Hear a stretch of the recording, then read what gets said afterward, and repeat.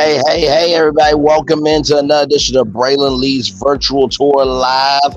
Of course, I am your man, your friend, and family member, Braylon Lee, here with all of you. So glad to be here with all of you. Oh, my Lord Jesus. So much going on in these streets today. Am I right? Like I said, everything on this channel is alleged, in my opinion, for entertainment purposes only. Okay. So I just want to start off the show by first of all just thanking y'all for being so amazing. Y'all saw the story on my channel of how I was able to take that inch of what Nene said and translate it basically to what happened today, right? Because if you really truly think about it, the reboot rumor today that happened, right, of Real Housewives of Atlanta, you gotta recognize that in that interview with Carlos King, hey Phyllis Crawford, welcome in, Queen, glad to have you here. You have to recognize that within that rumor, right, that Nene kind of started it. She didn't mean to start it, but it was just a casually started rumor, right? Because she said, I quote, the best thing to do is to go with the girls and say goodbye, it's been nice knowing you.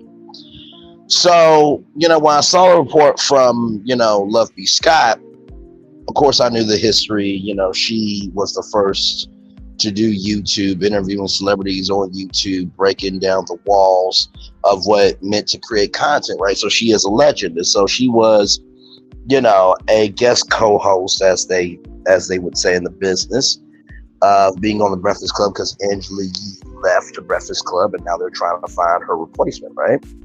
And so with that happening, she got upset about Andy Cohen hosting the reunions because he wasn't black. And, the official trailer usually goes to Love B. Scott, and she was going to basically give away the season. So you have all of that tied in to all of this, right? And by the way, I just want to say to every content creator, be careful of who you give shout outs to. Because there's some Autobots and Decepticons around here, and some people are showing you their representatives, and some people are showing you who they are. So that goes for every content creator. Really, that goes for everybody. Your family, your friends, anybody in your life. Just be careful who you give a shout out to. That's all I'm going to say on that. But welcome in, everybody. Glad to have you all here. So we are taking the top of the show to talk about the housewives. Yes, you saw Tyrese. Yes, you saw Christian Rock. We are going to get to them as well. But I wanted to talk about this housewives thing because social media has been running with this today. Absolutely running with it. And like I said in my video, the Real Housewives of Atlanta is a show, not just a show, right, but it is the show that put Bravo on the map, just like Orange is the New Black put Netflix on the map, right? And so at the end of the day, people are looking forward to seeing Housewives there, even if they don't watch the show. If that show got canceled, it would be a revolt. Okay, there would be people GoFunding, kickstarting, Indiegogoing, funds to go to Los Angeles to be at Bravo's headquarters, right? Although I think, Watch What Happens Live happens in New York, so there'll be revolts happening in New York and in LA. To me, from what it seems, right, it seems like maybe this might be the right thing to do, right? And listen, at the end of the day, I think reality TV has given us some great stars. Tammy Ronan, Nene Leakes, New York, from Flavor of Love. And, at the end of the day, my day was good, Yolanda Cameron. Thank you so much for being here. And I'm doing good tonight. I am literally in the bed, chilling out. Doing another virtual tour live. Linda Gamble, one of the hardest working people on YouTube. Linda, thank you for always showing up. I really do love you and appreciate you. Now, I'll tell you what, This is how you really know people care about you. And this goes to each and every one of y'all. Y'all always cover me in the comment section, whether it is good morning, Braylon, good afternoon, good evening, or if you can't leave a huge comment, you'll leave just something there. I just want y'all to know that helps in the algorithm. It really, really does. And I appreciate all of you for watching all the other videos, because as y'all know, people said we gotta be original, we got nothing to talk about, blase. Obviously we are proving them wrong because they're still one-dimensional, but but it really does go to show the only way to move forward is by executing the energy. So the fact that I am posting other content and you guys are watching it, whether it is 50 views, 100 views, it still means something to me that y'all are wanting to see more destinations on this thing we call virtual tour. Because why? Higher is waiting and lower is available, but either way, we're about to go on tour. So glad to have all of you here. We're just talking about the housewives right now of Atlanta. And, when I think about what they could do, right? Like I said, great legends have been out here. It's weird because here's the thing. I think we live in a microwave society of if we don't know them, we're not going to watch, right? So I do think you need 1 to 2 people to stay, right? And thank you so much. I appreciate you. Thank you so much. I try my best to. I really do. Like I said before, if you're on my Pride Rock, I will love you to the end of time. But if you come for my Pride Rock, I will form up a scar you wish never would have existed. And I will not give a care about how you have to recover. Okay? So I let everybody know that up front.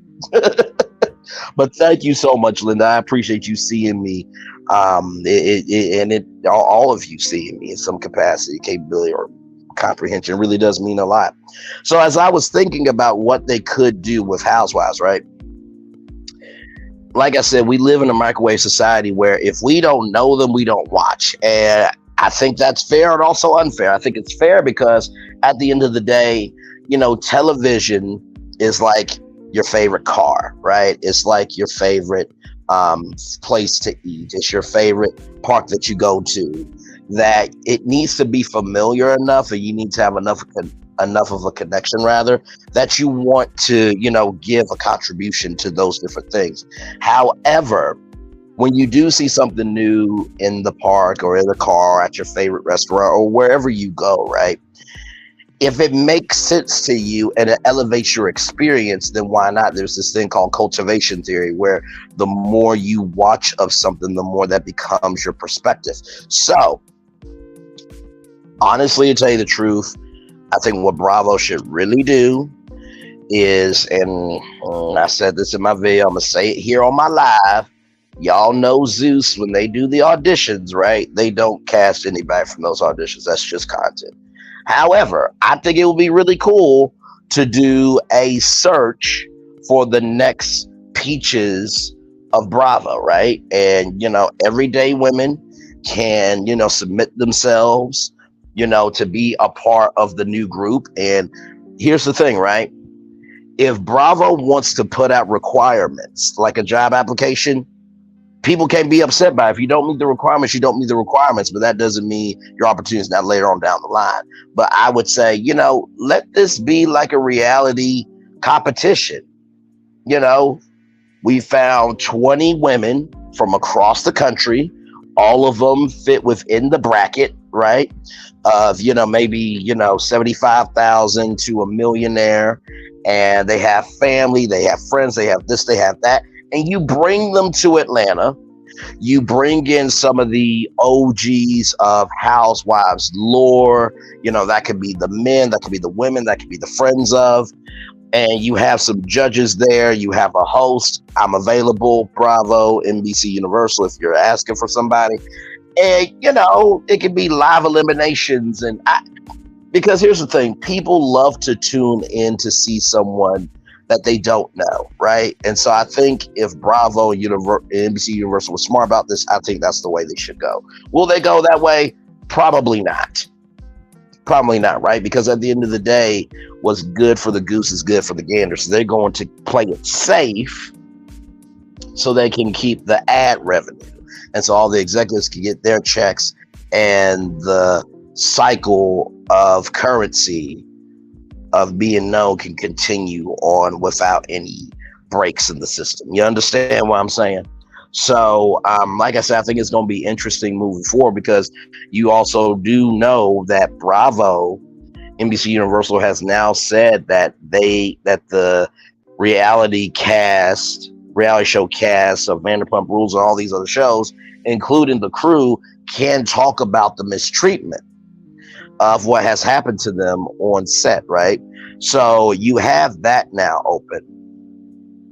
And so now that you have this huge rumor of, a reboot of Housewives, you don't think that during a panel of Roa that a fan is not going to ask, right?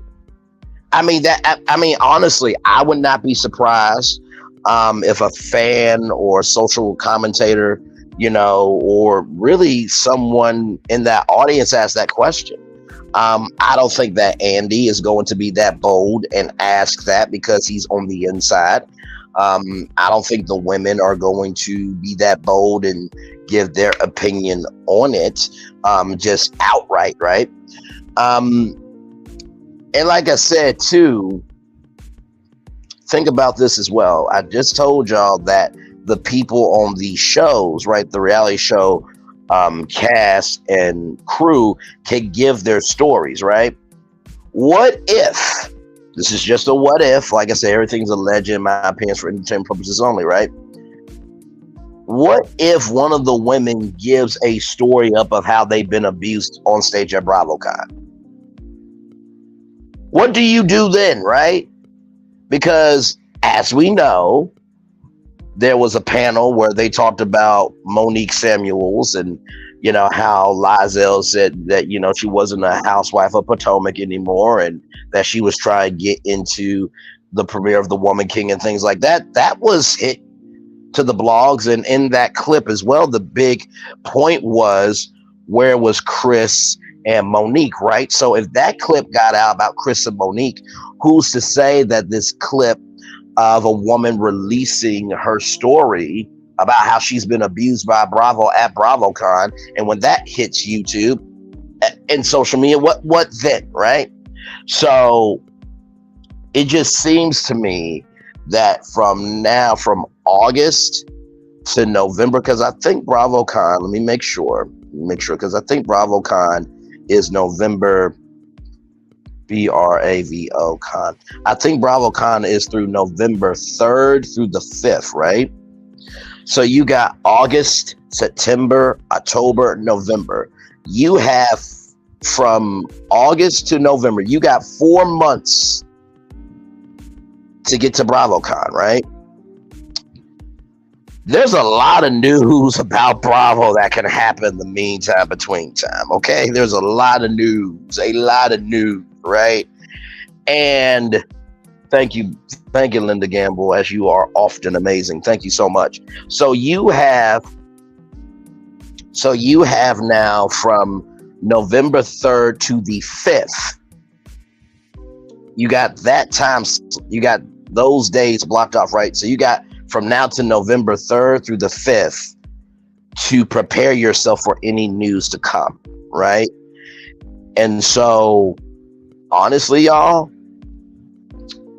I hope Bravo is ready, because that lawsuit is not going away, right? That lawsuit is so not going away. It's full steam ahead. Talk about absolutely the lawsuits. Absolutely. It's full steam ahead. I'm trying to think of so many metaphors for it, but full steam ahead. The test is coming. The first, your first day of your job is happening. Okay. So, and that's why I really wonder about, like, what do y'all think about that? What do y'all think about the Real Housewives of Atlanta, right? What do y'all think about that? Do y'all think that the Real Housewives of Atlanta needs a reboot?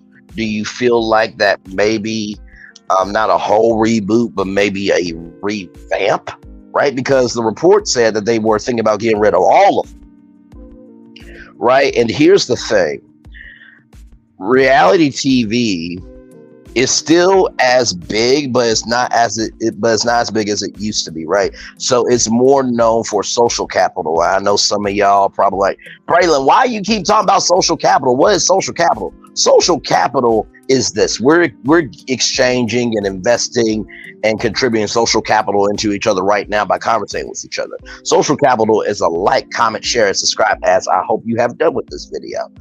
Social capital is giving a recommendation. Social capital is, letting somebody know about an event, or, connecting them with somebody. So that's what social capital is giving your platform a currency to help somebody, right? So reality TV is known more for social capital now than financial capital, right?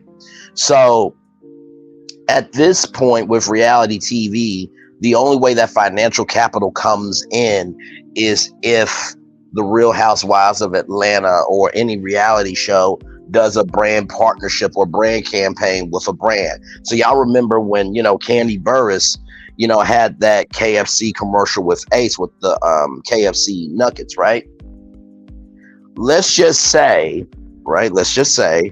that, that Kandi Burruss had a game night with the girls and, they ate KFC.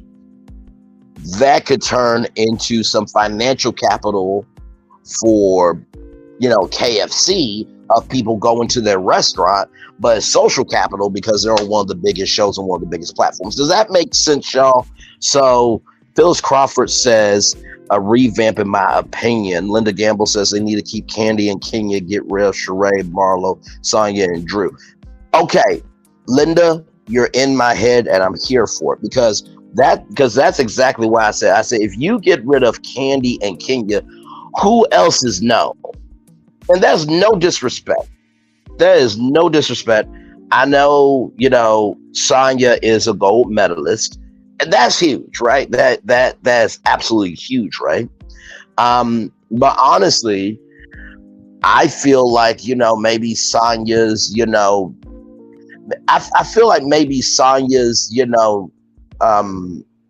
maybe Sonya's role in media, because most of the time, reality shows are stepping stones for people to do other things. So maybe Sonya's, next step is maybe, to do, maybe a training course on how to be a track star, right? Because, Masterclass and Skillshare is so big. So I think Sonya could probably use her skill set and be able to create a motivational, knowledge-based career, right? Drew for acting, right? Those are the only two that out of that group are known for something else. Sheree, we don't know what she does. Marlo, she exists, respectfully and disrespectfully.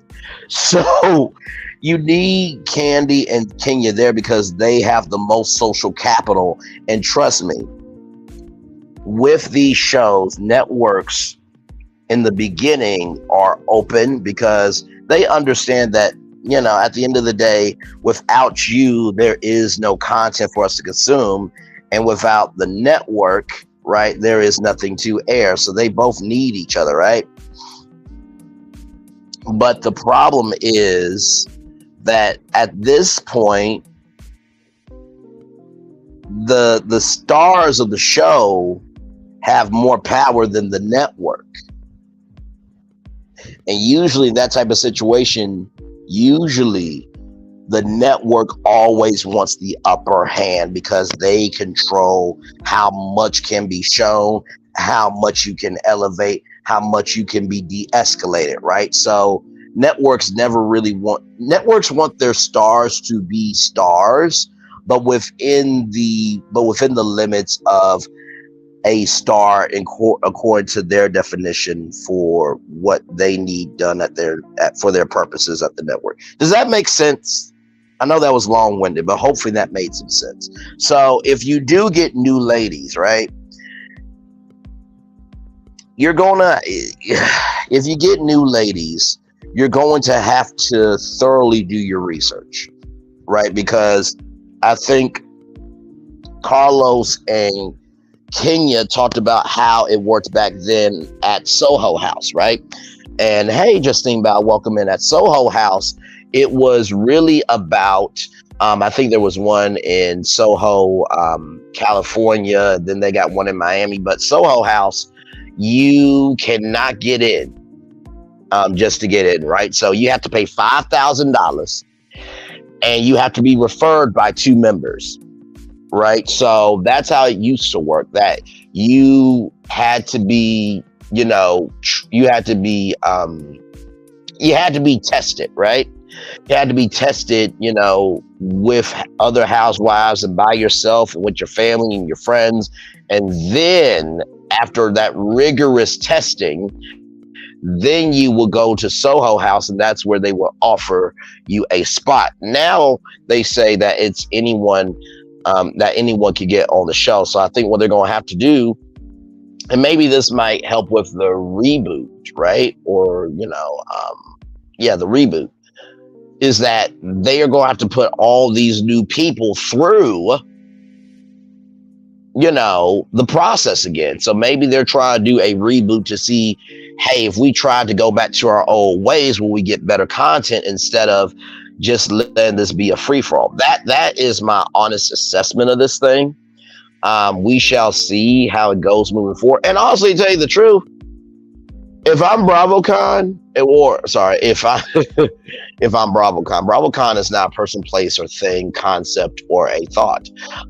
But it is an event. It is an event. But this is what I would do if I'm Bravo, and I told y'all this before. Bravo on their YouTube channel, they only went live one time before. That was 6 years ago.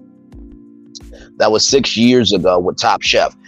If I'm Bravo, we're broadcasting live BravoCon on the Bravo YouTube channel, also doing live coverage on Bravo. That's exactly what I would do. And you know what? Why not have Housewives of Atlanta auditions at BravoCon? What a concept, right? Y'all type of one in the chat if you think that's a good idea, that they could do Real Housewives of Atlanta auditions at BravoCon. Or just do a Bravo casting call in general at BravoCon. Type of 1 in the chat if you think it's a good idea. Type of 2 in the chat if it's an idea, but you don't think they would use anybody. Linda Gamble, CK is getting ready for a Love and Marriage, Love and Marriage Atlanta, allegedly. I do remember that because of him pitching that to Nene. And Nene said, well, you can't get any other stars from any other show, so I'm gonna need new people and stuff. So, and honestly, this is the thing, and I'm trying not to, and it's not like Carlos is gonna listen to this because I'm a very small YouTuber, but I said this on his Instagram. Actually, I said, first of all, I gave him his flowers because I thought it was a great interview with Nene. I said, listen, expand the focus of your show. Expand the focus of your show. It's called Love and Marriage Huntsville, Love and Marriage DC, Love and Marriage Detroit. Let's see some single people and see their journey of what it is to find love, right? Because listen, you're trying to rely on these married couples that, quite frankly, are not going to have it perfect all the time. But at least if you have some single people on the show, you can diversify, the storylines. And not to mention, too, I know what people are going to say, well, Braylon, what will happen when it comes to the reunion? Well, guess what? At the end of the day, single people and married people are both individuals at the end of the day. So I think that makes for a more dynamic, reunion, because think about it like this. you can go back and forth between, being single and being married and showcasing both sides. That makes it for a more diversified reunion. So if it's a hot moment with a couple and it's contentious, hey, you know what? Let's line it up. Bonquisha went out on a date with Nick Cannon, that is. So Bonquisha went out on a date with Nick Cannon. Did they have the 14th kid? Let's find out. So you're able to balance that out a little bit. But also too, I don't know. I don't know if Owen's going to approve that, right? Because right now, Owen is in the process, I think, of preparing for what's to come, because Bravo and NBC Universal with this lawsuit, it is a big lawsuit. I think Warner Bros. Discovery and OWN and TLC and all of them are talking behind the scenes right now of trying to figure out what is in their servers to prepare if something is going to come. And not to mention too, September 16th is not here yet. So we have to see how this season plays out. And by the way, Linda Gamble and Phil Crawford, thank you so much for the ones. I appreciate it. And I do think if they offered that every year at BravoCon, not only will they be able to see who is out there, but maybe they can also see what new shows can be out there too, right? So with that being said, we have to see how the season is for Love and Marriage Huntsville for this season before they even think about Love and Marriage Atlanta, right? So I don't know if that's going to happen now. I'm going to give credit where credit's due. I did not see the video, but I did see the notification that Anonymous T said that it was going to be until Christmas that Love and Marriage DC is coming back to OWN. Allegedly. So you have, right now you have Love and Marriage Huntsville coming back on the 16th. Right? I think Love and Marriage Detroit is airing right now, I think, if I'm not mistaken. Then you have Bell Collective coming back this fall. And then, of course, Ready to Love right now, which is about to go on season 9, then season 10. So 10 seasons, 10 years of a Black dating show in prime time. I feel like Ready to Love is going to expand more, and OWN is going to have to eventually rebrand themselves with new content. And I think a OWNCon is worthy enough as well. I think that, and here's the thing, for people that are going to say, OWN can't do an OWNCon, they don't have enough programming. You're right and you're wrong. You're right that they have reruns, right? But also, too, they do have some good shows. Bell Collective reunion is set for October 17th. Thank you, Linda Gamble. Appreciate you. So we have the Bell Collective reunion happening October 17th. So we have that coming. And here's how OWNCon can work, right? So y'all remember some of the older shows: Masterclass, Raising Whitley, Kidnapped by the Kids, Season 25, Open Behind the Scenes, Visionaries Inside the Creative Mind, Light Class, right? Reruns of the Oprah Winfrey Show. So imagine if, the cast of Raising Whitley came back for a reunion at OWNCon. Oh my God, what about a Oprah life class from OWNCon? Oh my God, what about a special edition of Oprah's favorite things from OWNCon? Do you see where I'm going here, people? Do you see where I'm going? Oprah has enough stuff built out from 25 years of the Oprah Winfrey Show, and there's enough throwbacks to be able to make it a OWNCon. Not to mention, too, OWN can also do a open casting call at OWNCon, okay? And honestly, this is what I would do, right? Because remember, Oprah had a show called Your Own Show, Oprah Search for the Next Television Star, right? What I would do, this is just me, right? This is just me. All right, y'all. So I know everybody's not going to be able to come to OWNCon, but we are going to be looking for the top 50 content creators, right?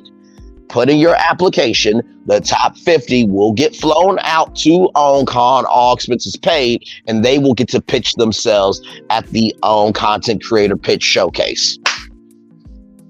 Like, it's not even taking me milliseconds to come up with this. Like, what are we doing here? Yeah, Linda, get a reunion of the have-nots, right? A reunion of love thy neighbor. A reunion of if loving you is wrong, for better or worse. Like, this OwnCon can happen. I know it can. And honestly, to tell you the truth, you know how many Black entrepreneurs there are, right? It would be cool if there was an OwnCon marketplace at OwnCon. So there, and not to mention too, Own Bravo is not going to live coverage of OwnCon in prime time, happening live at 8/7 Central, only on Own, only here on Keeping It Real. Hell to the low, everybody. Hell to the low. So, listen.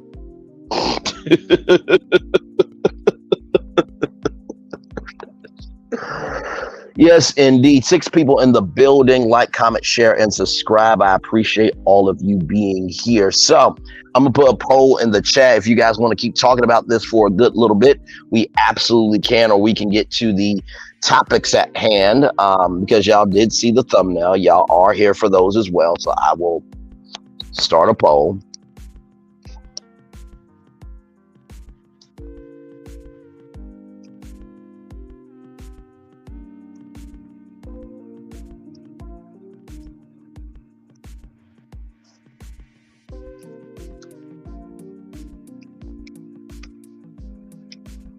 Sorry, I'm just typing. Here.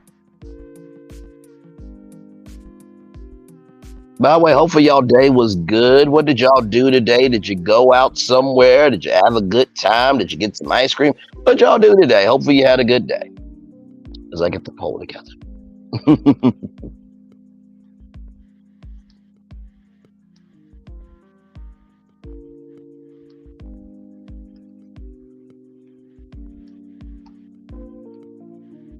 Oh, wow. Okay, then.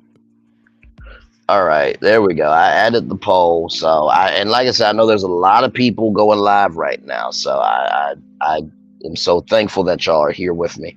But like I said, either way, y'all, either way. But yeah, that's kind of what I really think about ROA right now is we have to really wait and see of what is going to be when it comes to casting, right? And what they're going to do. And honestly, to tell you the truth, take everything with a grain of salt, y'all. Take everything with a grain of salt, right? That, you know, it could be true, that there could be a reboot, but also there could be a revamp, right? They could take out some people, add some people, but I think you are definitely going to need some people to be on that show because people look forward to seeing those people.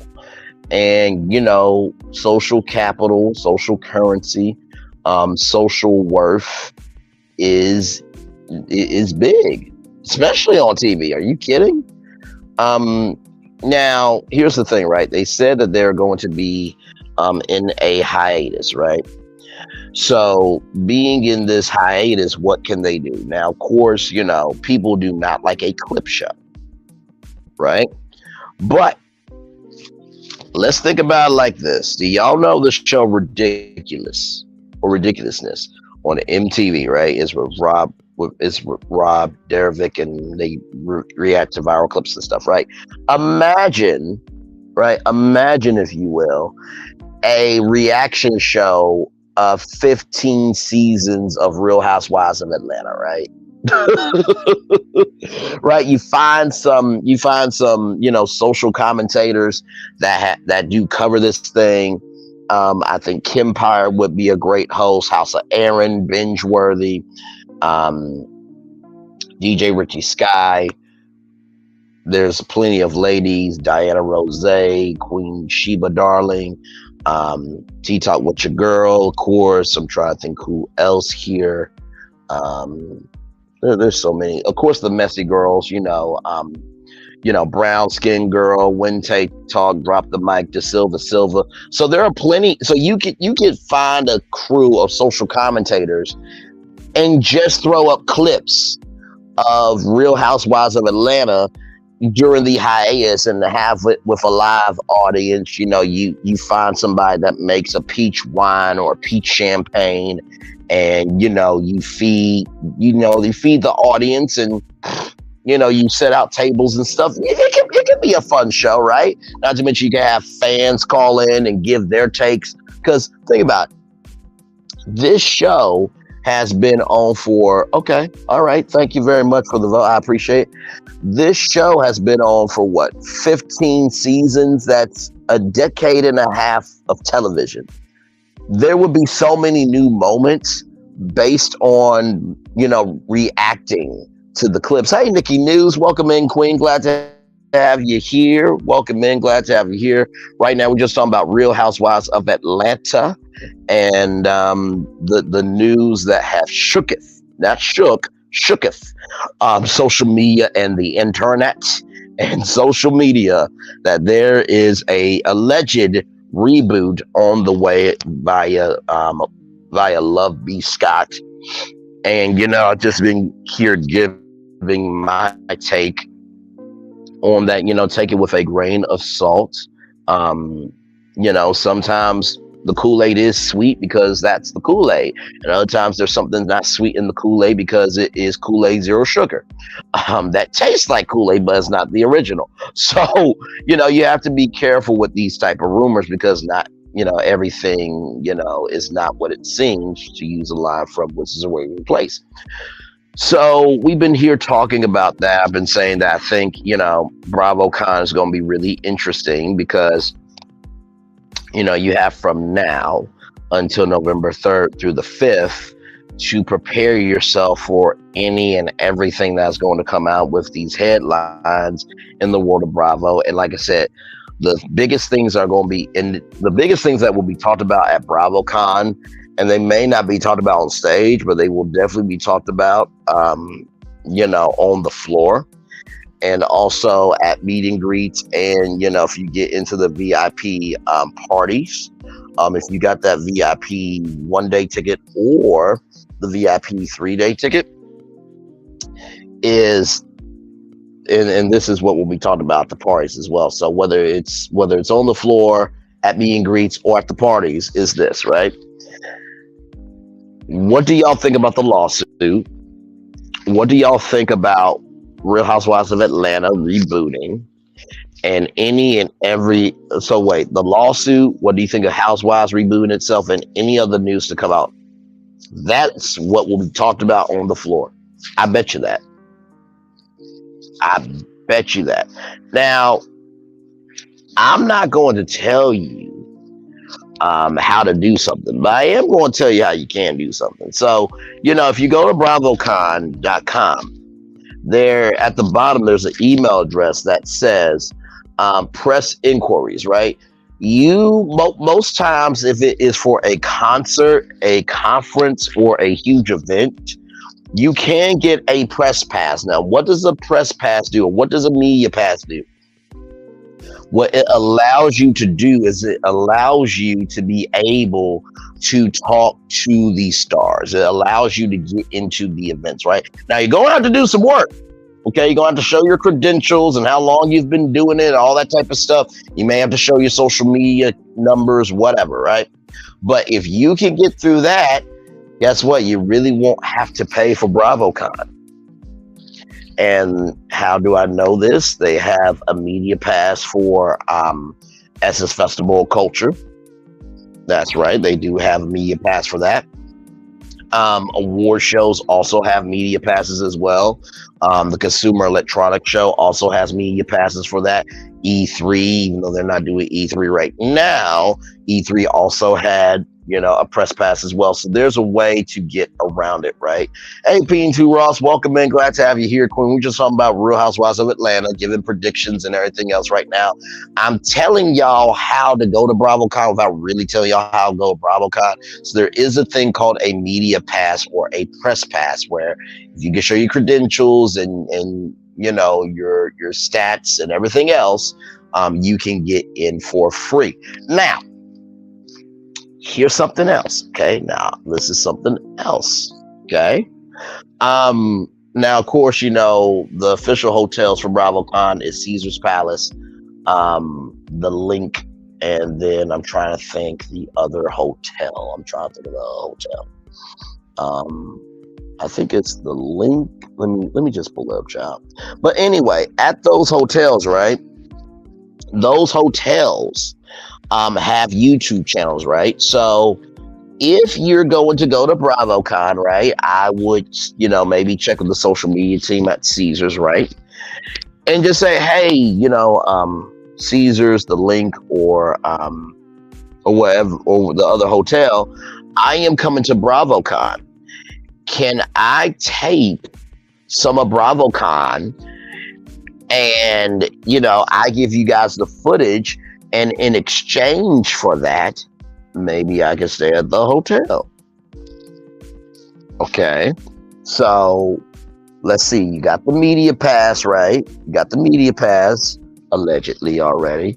You talked with, the hotel.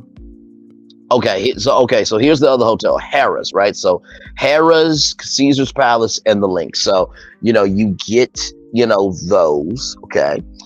And you say, hey, like I said before, let me shoot some of BravoCon.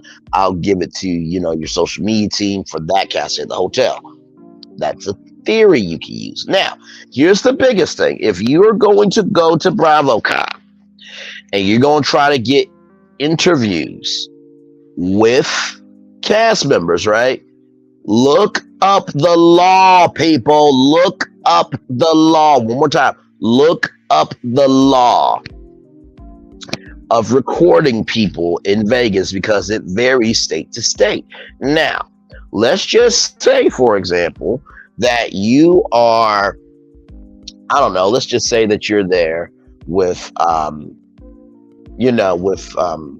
what's the young lady's name? Candace, right? I think Candace from Potomac, right? That's the young lady, right? Not young lady, but y'all know what I'm trying to say.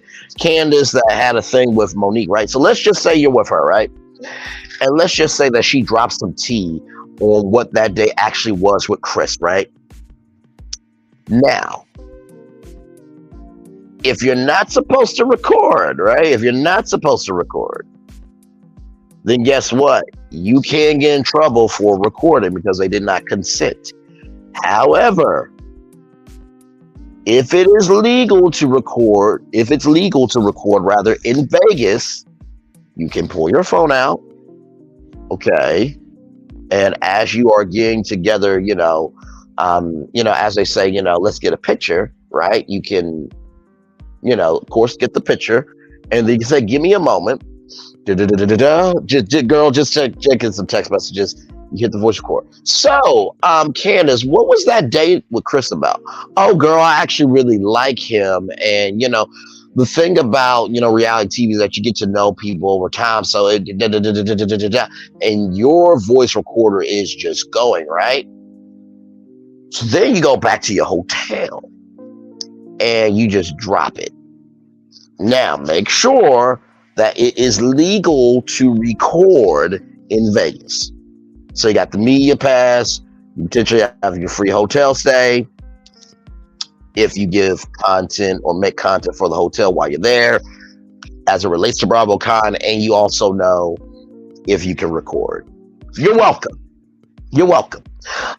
So that's the guide to be able to do what you need to do at BravoCon to get that tea, which honestly I expect nothing but news to be happening. Of course, they will have some exclusive interviews with the cast members of Bravo at BravoCon. So Too too much work. Too much work. I get it, PNT Ross. I totally get it. But imagine, if you will, if you are a content creator, right? And you are trying to make your name known. I just basically gave a way that you can make your name known without really having to do a lot, right? So, but no, I feel you though, because it is a lot of work. Because you got to get the plane ticket, then you got to book the hotel, then you got to fly, then you got to know the times. Well, also, do you got to have the ticket? But if you have the media pass, then you get into everything. But it's a lot. It's a lot for sure. Absolutely. If you're a content creator, it's definitely worth it. It's definitely worth it. And do you not think that the Bravo social media team don't talk to content creators at BravoCon? You don't think that they don't exchange numbers? Like, here's my, well, they don't really pass out business cards anymore, but here's my Instagram. Let's exchange Instagrams. Hey, you know what? If you're available, hey, you want to go have dinner at Hell's Kitchen later on? Or do you want to go to the Cosmopolitan in Las Vegas later on tonight? You don't think people don't talk at Bravo? Just keeping it real with you. Just keeping it real with y'all. So, but I do believe there's going to be some information out for sure. I do believe that, there's a potential that someone can talk their experience with Bravo on the. I think there's going to be a slim chance of one of the Housewives of Atlanta. Excuse me, one of the Housewives of Atlanta. Talking about the reboot, right? So, but yeah, so I see 50 here in the poll. That 50% want me to stay on Roa and then the other 50% want me to move on to other topics. So like I said, I'm here for whatever y'all want to do. I do have a story about Tyrese. I do have a story about Christian Rock if y'all do want to hear that. That was the thumbnail, but of course you guys know the topic is Housewives. But I didn't put the thumbnail as Housewives because I assume that everybody has been talking about it all day long. And so I used that thumbnail to be able to get y'all in, you know what I mean, with other topics too, because I think, people are bigger than just, Housewives. But yes, yeah, oh my God, yes. Okay, so I have the stories pulled up. So remember how I said pride and shame is running through these streets? Well, they are. Okay, this is according to TMZ, of course. Okay, we always cite our sources on our lives because at the end of the day, listen, I don't have a net worth, but I'm trying to get a net worth. Amen, somebody. So you have to do what you need to do for you. So with that being said, Tyrese has a new song blasting his ex regarding child support. Is love transactional? Okay. Tyrese is still sour about having to shell out a ton of cash to his ex in their bitter child support case, evidence in his new song, which takes direct aim at the issue. The singer-actor dropped a track this week called Love Transaction. It doesn't pull any punches in addressing as what he views as a cold-hearted approach he feels his estranged wife Samantha Lee took earlier this year when she dragged him to court over money. As you might recall this rather, because it was ugly, Tyrese was ordered to pay Samantha and her attorneys a whopping $636,000. This after refusing to pay $10,000 a month way back in August of last year, when he was ordered to do so by a Fulton County judge. Fulton County is in Georgia, everybody, for contextual purposes. That's why he was held in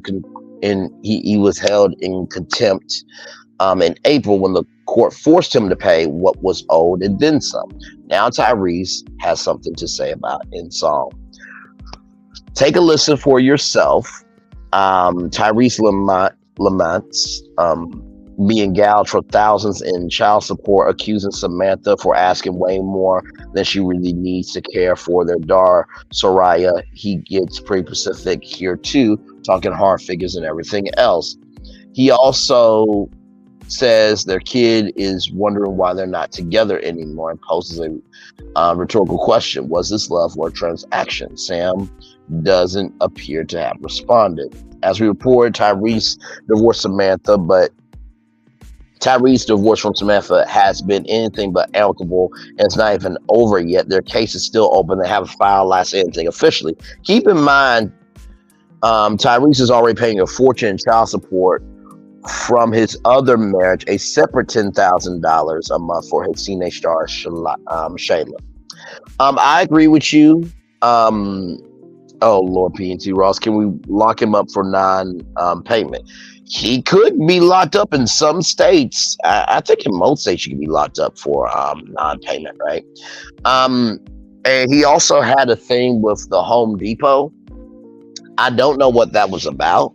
I think he said he sued them for. Hang on, y'all. I'm blowing my nose real quick. I don't want to blow nose on mic.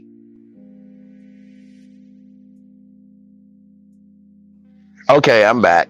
I didn't want to blow my nose in y'all eardrums or on y'all laptops and tablets and phones. Try to be respectful. But yeah, I think he was in a thing with the Home Depot. I think he was going to sue for like $2 to $4 million. I don't know what was going on with that. I don't know if it was a purchase gone wrong, but it seems to me Tyrese does not know how to be still.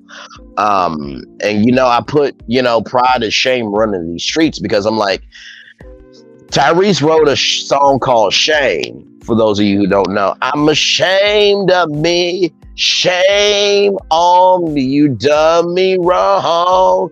Everything. Yeah. So you can sing a song about shame, but you don't have any shame though. Like where they do that at? Like, if you're going to sing a song, it's at least relevant to who you are to some doggone degree. Let's see here. So they aren't together anymore because he's always crying. Oh my Lord Jesus. So, but they were trying to protect him by asking for ID from the worker. So wait a minute. So wait, what happened, P2 Ross? Like, so there's an ID thing with the workers? Like, do you want me to drop the link so you can come on up? Because I don't want you to have to type all this. Hang on one second. Hang on one second.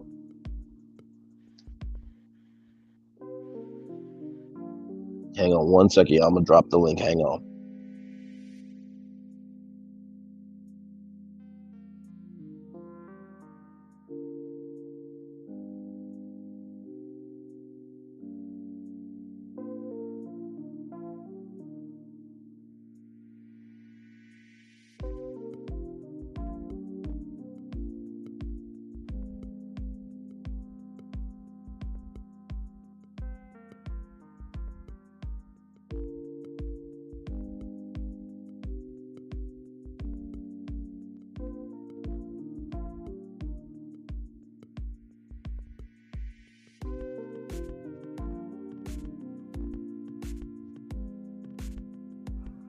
All right, y'all. The link is pinned if you want to come on up. Because, I saw the story about Tyrese at Home Depot, but I had no idea what it was about. So, all right. The PN2 Ross is in the building. Welcome in, Queen. Family. Hey, welcome in. It's good to hear your voice. How you feel? I'm good. How about yourself? Not doing too bad. So I have not heard the song. I'm about to pull up the lyrics to see what the lyrics are because y'all know how music is on YouTube. You can get copyrighted. So please be careful. But what is this story about this Home Depot thing? Like Okay, I don't know. To my understanding, him and his workers always go to this Home Depot. But that day he didn't feel like being bothered, evidently. So he gave his credit card to his workers. They went through the line. The workers presented the credit card with his name on it. Sure. He left out the store. So of course they looking at the ID like, hold on, Manuel is not Tyree, so where's your ID? And so of course they call him back or call him on the phone and they say, hey, they need an ID. But he was offended because he says he spent thousands and millions of dollars in there and they should not have asked for ID. ID is for your protection, but Lord Jesus, help me, Father God. Are you so serious, child? in my opinion, Home Depot or Lowe's need to countersue him for the foolery. I don't get offended when somebody asks for my ID because I know you're protecting my funds. Right, and not to mention too, like that's standard protocol. Like, I mean, listen, exactly. That's what it is, entitlement. Like, I could go to rallies as a celebrity, right? You know, I'm always in rallies. I'm a brand ambassador, all that type of stuff, and I could go send, you know, my assistant, hey, I want you to get me 2 spicy chicken double sandwiches and get me 2 big chicken sandwiches. Get me a, make sure you get 2 large fries and a large sweet tea. That's my order. You know my order. I'll be waiting. I could give them my card, but at the end of the day, if I'm not him and he's not me, in the words of Snoop Dogg, I am him, he is me. They're going to ask for it. Exactly. Because they don't want to come back on them. Exactly. That they allowed somebody to take my money. Exactly. And we don't have half as much money as he has, and we're not offended. Right. I'm just like, for you to say that you spent millions of, okay, to be real with you, dog. Home Depot is the Home Depot's target audience is not Tyrese Gibson. Is actually for construction companies, right? And people who need fixed up around the house, bro. Right? Really? Like, okay. So that right there tell you he's using cheap labor. And what's he even doing? Is he building a house? Like what? They didn't say what he was buying. They was just like I guess maybe he's remodeling. I don't know. But I just thought that was ludicrous that you trying to sue these people for doing their due diligence to keep someone from taking your card and going on a shopping spree. I understand he didn't probably want to be bothered with the other people. However, that's why you could have probably went early. You could have called in and said, hey, matter of fact, you don't even have to call in. You could do like I do. When I need something from Home Depot, I go online, I order it, and y'all bring it out to the car. There you go. There you go. Wow, that is just... But he cries too much. And he's always crying about this child support. He wasn't well, I ain't gonna say he wasn't, because he might have been, but he wasn't crying. Lord help. I'm gonna say as much when he was doing the deed to get these babies. So stop crying about this darn child support. Yeah, no, I absolutely feel you. I mean, listen, at the end of the day, society tells women not to have babies out of wedlock. Well, guess what? Men gotta be responsible by not providing the baby out of wedlock. It takes 2 to do it. Like what we do. And I'm not saying that to simp or do this or that. It's just me having a damn opinion. But that's what? It's a 2-edged sword. They're fine with paying the child support until they break up and can't get back in. As soon as you put your foot down and say you can't come back, then all of a sudden you don't want to pay no child support. Yeah, and at the end of the day, I've never been through a divorce. I haven't even been married, right? But I do know that right is right and wrong is wrong. But you won't find. But not everybody has that partner, right? Mm-hmm. So at the end of the day, if me and my wife did not work out, that's my child. Fuck our relationship, respectfully. Right. At the end of the day, if we didn't work out because guess what? At the end of the day, maybe it wasn't the right time or we had the right stuff in each other, but we didn't have the right stuff for each other. As long as I still see the good in you, you still see the good in me, that's our child. We are Simba and Nala on this Pride Rock. If I come after you on this Pride Rock, then guess what? That makes me look like the fool. And then we got Cub out here. That we don't do that. Other hyenas can do that, but we're not going to do that. What the hell? What the hell we doing here? But you know what? Tyrese's problem, in my opinion, is he's trying. If you think about anybody he dates, he just throws all this money at them. He love bombs them. Then they break up and he gets to crying. So he's trying to buy love. It's he needs to go. He really needs to go to therapy. First of all, for all this crying, because baby, that's not sexy. That's not sexy. I mean, honestly, listen, I agree with you, and this is the thing. It's not that, and I've always said this: boys and girls want spontaneity, men and women want security. It's not that men and women don't want you to be spontaneous, but they want to see that you can handle your own ish. Right. Before they allow you to be spontaneous. But Tyrese, I'm going to give you some free game. You're probably not going to take it. But I said this about Ray J. You know, Ray J could do the One Wish tour / podcast and talk to celebrities and his fans on a podcast episode about what was their one wish growing up and the memories of that. Then go out on tour and, you know, magnify that. And then, you know, working. I mean, of course, Brandy's going to have to fit the sponsorships because, bruh, nobody really wants to sponsor you. But follow me that, you know, if Brandy can help with the sponsorships, maybe you can make some of those one wishes come true. Tyrese, same thing. You got one of the baddest R&B songs of all time, Sweet Lady. Yes. Do the Sweet Lady Chronicles podcast and live on tour, where you sitting down with men talking about the sweet ladies that they have had in their life or how they love their sweet lady. Then you could go out and celebrate the sweet ladies that are good women on these tours. And not to mention too, maybe there might be some people that want to get engaged, bruh.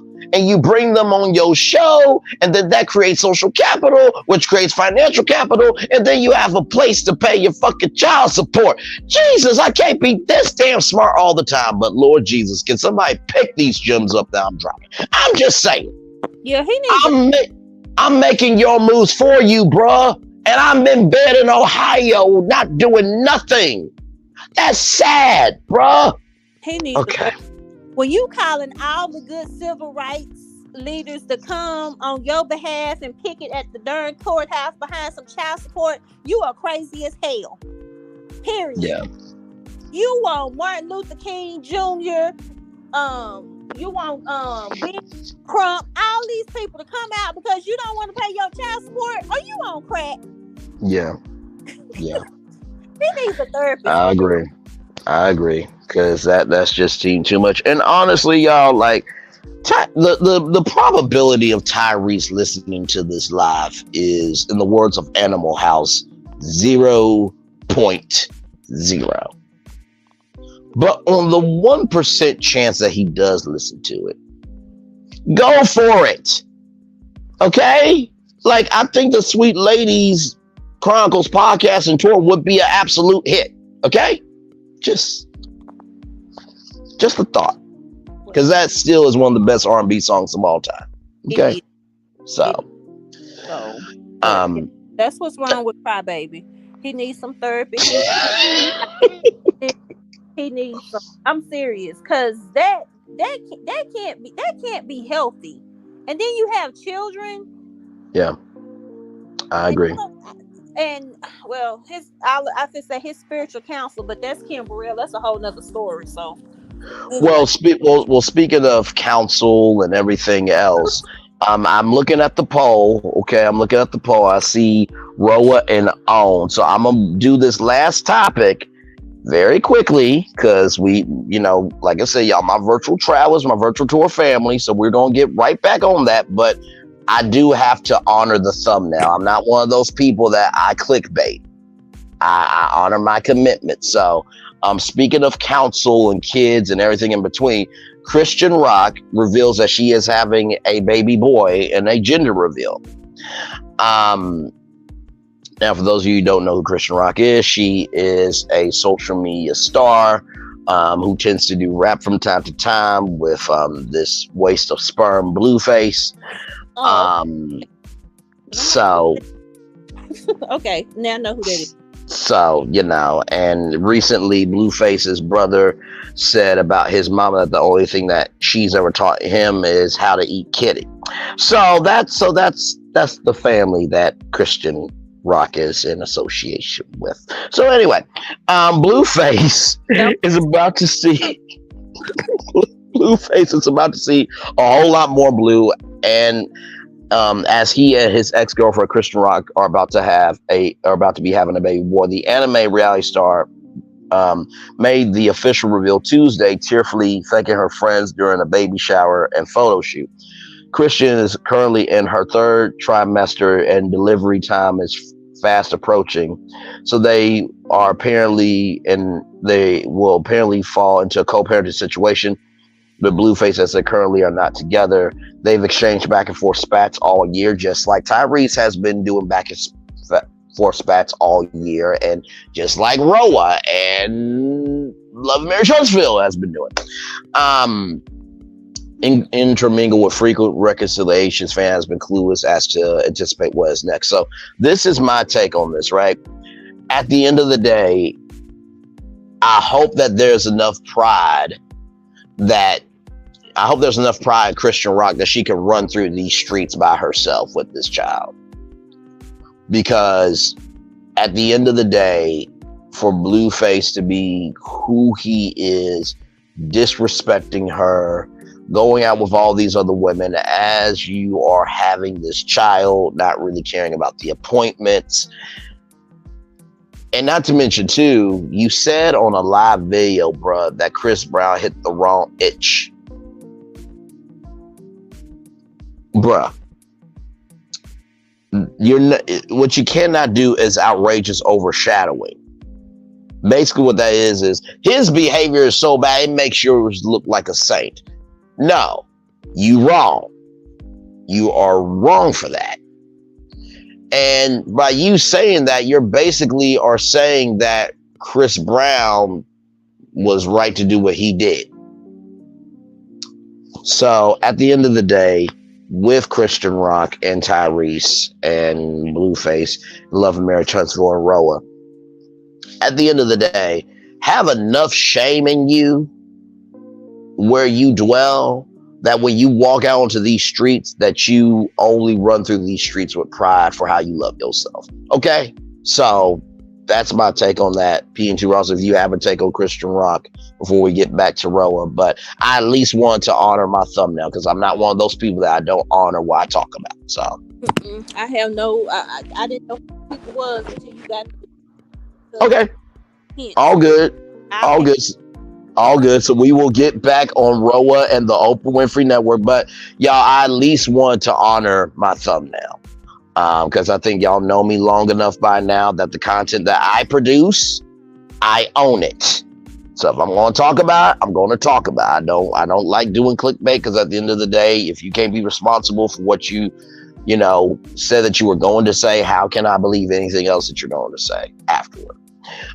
So back to Roa and the Oprah Winfrey Network. So like I said, y'all, take it with a grain of salt right now. And not to mention too, like, casting takes a while, right? Because at the end of the day, in the Kenya Moore report that I told y'all about from Media Takeout, that they said that if they got rid of Candy and Kenya, that they could have more of a budget for more episodes, better trips, and a better production. And I'm just like, okay, well, most episodes are like what? This season was like 16 episodes, right? So allegedly, Kenya Moore and Candy Burrs are getting paid $100,000 per episode. So you times $100,000 times, 18 episodes. I think it's 18, but anyway, let's just say, for example, That example, right? 1 million times 18, that's $1,800,000. Not a bad check. Not a bad check. I would like to get paid $100,000 per episode for Braylon's virtual tour live and make a $1,800,000. That'll be a nice chunk of change. I'll probably walk away for at least a cool meal. I'm cool with that. So when it comes to the trips, right? At the end of the day, the trips are the mid-season finale for a reality show in some capacity. Or they're the beginning of a season, just like Love and Marriage Huntsville is about to be. And usually there's some type of grand event at the end of the season because they want to end the season on a high note, right? But my thing is this: if you got rid of Candy and Kenya, that don't mean that because you're able to go to a better location, the content is going to be better. Just because you get rid of Candy and Kenya doesn't mean that the production is going to be better.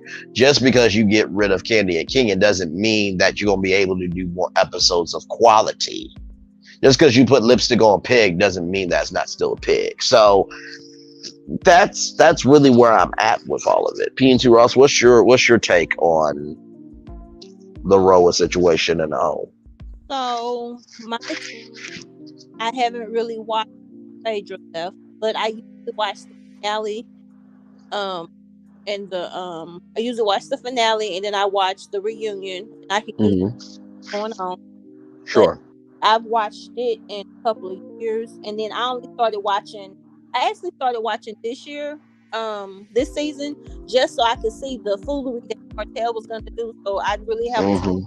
I've listened to everybody, and I'm glad I stopped watching because I'm like, this is ridiculousness. So, in my opinion,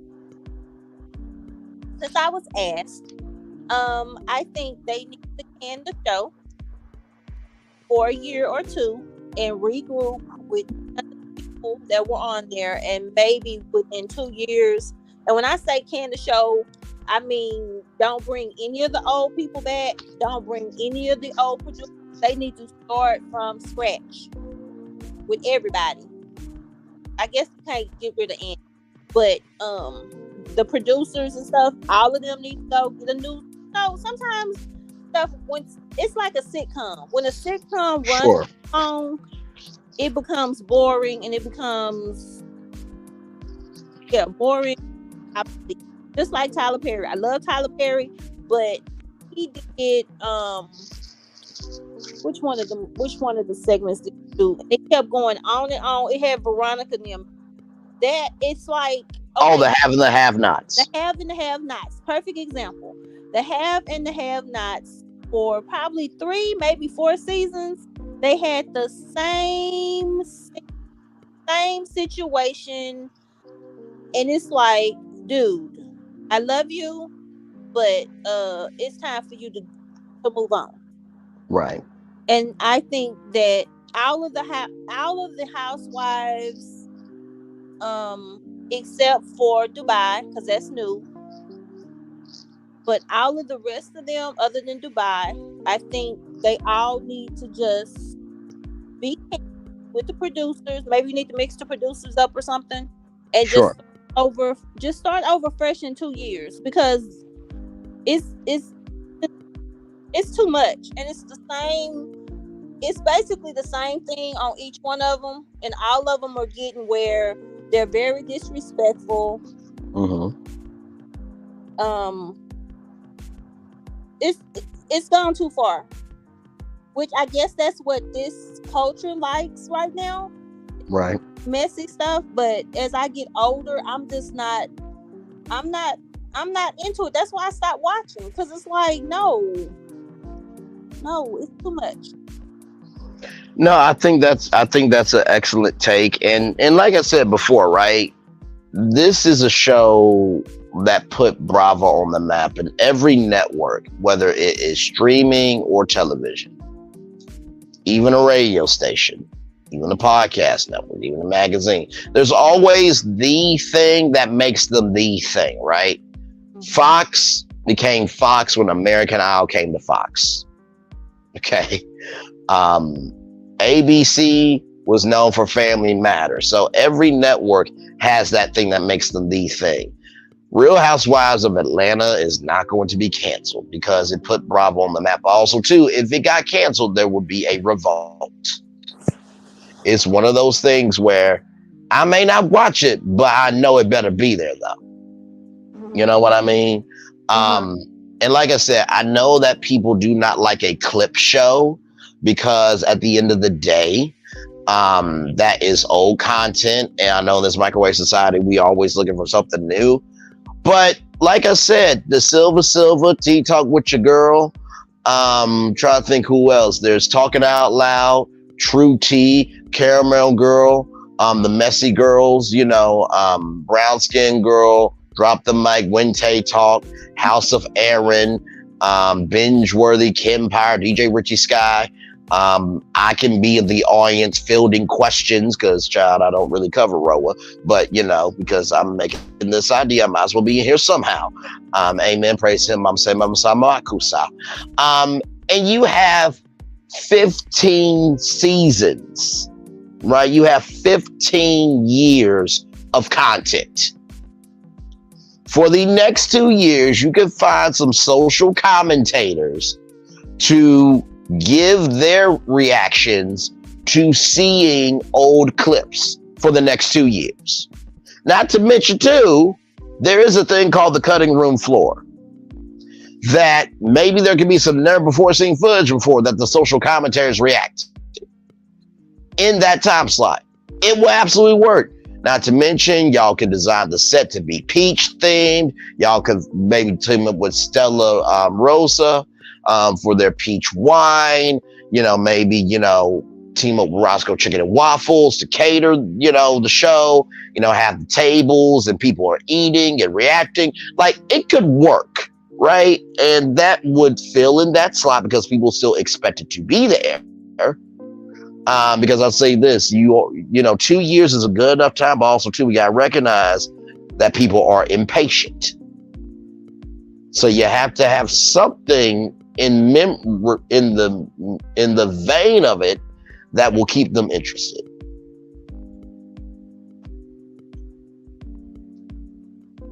Well, just run some reruns from the beginning.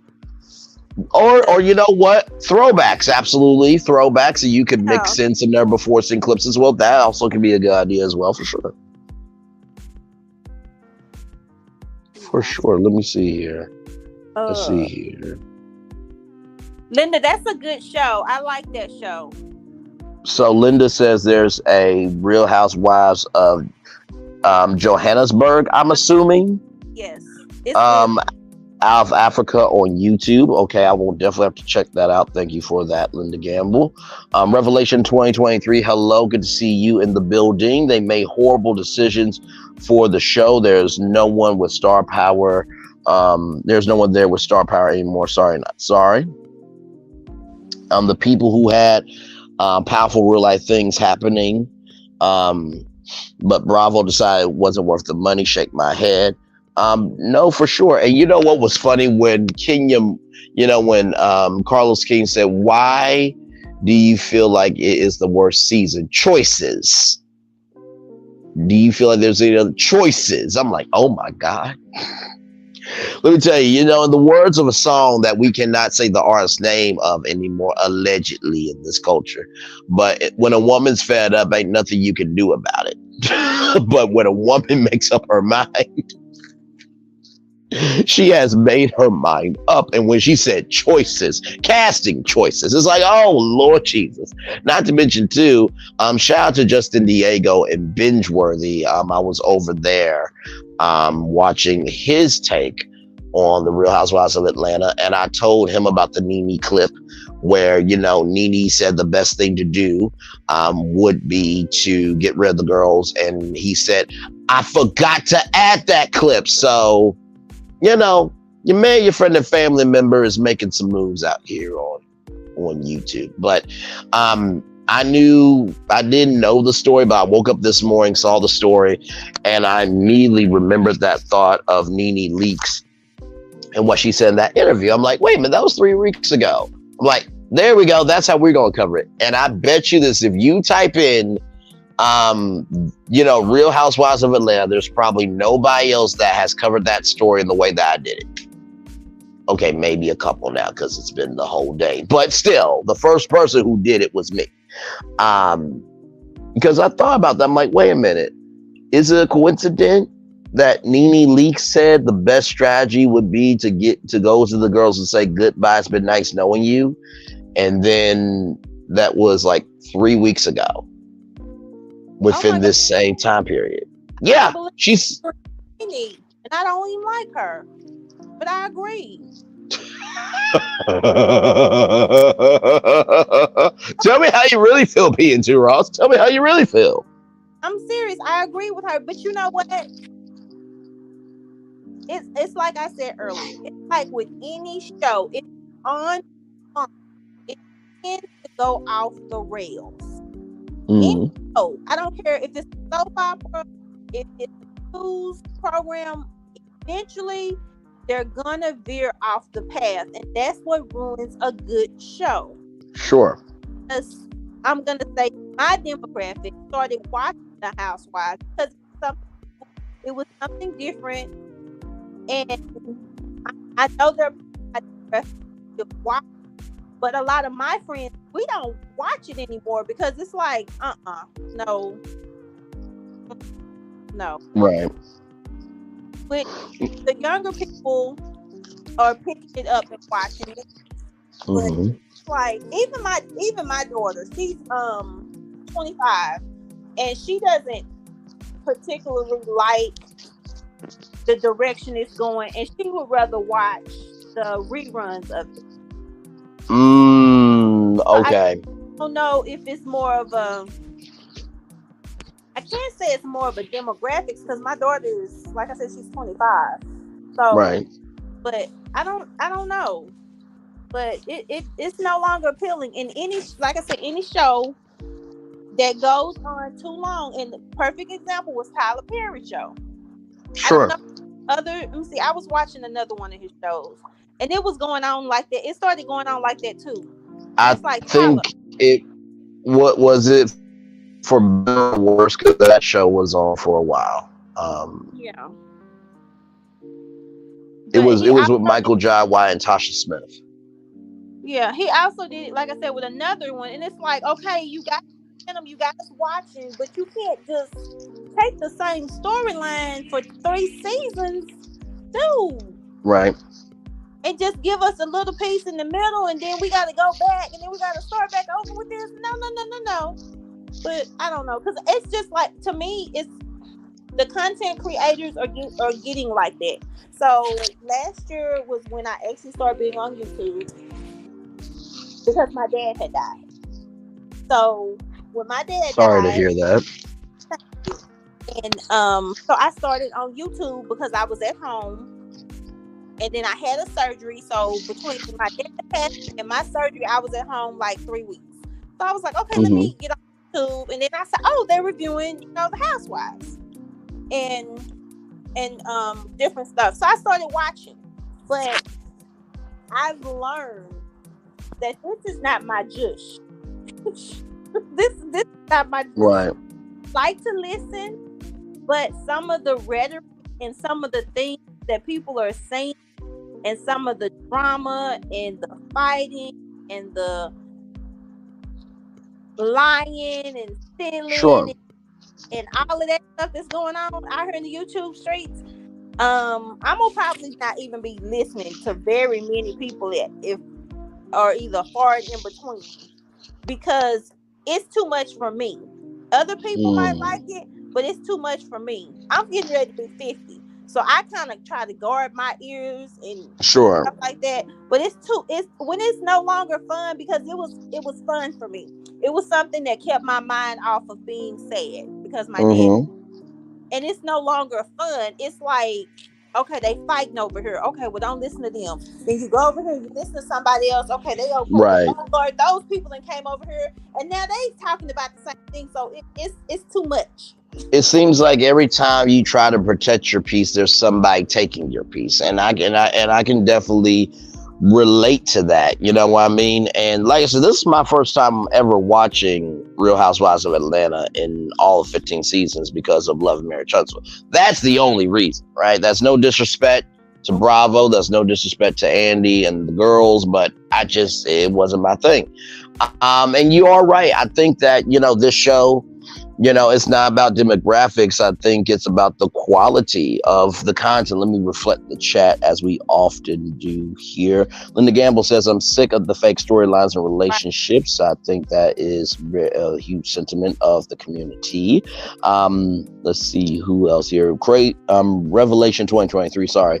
It's crazy that they really had it's crazy that they really had content, but decided made up stories might be better. Portia's scandal of her fiance and her wedding. I would love to see a Portia wedding special. Nene's husband passed. She had a lounge, and her son even had so much having real storylines, but people tune in for. I would agree. Nikki New says, all right, y'all, I'm turning in early tonight. Have a wonderful evening. As always, love you, Nikki News. It's always good to see you, Queen. Love you, love you. We'll talk soon for sure. I agree. Those storylines are really real. And not to mention Swag Boutique. I know that I think Nene's in a case right now for like, what, $21,000 in fees, I think. For that, I think that would have been a real storyline. And here's the thing too, right? I think with this lawsuit that Bravo, NBC Universal now has, it's the thing of, the words of Justin Bieber and Jaden Smith, never say never. They might have to be open to Nene coming back. As much as they don't want to do it, they might have to be open to Nene coming back. And it's interesting how, because she did what she did, yes, I get it, she said what she said, but how many people have not had disagreements or been disgruntled or just had their say about the place that they worked? If you have had a place where it's been Mickey Mouse and Minnie Mouse coming to your job every day, God bless you, and where can I get some of that pixie dust so I can fly in the sky and be happy right along with you? But for the rest of us, that ain't reality. So I will say that at the end of the day, I think that this is an interesting dynamic. And you know what? I don't think they're going to say Nene's name out loud, but I bet you one of them is going to say, guys, we got to think about Nene. And that producer is probably going to get a lot of pushback. But I do think that that's a name that they're considering. Even though they said they don't want any old faces, you're going to need an anchor or two. And honestly, Carlos, he's been using these in-person interviews very responsibly, because he pitched Love and Marriage Huntsville Atlanta to Nene. He's pitched a scripted version of Melrose Place for Kenya. And so I think this is allegedly my opinion for intent purposes only. He does know people at Bravo. He still knows the team over at ROA. So somebody might say, okay, listen, I know he's working at home, but can we at least get him for a 2-year transitional period to just get the show together? I'm just saying. Just a thought.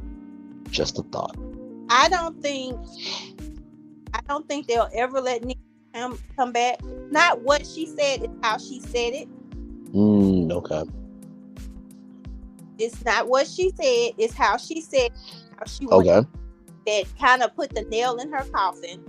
And then I think with her and Kenya siding up with Carlos over there, I think that also put a bitter taste in everybody's mouth.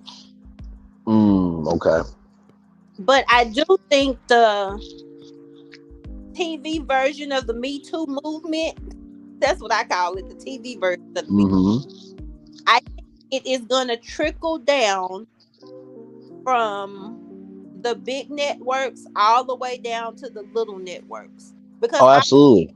It's for one of them to be guilty. and then the other people from the other places are gonna say, "Hey, this happened to me," or "Hey, they did," Hmm. and that's the way is what's gonna happen with that, which is No, I a good thing, but yes. had it took, but I guess it should, because anytime we get anything moving, we have to get an ally on the other side. It shouldn't take that, but once we get Right. that token person on the other side to come and say, "Hey, this is going on," then it puts more momentum behind it. No, I think you're absolutely right, and you know, in the deadline article that I read on Braylon's Virtual Tour Live right here, Tuesdays, Wednesdays, and Fridays at 8/7 Central, only on YouTube. That's what we call plugging the business, ladies and gentlemen. I'm giving y'all some gems of the game, but I did read the deadline article where, you know, NBC Universal Bravo said that, you know, the confidentiality clauses, you know, are not prohibiting people to speak about their experience.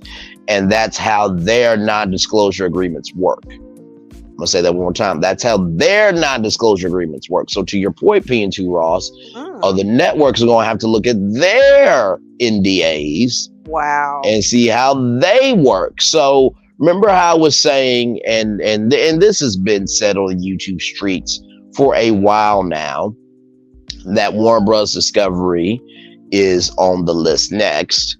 But I've always have maintained this, and always will believe this. Just because it's not a living room conversation in front of us does not mean it's not a backdoor conversation.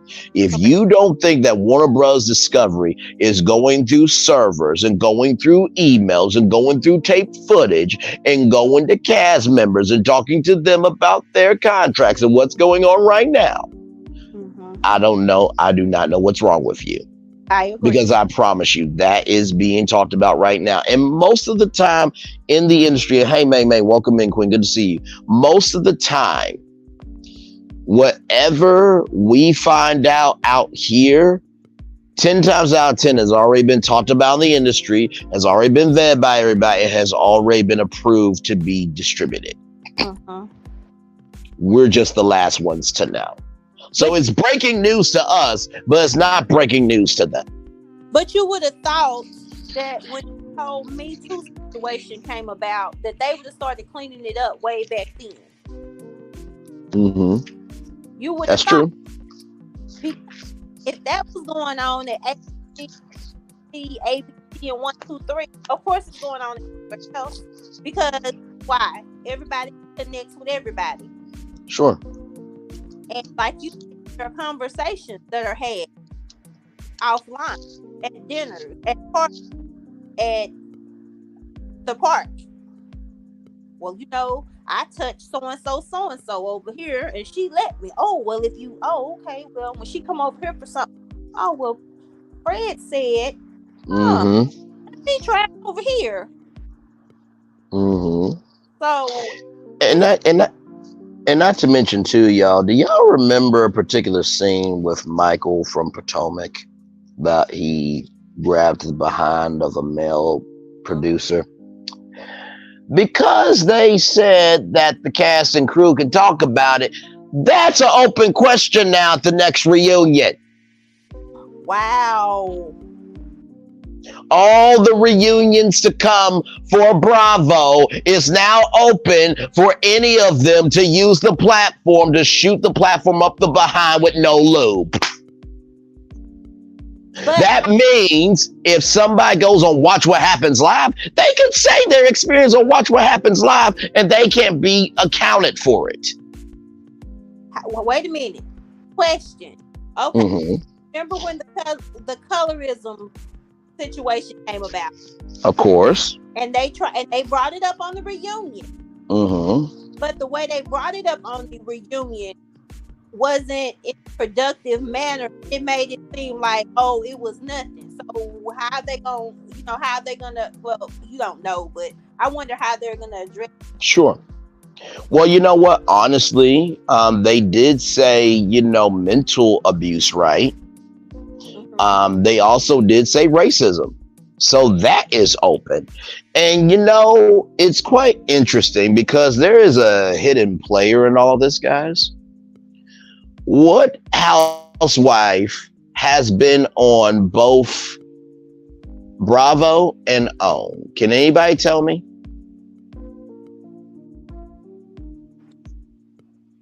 Sheree. Can anybody tell me?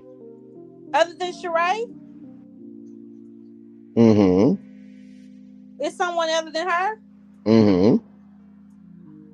Uh, Monique Samuels. oh yeah.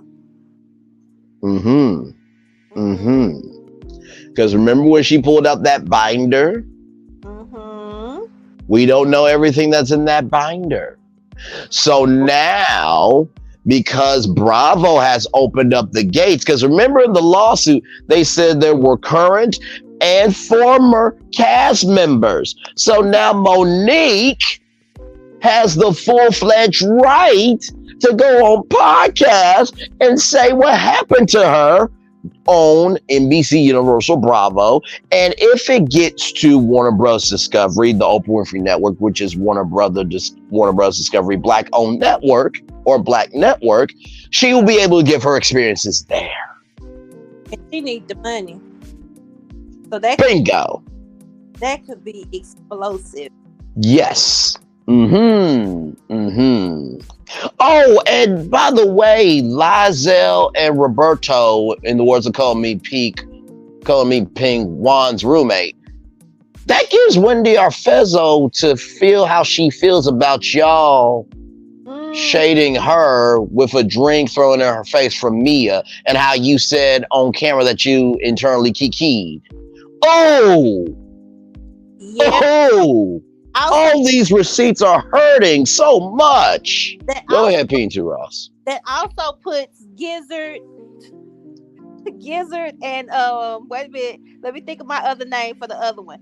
Gizzard and No Brain. I'll call her No Brain because I can't think of her name right now. My name for her. That also puts Gizzard and No Brain, that was married to Juan, in the line of fire also. Yes, it does. Because they were the main perpetrators of a lot of this foolery and shenanigans.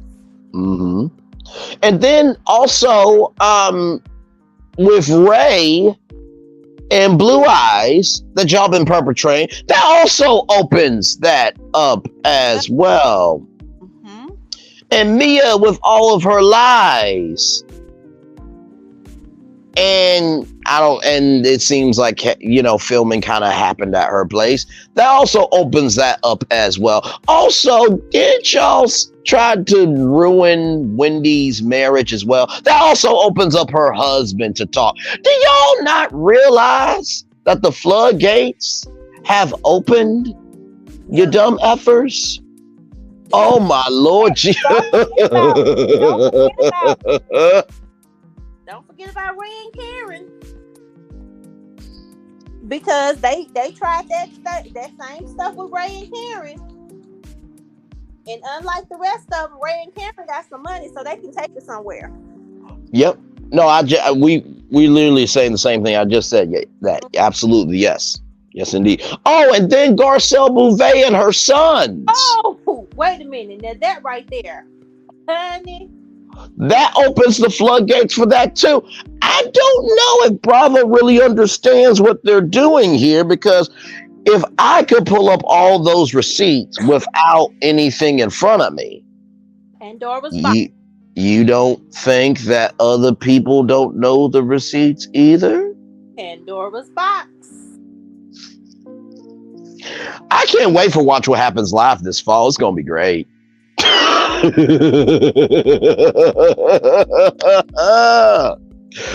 the reunions are gonna be fabulous.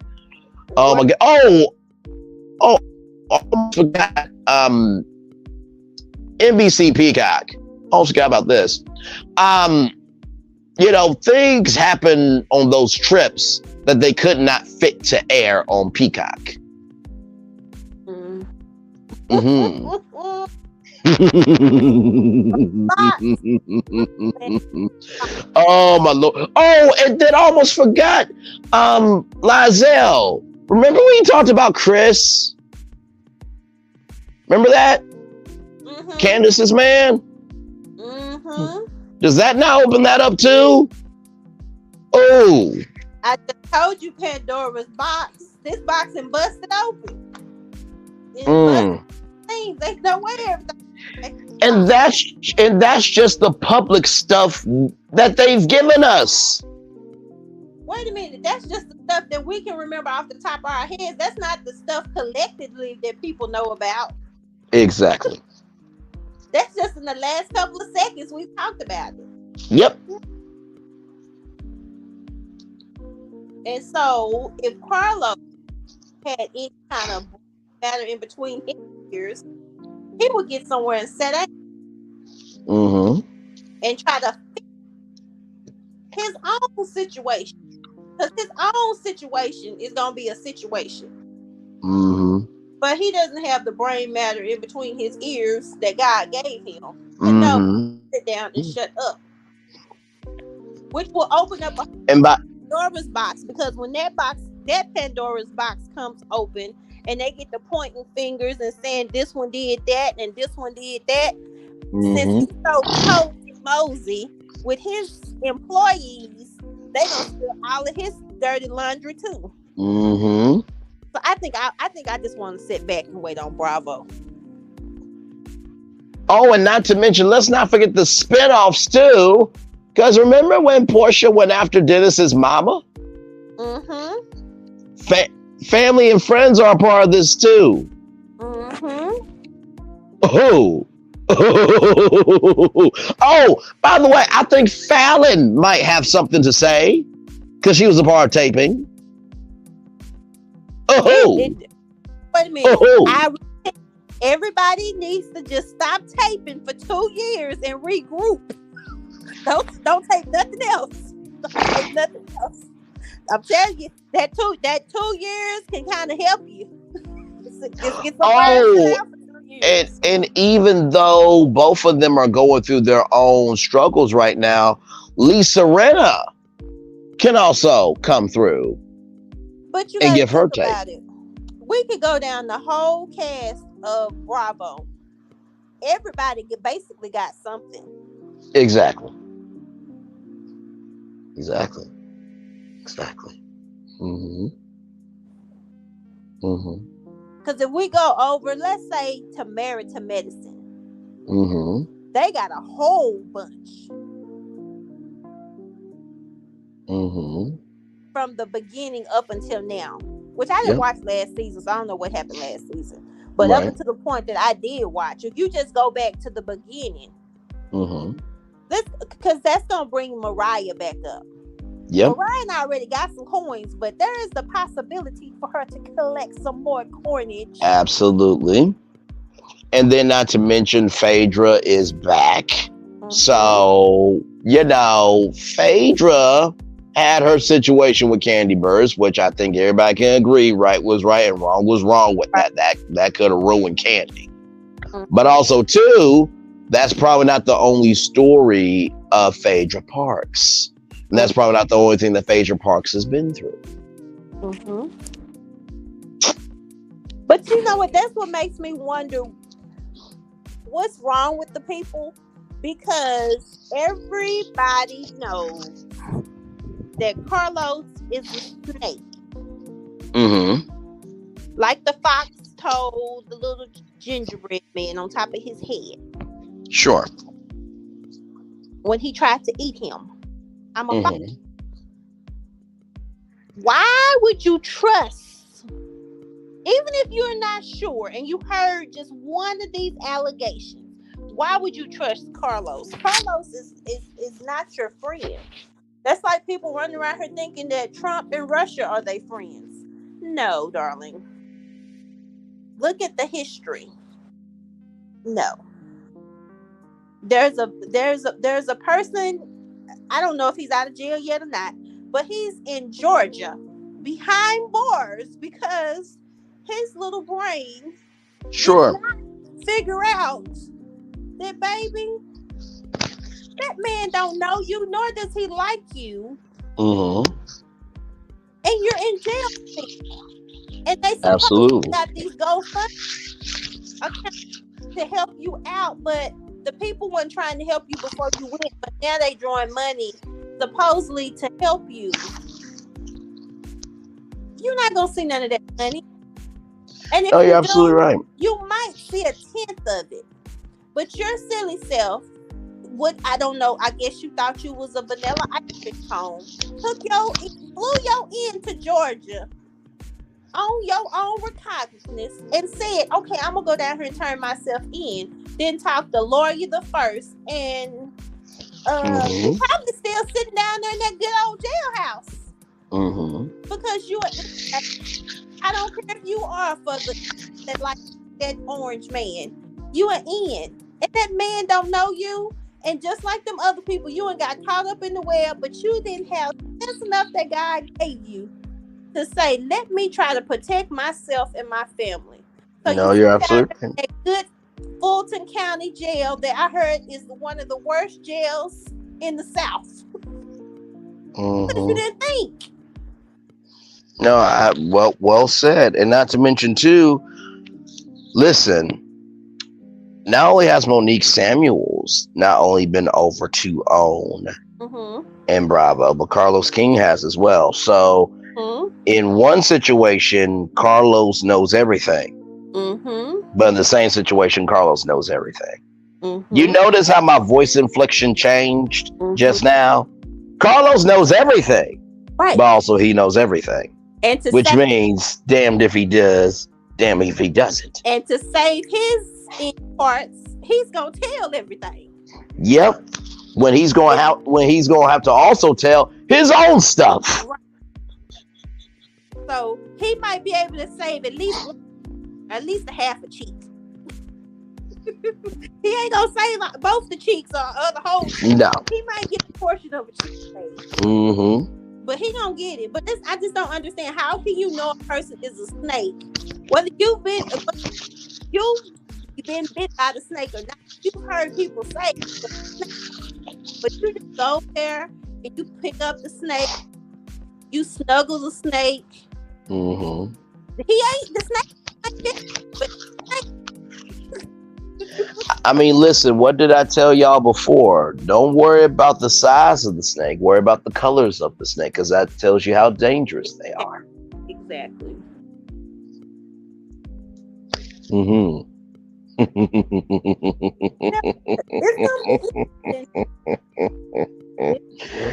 Oh, and guys, almost forgot to tell y'all. For those of you who watch The Bachelor, Bachelorette, Bachelor in Paradise on ABC, do you know what that's produced by? Who? That's produced by Warner Horizon Television, which is under Warner Brothers Discovery. Lord have mercy. I told you it's a Pandora's box. So that means ABC, maybe getting some people to talk out their NDAs. With CBS, they might have people from Survivor, Big Brother, The Amazing Race to talk.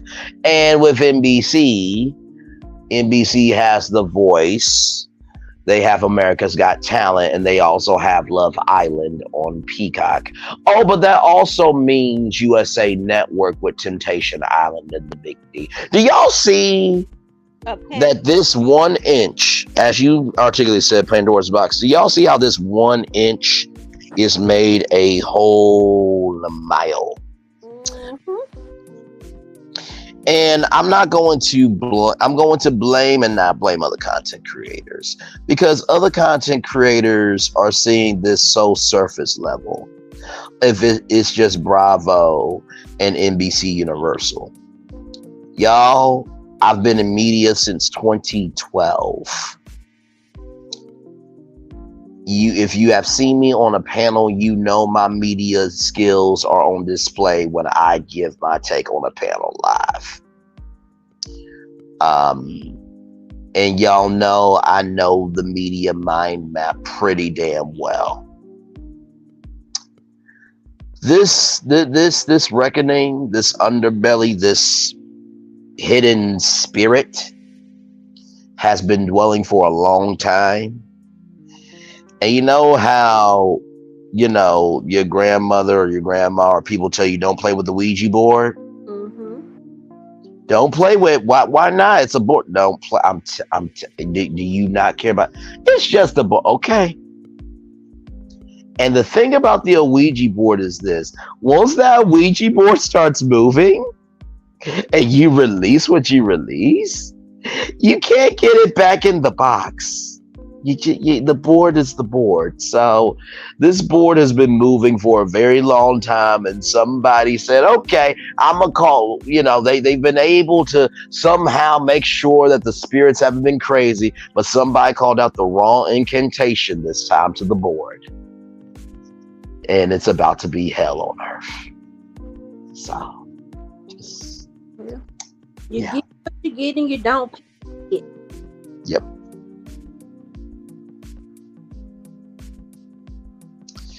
Ooh, child. And like I said, that's just all the stuff we just said out loud. Right. That's public knowledge. And that ain't all of it, because we didn't cover everything. Because everything leads to something else. It's like a family tree. If you trace it long enough, you gonna get deep. Yep. Absolutely. Yep. Absolutely. Woo, child.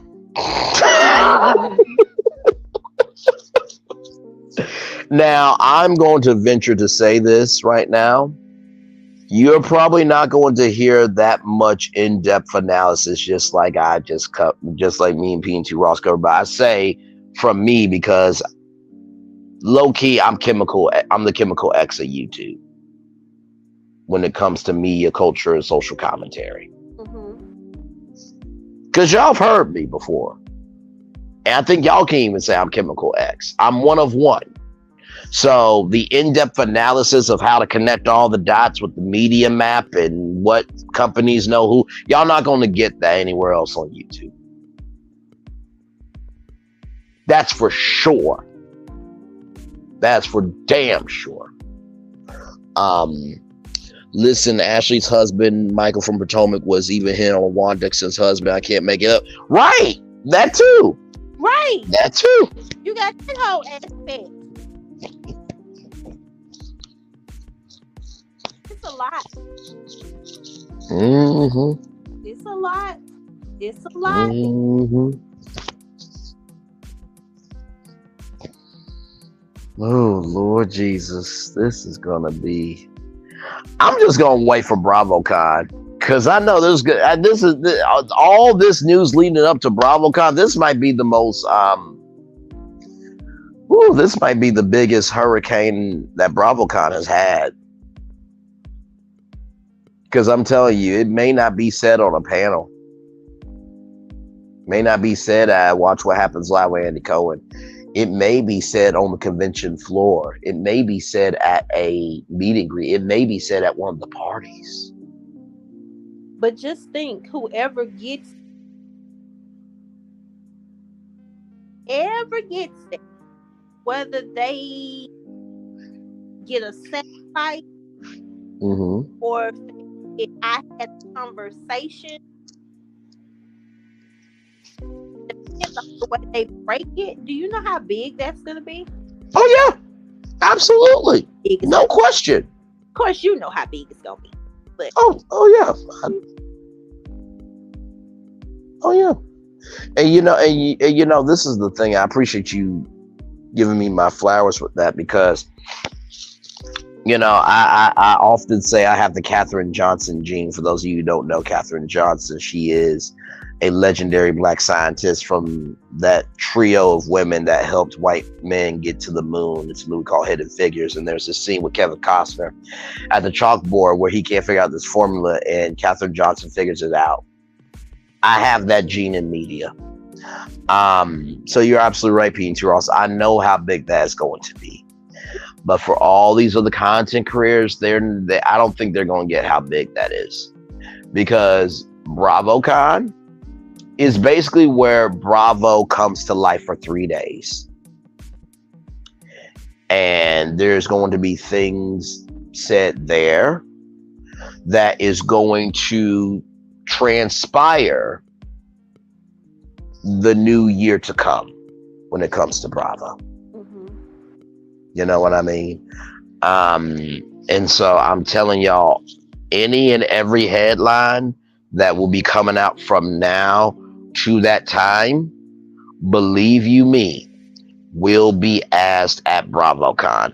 If not on a panel, because they're not going to be that damn stupid to say it out loud on a panel. There ain't no way in hell.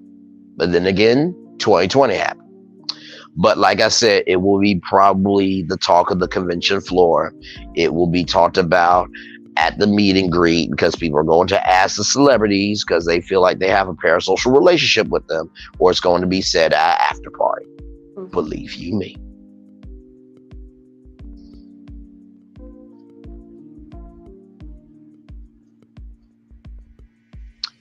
Ciao.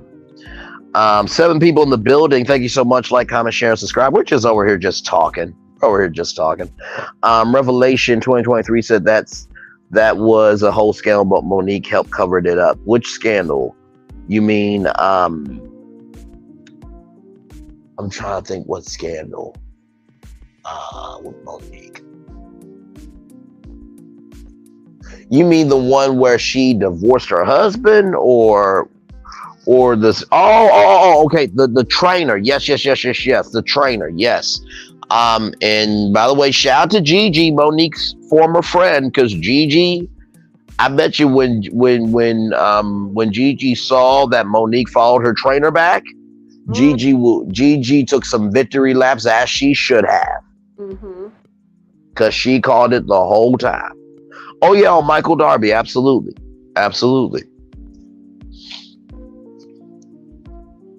Oh, and Ashley's ex from Summer House. Oh yeah. Will also be saying something. Also, Giselle's boy toy from Summer House will also be. Mm-hmm.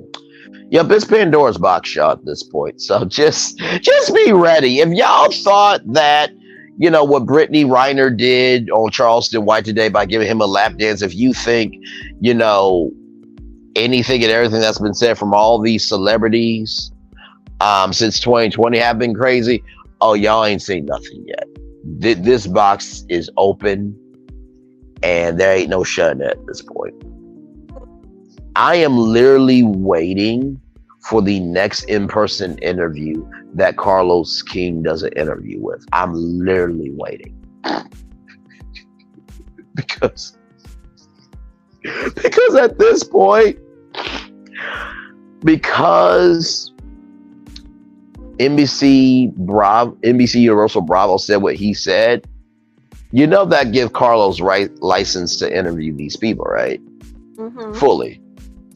To be like, so, and you know what, he's probably going, and he doesn't do the copyright disclaimer. Well, he does allegedly, but now he's actually going to have to use the copyright disclaimer that we all use in our videos. Absolutely, Linda Gamble. Of course, Vanderpump Rules are a pivotal point in this lawsuit. But now what Carlos is going to be able to do is be like, well, you know, since Bravo, NBC Universal talked about the fact that you can say what is on your mind in terms of your experience, whether it's racism, domestic violence, essay. Would you like to say anything on my podcast?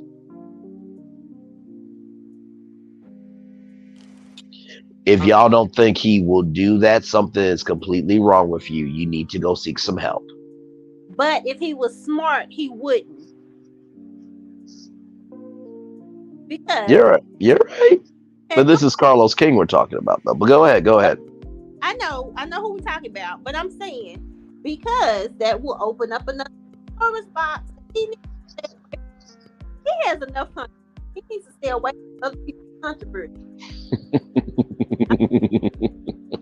No, you're right. I'm just. No, you're right. You're right. I mean, at the end of the day, I mean, it would be smart for him to do that, but he's already interviewed Nene. Oh. He's already interviewed Kenya. This is my prediction. The next housewife he is going to talk to is going to be Phaedra Parks.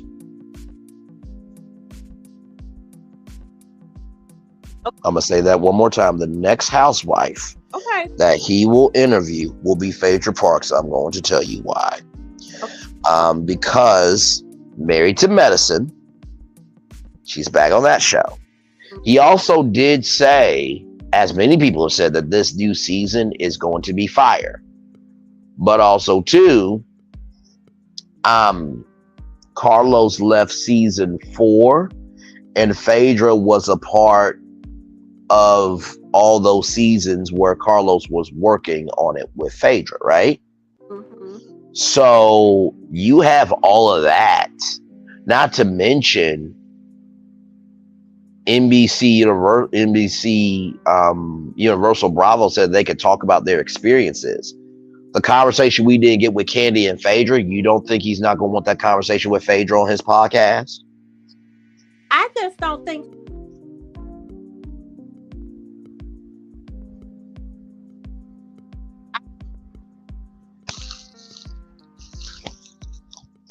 I just don't. She might do it. I don't think she'll do it. You don't think she'll do it? Do you think because she's now in a position to redeem herself that she wouldn't backslide that much? For 2 reasons. That's too lawyer in her. With the situation that's going on, says to keep your damn mouth.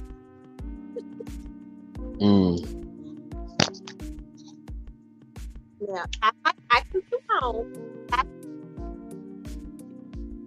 And the lawyer in her knows how this Pandora's box, how to open it. Phaedra knows because she's a lawyer.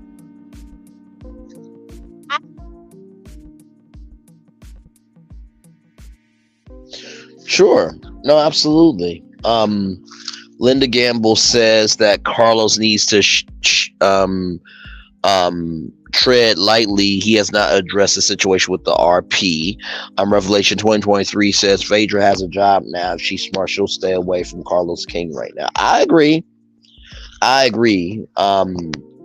Revelation also says Bravo will have to right their wrong. Andy will have to put his hurt feelings aside, or maybe the network will get rid of him. I think all those things are very true. And listen, at the end of the day, as much as Phaedra should not do it, we all know how fire that those two parts would be and how many people would tune in. I don't watch him. He does interviews, but if he tells me Phaedra's coming on, I'm definitely watch. Yeah, I'm gonna definitely watch.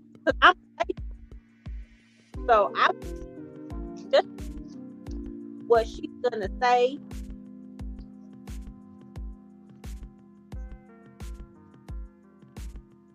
But I'm surprised.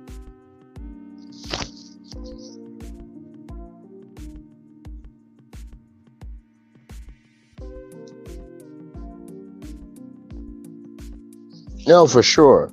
And, also, too, let's not forget as well,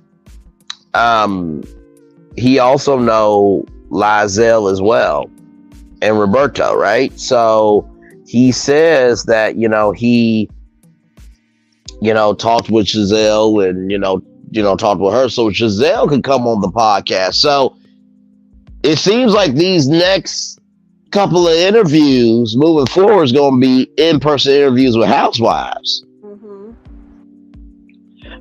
And listen, Carlos, for the 1% that you are listening to this, you're not going to respond to anything I'm saying, because I'm not that big enough for you to respond. Because, guys, I'm going to give y'all some more game. So content creators are only going to respond to content creators based on the level that they're at. Unless you're that petty to be that upset over somebody having their own opinion. Because you can't be still and be on your own hustle. Okay, so Carlos is not going to respond to me, saying that he's going to do interviews with housewives moving forward for at least until, the Housewives of Potomac reunion, right? And you know what? He went live to talk about the interview with Nene Leakes and Kenya Moore. Look, that is Color Me Pink who said Roberto. I'm giving credit. Roberto came from Color Me Pink. I do use it on my channel, but that came from Color Me Pink, so for sure. But he did go live about Kenya Moore interview and Nene Leakes interview. Y'all don't think he won't go live with this Atlanta reunion? Y'all don't think he won't go live with the Potomac reunion? Question. Mm-hmm. Why?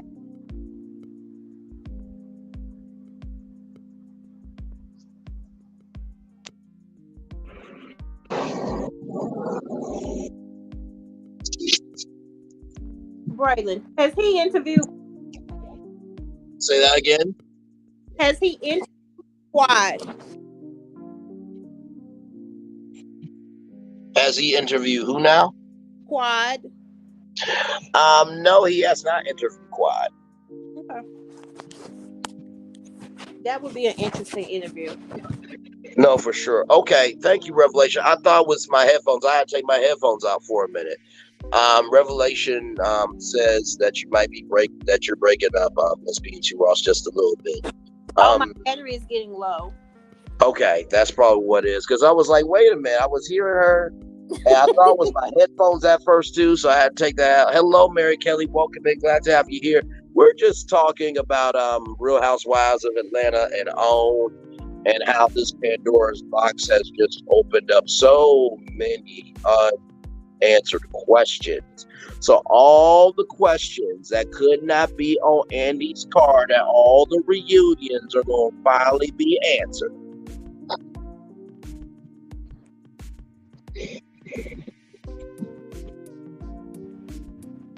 You know what? Honestly, I know Andy has Radio Andy. And I know he's not going to do this as a on Radio Andy or We Got.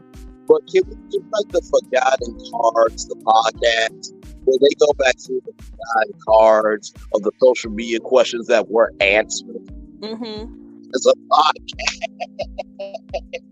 I'm petty. I'm so petty, messy, and shady. But it is what it is. We are all an ass.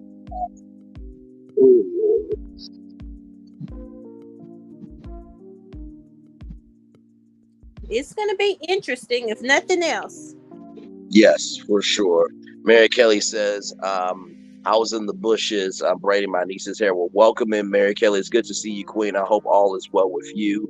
We've been here for 2 hours now, just chilling out, talking about Love and Marriage Huntsville and OWN, and also Real Housewives of Atlanta. That has been the news of the day, that there is a alleged reboot afoot, and we're just talking about the ramifications or the petrifications that could ensue.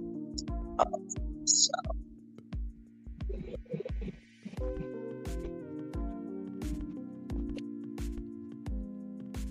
If you guys want to come up on StreamYard, just click the link right there. You'll be able to come on up and give I'm your going to drop down so I can charge my phone. But I'm okay. Bushes. All good, Queen. Love you as always. Thank you for being too, Ross. We'll talk soon. Always love it. I always love when you guys come up and chat with me, because it's a real conversation. It really, really is. Let me get my headphones back in, because every time I go live on YouTube, I look at it as live TV. So I got my headphones in, so background noise or anything like that. So I really do take my production seriously.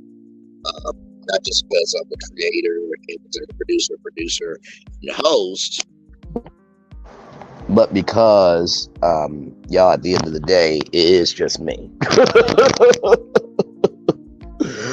So for all those of you wondering, like, how can Braylon do a show 3 nights a week? Well, because at the end of the day, I come from a background of radio and television that makes it work for me.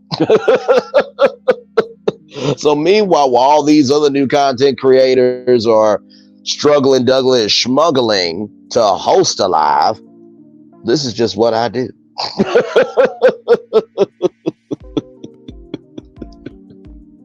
Oh, I'm so extra. I am so extra. But yeah, let me type in NBC Bravo lawsuit. If anything comes up. By the way, 7 people are in the building. Like, comment, share, and subscribe. Thank you all so much. But no, I mean, y'all, Lord help. Listen, I don't mean all of you. Listen, like I said at the top of the show, be careful of who you give your shout out to, because there's some Autobots and Decepticons. There are some people that are showing their representative, and who they are is something.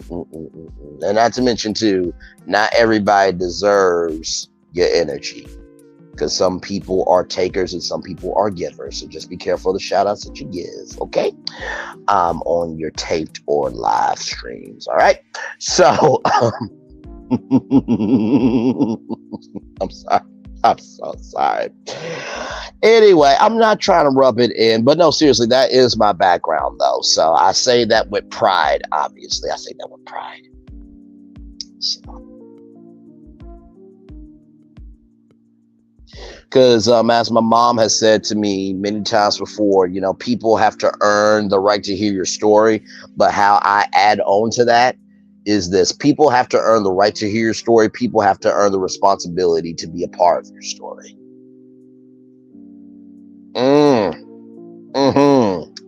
What a word that is. Amen, somebody. Hallelujah. Mama say, Mama say, Mama kusa. Thank you very much, Revelation 2023. And I am right now. It is 45,000 total views on my channel. I'm very proud of that. Like I said, I was on Nickelodeon Sleepover Gym in 2003. I was on the Steve Harvey Morning Show. I was on Aussie Media before that shut down. I was on WeTV saying goodbye to Mary Mary. I was on abcnews.com. I was on iHeartMedia with Code M Radio.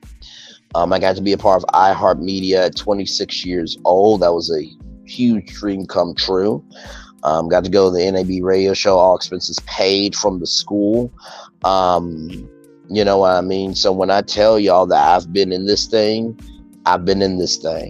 for a very long time. And this is what I would say to any content creator that's trying to go for your dreams.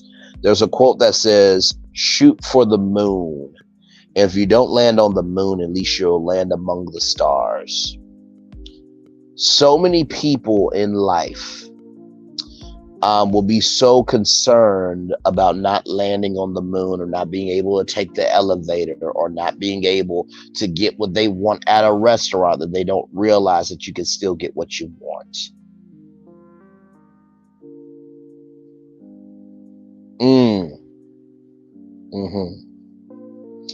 Yes, indeed. Yes. So I've been around the way for a very, very long time. By the way, on Clubhouse, for example, Clubhouse, y'all know the BET sale conversations. If you go on Instagram, type in hashtag the future of BET and see who has used that hashtag. Just try that sometime, if you will. The last conversation we had on the BET conversation on Clubhouse, we had 300 and 5 people come through the room. It started at 10 p.m. that night. It did not end until 9:30 a.m. that next morning. We had the legendary Rodney Perry in the Onyx Collab. He is an Onyx Collab member. When, Tiffany Haddish, Aries Spears, and Kanye West were going through what they were going through, we had a room called Tiffany Haddish, Aries Spears, Kanye West, what the F is wrong with y'all? And we had, I think, about over 200 people, nothing but comedians. And then Benzino, who there was a rumor of him being gay. There's a movie called False Advertisement from Ambitious Daydream Productions, owned by Black Judges from Black Ink Crew. So there was a content creator on Clubhouse, and this content creator is also on YouTube. And they lied by saying that the movie did exist. So I found the director, his name was Director Cricket, found Director Cricket, called him, told him the rumors, got to actually talk to Benzino on the phone. I got Benzino, Black Duchess, and Director Cricket inside the Onyx Collab for the only interview of that on Clubhouse. Not to mention, y'all remember Love is Blind, right? Oh, I almost forgot. Oh Lord, because there was a Business Insider article talking about Love is Blind and how they weren't getting treated fairly with breaks, and there was pressure to get married and so many things. And I read that article exclusively on Clubhouse, and that means that Netflix is going to have their servers and their computers and their tablets and their phones and their cutting room footage also covered.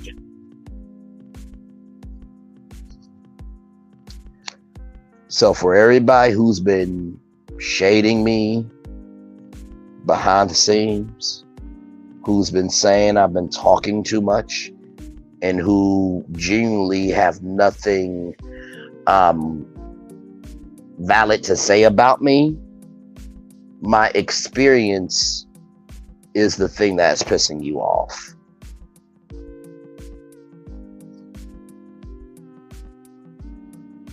Just saying.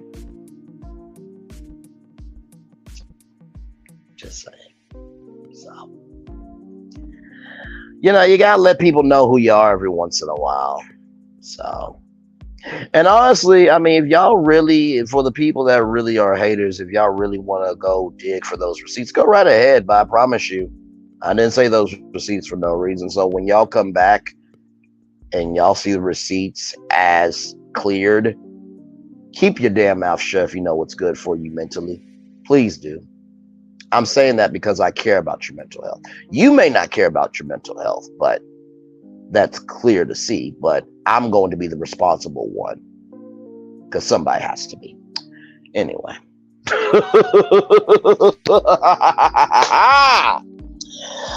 Oh, Lord Jesus. 8 people in the building. Like, comment, share, and subscribe. We're talking. You're talking. Higher is way, low is available. But either way, we are on tour, everybody. We are on tour. Glad to have all of you here. Right there. Hang on, let me see. Right there indeed. So yep. Absolutely.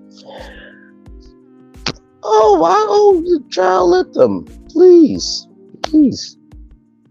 Because the thing is, that strategy that I told y'all about Funky Dineva, how Funky Dineva is not going to respond to me going off on him, and how Tyrese won't take the Sweet Lady Chronicles podcasting tour and actually do it. Y'all do realize that at the end of the day, as much as y'all talk, y'all won't respond, because if you do talk about me, then they're going to come to my channel.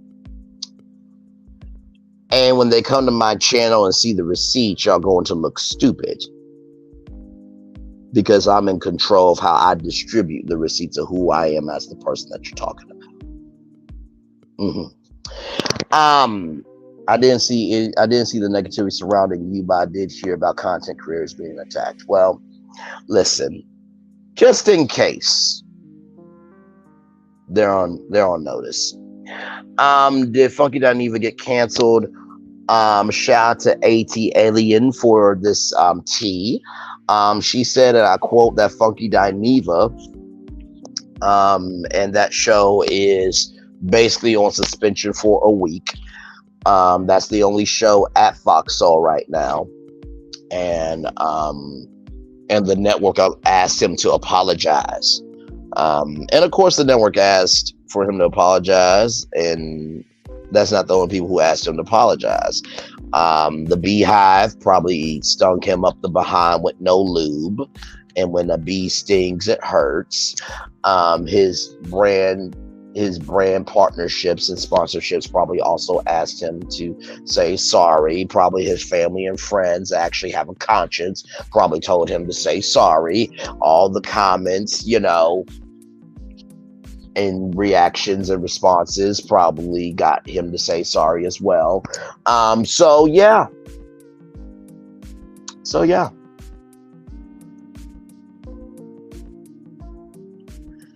Like I said, at the end of the day, it is what it is, child.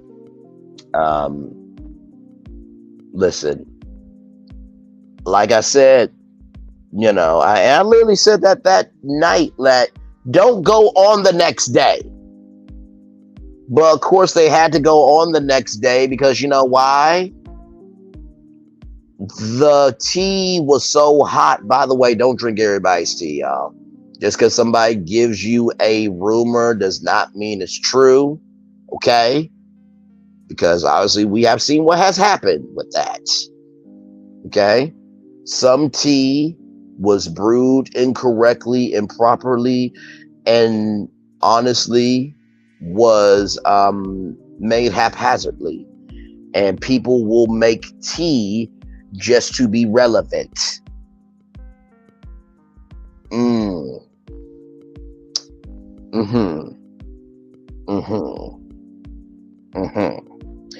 Well, now.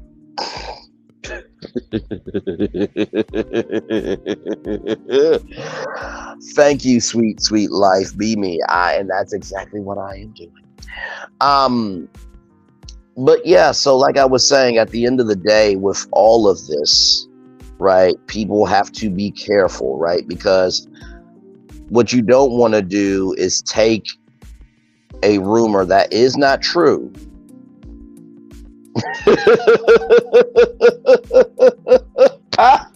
Oh no. I don't do that. No. But listen, at the end of the day, at the beginning, middle, end of the day, right? Seriously, you should not drink everybody's tea. Just because somebody brings you a rumor, just because somebody tells you something, just because you see something doesn't mean you should jump on it, right? And I get it. It's important to place in first place. But also, too, it's more important to place in third place with the facts.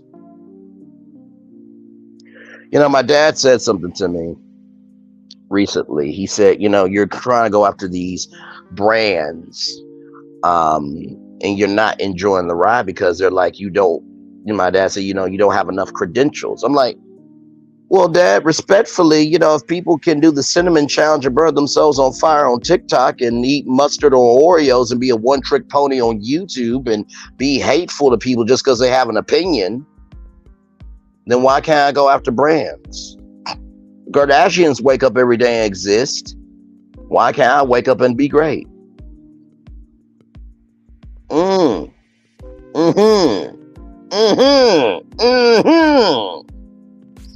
Y'all know that Family Guy cutaway with the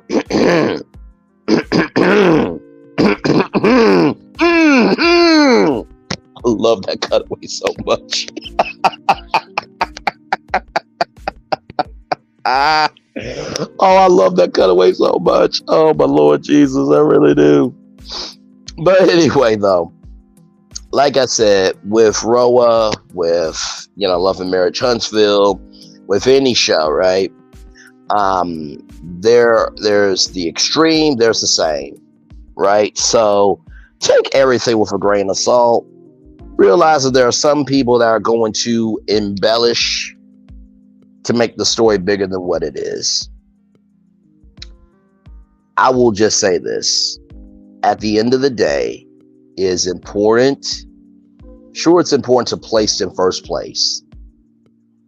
but also it's more important to place in third. And do you know what's interesting about placing first or third place? Guess who's usually in the winner circle, y'all? First, second, and third place. Gold, silver, and bronze. Just because you place bronze all the time in your content doesn't mean you're not a medalist. I know that's going to fly over some people's heads. I know it is, not y'all. But I know it's going to fly over some people's heads because some people, you know, their mama's launch pad was broken their day. Rocket was under a recall and they were a launch failure that came out. They weren't a successful launch. And because they weren't born as a star in heaven for anybody to care about, want to see, they were born as dust in hell. What I'm saying ain't true. Don't respond to me. But if you respond to me, it must be true about your behind to some doggone degree. A hit dog will holler. Okay? Okay.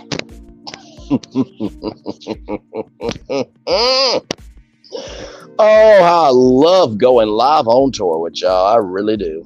If you want to come up on StreamYard, you just click the link right there. It's pinned. Come right on up. Come right on up. By the way, shout out to Black Titanic as well. I've been hearing that some people are trolling her.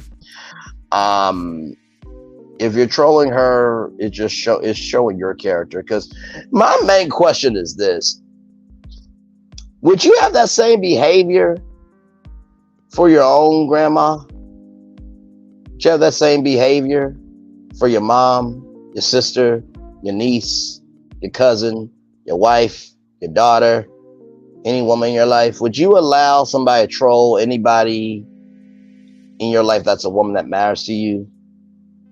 Yes or no? I'm just asking questions. To anyone and everyone that, you know, makes fun of somebody for disability or a different opinion or anything that's different, would you have the same energy for anyone in your life? Because it's amazing to me what content creators will do to, you know, be upset at responding to somebody. Because 10 times out of 10, the response you have on social media, you will not have the smoke to say that to their face if you saw them in person. You would not. You wouldn't. And you know why you would? Because at the end of the day, you know that at the end of the day, you don't know the energy they have. You don't know who they're connected to. But most of all, you don't know how they will execute on you in person. And execution does not have to be physical. It can be mental. There are some mental gangsters out here, and I am one of them. Ask about me. But yeah, that is very awful to do to an elder. You know what I mean? So at the end of the day, most of the people that, you know, rant, try to put people in their place, respond, try to take up, you know, for, you know, a topic or a story because it's a part of their brand. As Donat said today, by the way, shout out to Donat. He did a wonderful stream today talking about some real, true, to the core stories about how Black women are not really cared for, and how there are some alpha women, you know, saying that men aren't good, just like there's alpha men saying that women aren't good, and how at the end of the day we cause our own destruction because at the end of the day, you know, women don't go tell the men in their family. So shout out to Donat for using his platform today. I watched his live and thought it was an excellent live. You know, I'll just say this. You know, just because I have an off day of doing content doesn't mean that I'm not watching. Doesn't mean I'm not watching.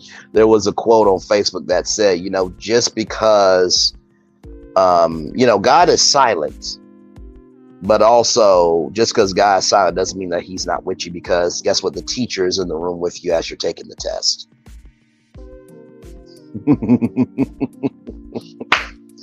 Lord help. Lord help. Yep. And the crazy thing is, the people who are attacking her are the same people that are going to use her information for content. That's the crazy thing. That's the crazy thing. That's the crazy thing.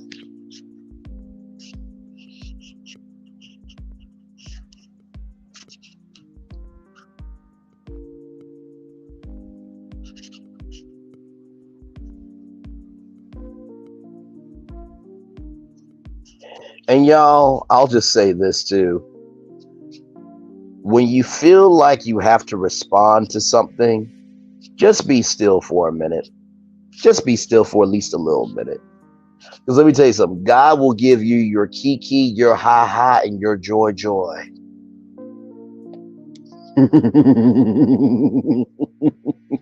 I had one today, actually. And oh, I kikied, I laughed, I had a joy. You know that meme of Kenya, I think it was either Kenya or Portia. I think it was Kenya though, who did the popcorn thing. Just give me more. I was just, oh, the words of Lizelle, I internally kikied today over something I saw on YouTube. And there's many things that happen on YouTube, so I'll just leave that there. Lord help. Lord help. 6 people in the building. Thank you all so much for being here. Like, comment, share, and subscribe. Glad to have you all here. 7 people in the building. Thank you so much. If you want to come up on StreamYard, click the link. We are here just chilling. Just talking about Real Housewives of Atlanta, the Oprah Winfrey Network. We talked about Tyrese and Christian Rock a little bit earlier. You know what I mean? And saying how pride and shame is running through these streets, and they absolutely are. Mary Kelly says, "You are sure right, little bro. I've seen a lot of content creators regurgitate Black Titan's hard work on their channels and fail to give her the recognition that she deserves." Absolutely. Absolutely. And listen, at the end of the day, you know, just because I don't like you doesn't mean I don't want to root for you. I just don't want you to be at my table. But also, too, if I do get in a position where an opportunity can work out for you, keep that same damn energy.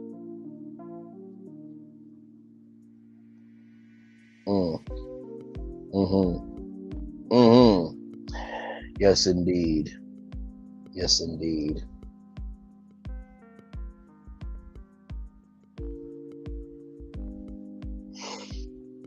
Good Lord. By the way, y'all, I am working with Canva. So y'all know our song, Part of the Game, right? I have been trying to get the song back, so it may be a thing on my side that I have my Canva account for one thing, but my YouTube account is another. So trust me, I am trying to get Part of the Game back, because some of you probably have been noticing that I've been playing with the music, but it seems like every time I upload something, I get content ID claims. So trust me, I am working on that, because I like music. And that's our theme song. That's our anthem. That's the sound of virtual tour, that, you know, whether, you know, we're going to, you know, destinations and attractions where higher is waiting or lower is available, you know, it's all a part of the game, right? So trust me, I am trying to get that song back on our channel where I don't get demonetized. So trust me, I'm working on that. So, because I know some of y'all probably wondering, wait a minute, where's my song at? And for those of you who don't think that people don't ask, I had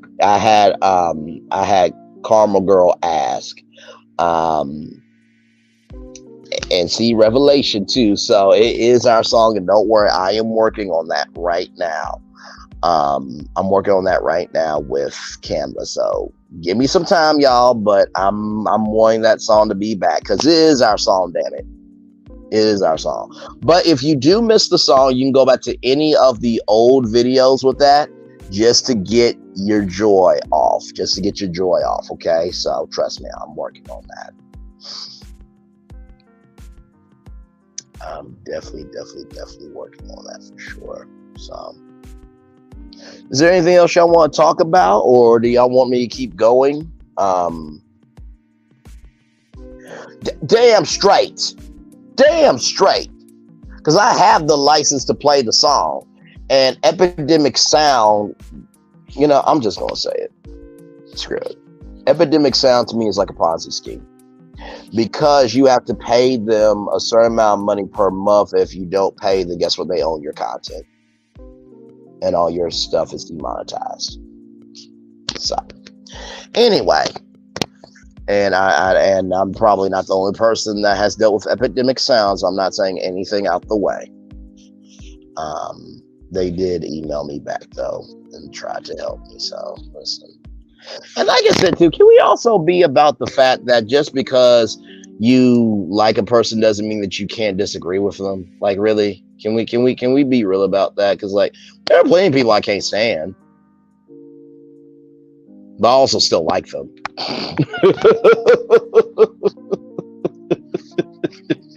You know what I mean? So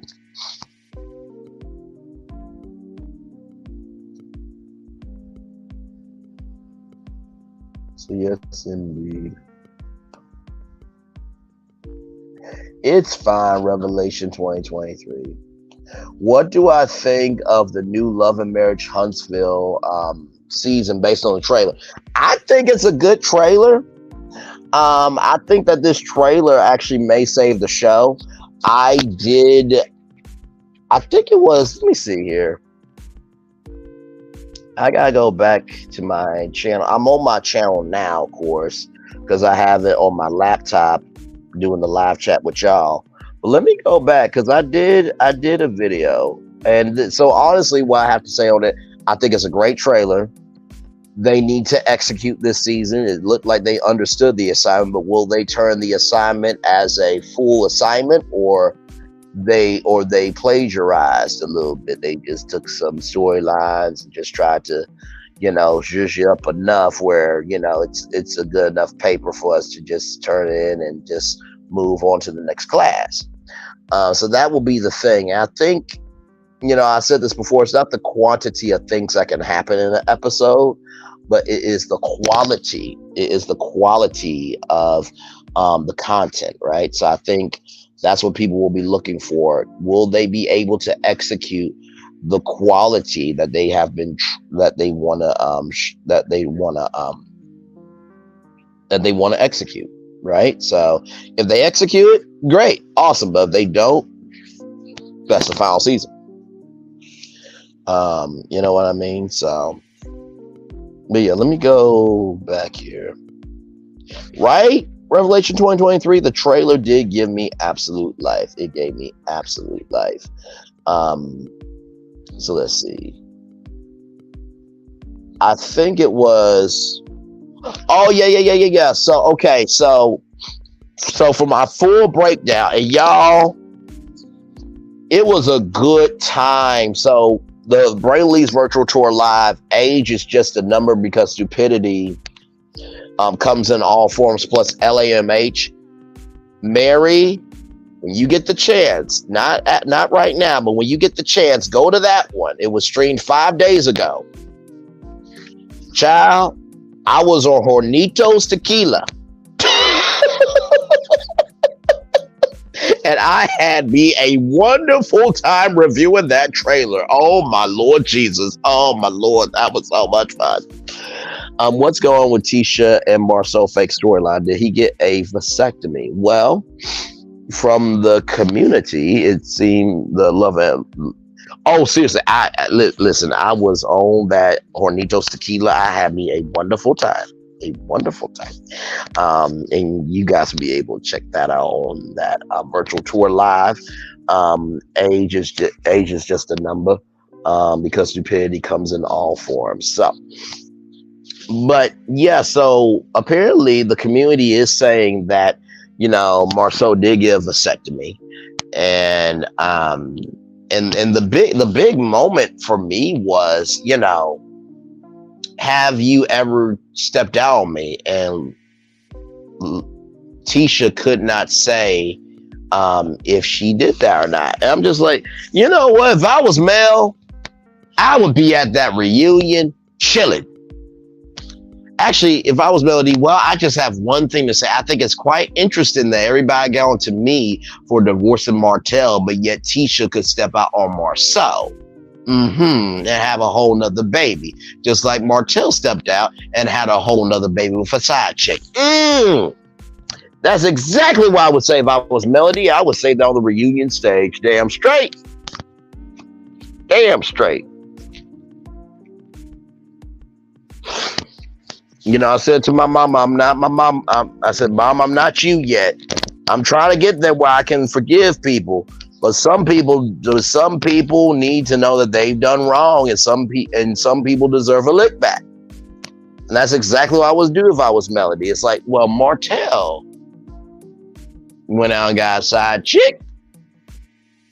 Tisha went out and got a side dude. And they both might have side babies. I would definitely say that. That tequila will have you telling your truth and everybody else's truth. Oh my Lord. Let me tell you something. It was a wonderful time. It was a wonderful, wonderful time. It really, really was. It was great. It was great.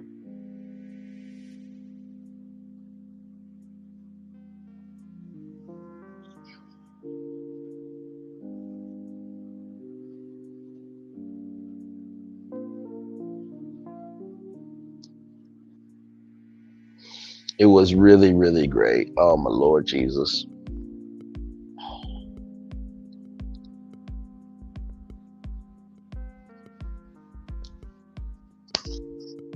But yeah, I think the trailer is going. I think the trailer was fire, Mary Kelly. I think it's going to be a good season. I really do. I think there's a, like I said in my video, revel in the revelations. I think that's the vibe. I really do. So I think it's going to be good. And September 16th, we'll be here before you know it. And y'all, the titles will be back on the channel. The titles will be back. The titles will be back. Because I've missed coming up with those clever titles. Yes, I did. And y'all clearly liked them.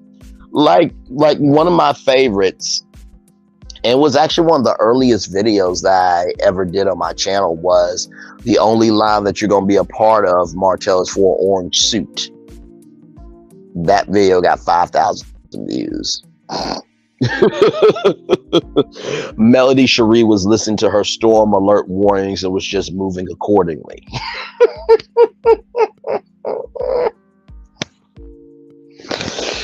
Marceau, you got 99 problems, but you can't cover $100. Stormy, until you do right by people, they won't be on your canvas. Lord Jesus.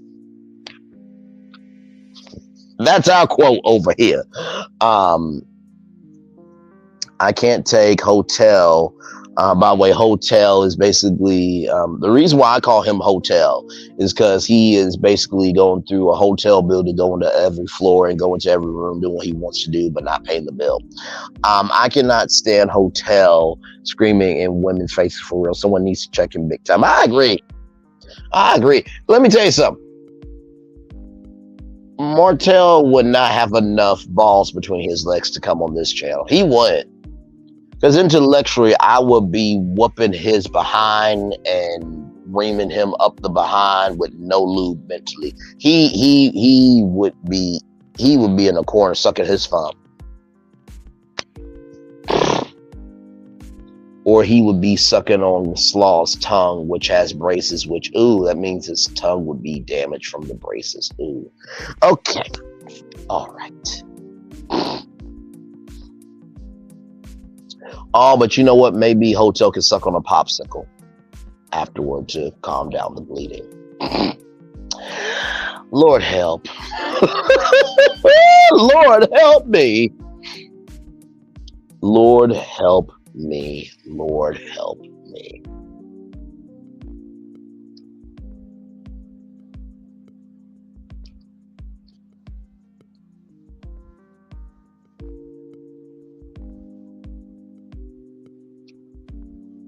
No, I agree.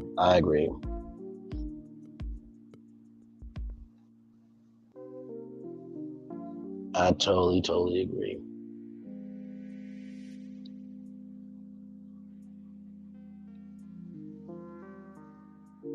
I totally agree. And just like I said, the original Straight No Chaser should be doing another video here soon. So and September 16th is almost here. So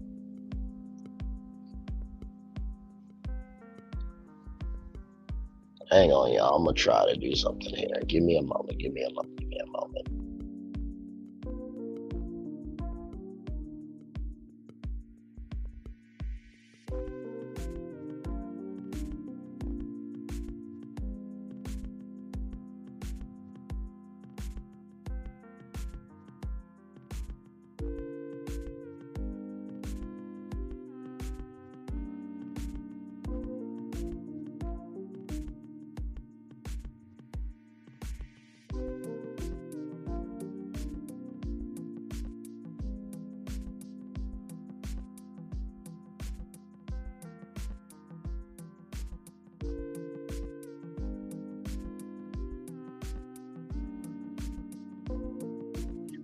Listen, listen. Why do y'all think I keep saying the Black Jen Shaw of Huntsville needs to come forward?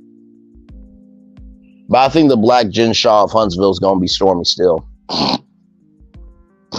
And then I think the Black Jen Shaw of Huntsville, 2.0 will be Hotel Coleslaw. So. Y'all did hear allegedly that Coleslaw lost her kid and the kid moved in with her sister in Atlanta, allegedly. Allegedly, that is what's being said. Mm-hmm.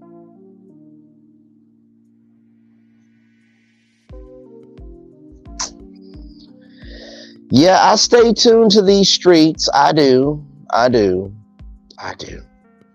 I do.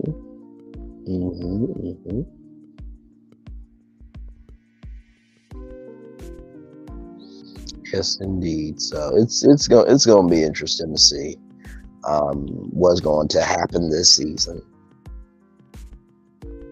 By the way, can I just say, like, in the trailer, allegedly, first of all, I don't know why Hotel brought that dumb argument of that Melody cheated on him to Mel Fletcher's house. First of all, that's a gorgeous home. Gorgeous door and walkway and driveway. Where was Chris at? You ain't gonna do this in front of my beautiful house. What the hell wrong with you? You ain't gonna keep doing no.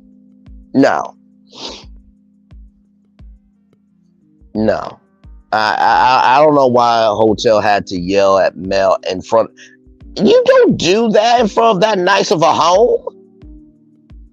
Maybe you can do that with Coleslaw at y'all place because y'all in dilapidated housing, but you don't do it in front of that beautiful of a home. What the hell? And then I was confused by Mel Fletcher, screaming at Melody, like, did you cheat on him or what? I'm like, girl, what? What are you doing? Like, basically, Hotel is using you as a proxy for him to still have a storyline.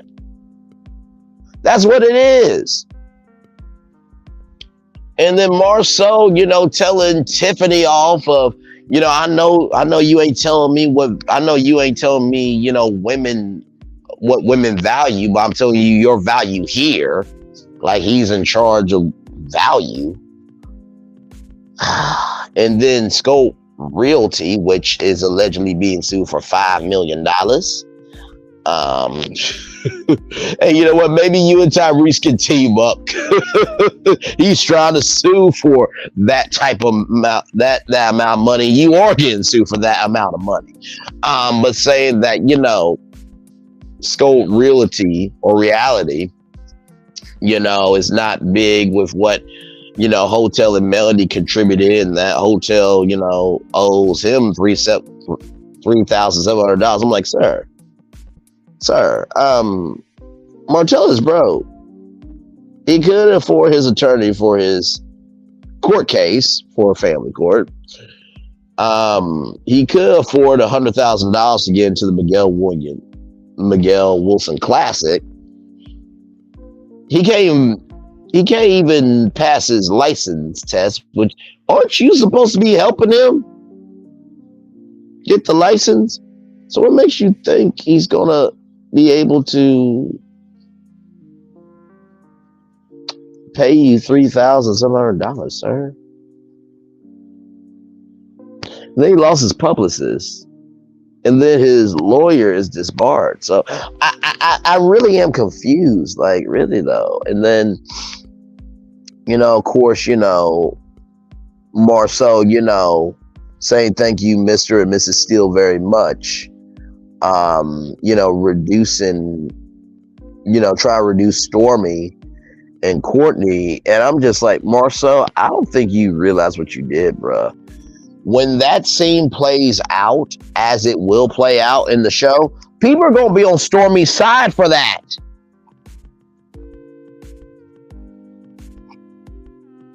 I don't think Marceau knows what he's doing, because when he said that, did y'all see Stormy's face of like, I know the hell you did not just say that. And all Courtney said, which I agreed with, was you should let Tisha talk, because when you talk, it's all over the place. So the fact that another dude had an opinion, you got upset. But how can you be upset with Stormy and Courtney when you brought them in for the Black Business Expo because Melody didn't want to do it? So you're getting upset with them when you called on them to be a part of your event. Where they do that at?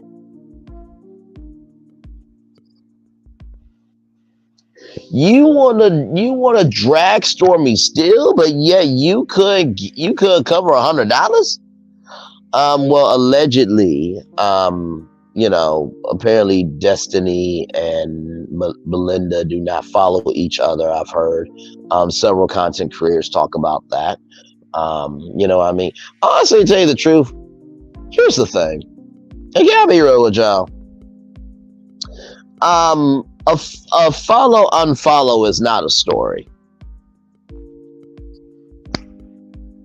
Okay, it's not. I mean, is it a blip in the timeline? Rather, sure. If you think about Battleship E5, yeah, it's an E5, but it's not going to be the thing that's going to let you win Battleship.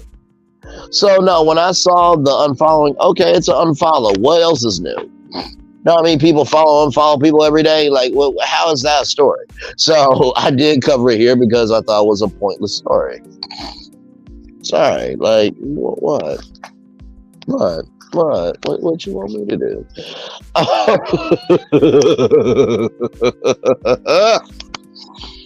just being honest. Like, what am I supposed to do? Like I was saying to of a good friend of mine that's helping me in the background. By the way, I got Simbas and Nalas looking out for me in the background, y'all. Just want y'all to know that. But I was talking to one of the Nalas, and I said one of the things that I am learning to do is to be still in my creativity. I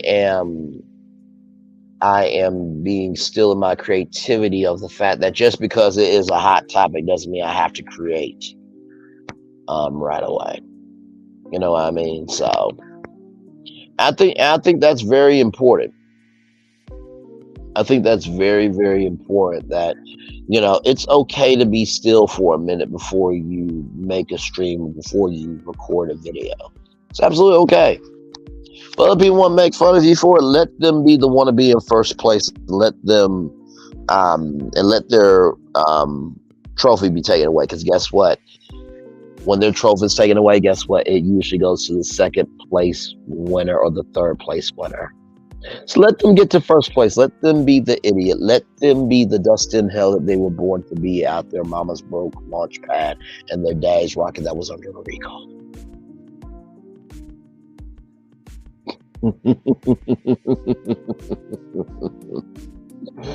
Oh, how I love going live on tour with y'all. Oh, my Lord Jesus. 6 people in the building. Thank you all so much. Like, comment, share, and subscribe. Subscribe. I hope you guys are enjoying going on tour with me. And, like I said, this is what YouTube is supposed to be, right? And, my mom, she was telling me, don't play music on the background. And so, I'm trying to take my parents' notes, even though this is not what they do. But I know that they're just looking out for me, right? And that's something that I've been trying to do more of. That just because someone is saying something to you doesn't mean they're trying to say it against you. And we need to be still in that more often. Right? Because honestly, to tell you the truth, I think the reason why this channel is slowly but surely growing, and by the way, y'all, slow growth is still growth. Remember that. Don't let anybody tell you anything else. As long as you're still moving and people are still watching you, you are growing. Because I recognize something from Johnny Carson's documentary, The King of Late Night. They said that Johnny Carson did not want to be hot on a cool medium. So I recognize that this was a hot medium. So why add to the hotness where I can just be cool on the medium? So playing smooth jazz music brought me, and does bring me to that, to match the energy. Because here's the thing about music. Whatever music you listen to, you have to match the energy of that music. So when I was playing Dr. Sax Love in the background, I had no choice but to bring a good attitude to the live. When I play this music, I got no choice but to be in tune into the groove of the music. So if you're wondering how you can go to other channels and they're ratchet, trash, and ghetto, in the words of Nene Leaks, the ghetto, that's because they allow themselves to be that way. That's because they think of themselves in that way. That's because they wake up with the intentionality of being that. And so their music, their intro, their outro, their content, their personality, it's trash, it's ratchet, and it's ghetto because that's who they are. My mom and dad said something to me a long time ago. I think you guys have heard it. Money doesn't change you, just amplifies what's already there. YouTube doesn't change you, it just amplifies what's already in you. Because guess what? You have to produce the content. You do. So if you are already a actual social self-hole before getting onto YouTube, when you produce your content, you're going to showcase yourself as an actual social, actually social selfish whole, right? But if you're loving and you're kind and you're gracious before YouTube, then you're going to produce content based on your loving and gracious personality. Now, that does not mean that you're not going to be human. You're not going to have your moments, because we all do. But it is the totality of who you are that will define the quality of your content. Thank you, Mary Kelly. I appreciate you. I really do. So yeah. And you can't control who is going to take your message, because I know some people are going to take this and be so butthurt. I know they are. Because they can't sit still. Can't sit still long enough to be like, you know what? That's not me. And if it's not you, don't. Here's the thing. If it's not you, don't allow energy that's not for you to be your energy. How about that? How about that? I'm just dropping gems. Y'all can pick them up if you want to.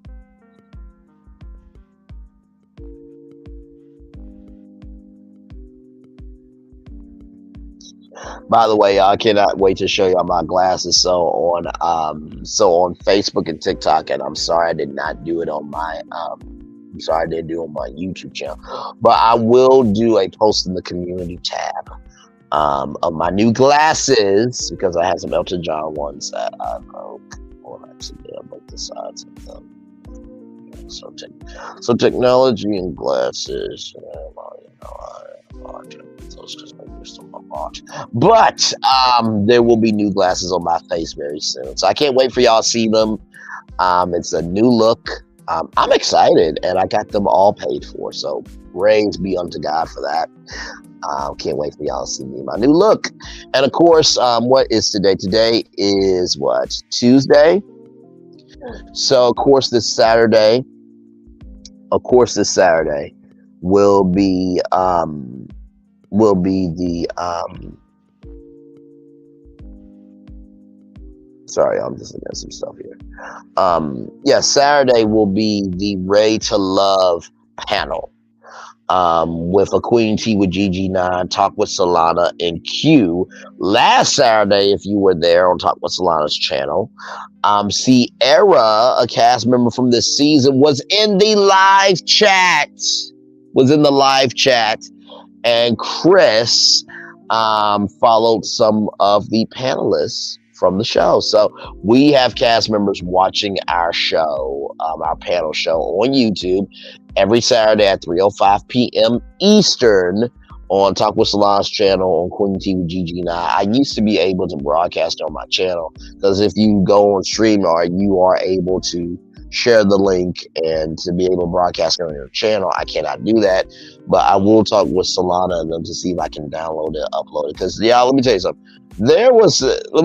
On that panel, I have fun. I have some fun. I certainly do. 8 people in the building. Thank you so much for being here. Like, comment, share, and subscribe. We're just talking, having a good time, talking about love and marriage. Huntsville, Oprah Winfrey Network, Roa. Oh, thank you so much, Mary Kelly. Yes, thank you for the $5 super chat. Thank you. Yes, indeed. No, I think you will like them. I had some people tell me to get clear. I had some people tell me to get black. Now here's the thing, right? I have an allowance. I thought the allowance would allow me to get at least 2 pairs of glasses, but it's just for one frame. Which I don't get. Like, if you have a certain amount of money, you should be able to do the frame and the lenses. That's one pair. Like if I was in charge of my own health insurance, I would say that you get 2 pairs of glasses per year. That's just mean you get your main pair, you get a backup pair. But my dad said just treat these glasses well, and then wait till next year you get your backup pair.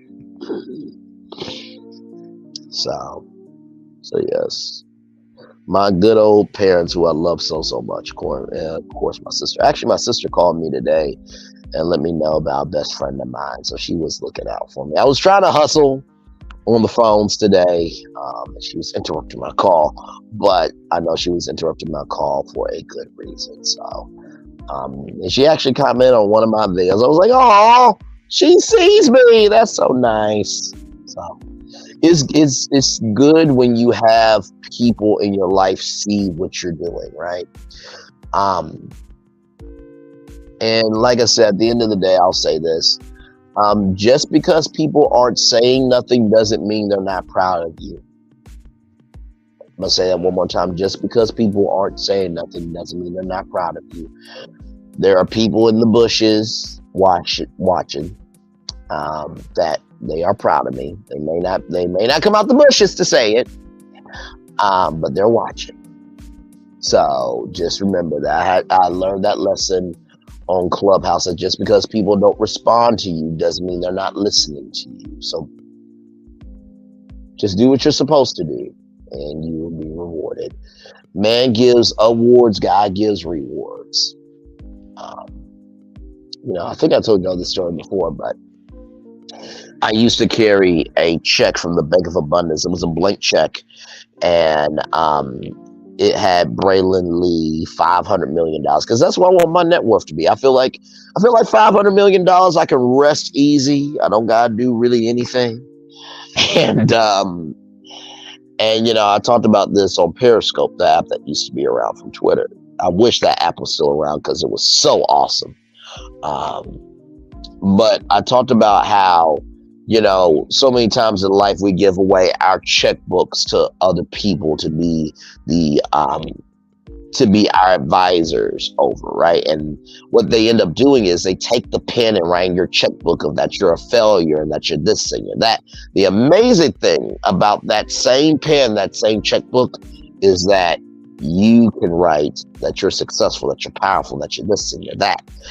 And the lesson that I said on the Scope of Success broadcast on Periscope. Oh, by the way, on Periscope, I got to 1 million hearts in less than a year and a half. So there's that accomplishment as well. But what I said was, man's checks always bounce. God's checks always clear. The Bank of Abundance, when I had that check, to me meant the Bank of God. The Bank of Scrap was the Bank of Man. Ooh. Lord Jesus, is that not a word? The Bank of Scrap is man. The Bank of Abundance is God. Woo. Listen, 5 million. You gotta start somewhere. I remember Steve Harvey was saying that he just took $25 jokes and just made it a lifestyle. So, I'm just taking this commentary and just gonna make it a lifestyle. You know what I mean? So, don't worry about getting to 1 million. Just do what you do 10 times as hard. Got 1 subscriber? Gotta do that 10 times. Got 10 subscribers? Let's do that times 10. That's 100. 100. Do that 10 more times. That's 1,000. And here's something to humble you. If you're worried about being a content creator on YouTube, everybody started at 0. You're seeing the glory now. But my Lord Jesus, I bet you they have some 0.0 stories for you. Don't be worried about the number. Don't be worried about your numbers. Worry about your quality and the connection that you have with your audience. Everything else will come. 9 people in the building. Thank you all so much for being here. Like, comment, share, subscribe. If you want to come on up on StreamYard, just click that link right there, and boom, you are up here with me. I would love to talk to you. We're talking about Real Housewives of Atlanta, the reboot that has been talked about all the social media. Today, it will be talked about for probably the rest of this week, because then, you're going to have the bracket and the draft and the Dreamcast and everything else. I'm talking about, the Love and Marriage Huntsville trailer that dropped as well. I think the last time I saw was at 400,000 views. So yeah. By the way, y'all, don't despise small beginnings. There's literally 9 people here right now. 10 people now. Worry about your audience. Love your audience. Appreciate your audience. See the best of your audience. Everything else will come forth. You understand? So, by the way, y'all, I was watching the Messy Girls meetup earlier, and Tay was talking about she was oh, I know she was talking about Stormy's nose and lips, and she was like, I'll talk about my nose, but I won't talk about my lips. I'm like, Tay, your lips look fine. And I do mean fine, okay? So listen. I need to stop. I need to stop. Mary Kelly says facts that turtles always win in the end. So take your time and continue to be you. Absolutely, absolutely. Um, slow growth is the best growth because here's the thing, right? At 1,000 people right now, I'm becoming more known, but I still get to try and fail, and that's a privilege. People think that failing is so bad, but let me tell you something about failure. It only makes you a better winner. Now, of course, don't purposely fail, of course, you know what I mean? But at the end of the day, we all make mistakes. It's just how you navigate those mistakes that determine your victory. That's it. That's it. That's it. That is it. 10 people in the building. Thank you all so much. I appreciate y'all. Like, comment, share, and subscribe. Like I said, I am so appreciative. I really am. Like I said, YouTube, it's given me the most social anxiety I think I've ever had because there's a chance that you can go live and nobody will watch you or somebody will watch you. Same thing with the videos. Nobody can watch you or somebody can watch you, right? And, at the end of the day, I've come to recognize that,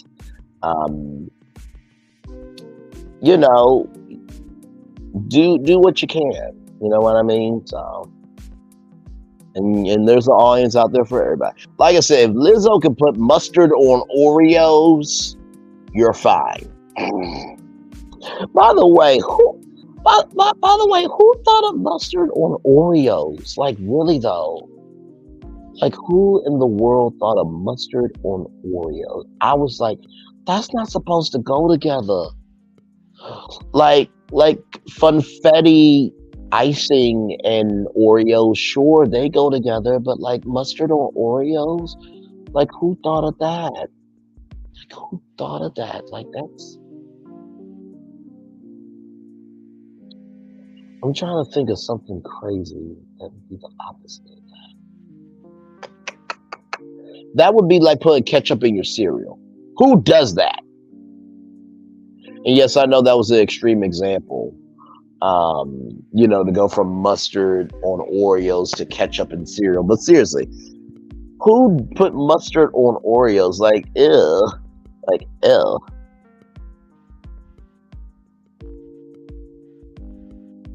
Let's see, my uncle used to say, you may be down, but you're not out. And I live that daily in my life. Amen. A to the man for that. Amen. Avis 45 says, Braylon, I watch from the bushes, aka my television. I hear you.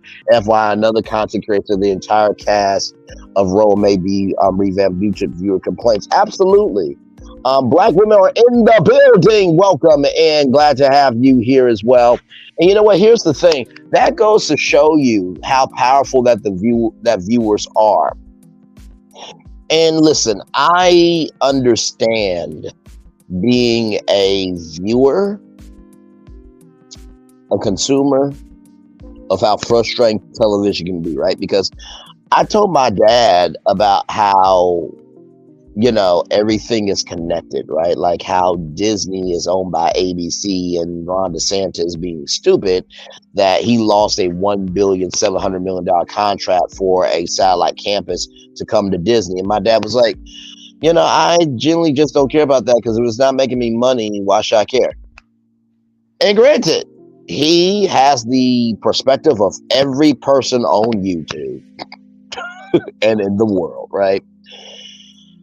And you feel that being a watcher that you don't have any power. But let me tell you something. They can produce as much content as they want to. But without eyeballs, advertisers will not give them money. Without advertisers giving them money, and without us watching them, they have nothing, right? So consumers and viewers are powerful and not powerful, But at the end of the day, they are the foundation of how power is used in media. So always remember that. That without your eyeballs, there is no advertisers. And without advertisers and ad revenue and shows being produced, the executives cannot get a paycheck. I'll give you this example, right? Let's just say that television is like colleges, right? Without them having a high retention and graduation rate, they cannot get any funding from the state and government to fund their college. It's the same thing. Without eyeballs, without a great retention rate and a returning rate, they cannot have a network.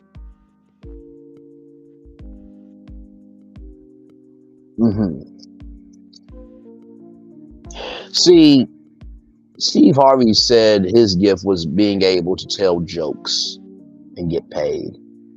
His gift is taking complex information and making it funny. My gift is being able to reach people where they are to help them get to where they need to be so they can do what they've been chosen to do. Because wise ones and call yourself sluts and be chosen. My job is to have that energy for yourself until you can get there. I can take complex information about media, make it simple. That's my gift. That's it. Reason why people don't want to go into media because it's too complicated. Now it's too complicated, but also people don't want to be responsible. Bigger than people don't want to be responsible, they want to control who gets through the gate. But the problem is, when you control who gets through the gate, after a while, nobody wants to come to the gate, and then it's your own fault for locking everybody out.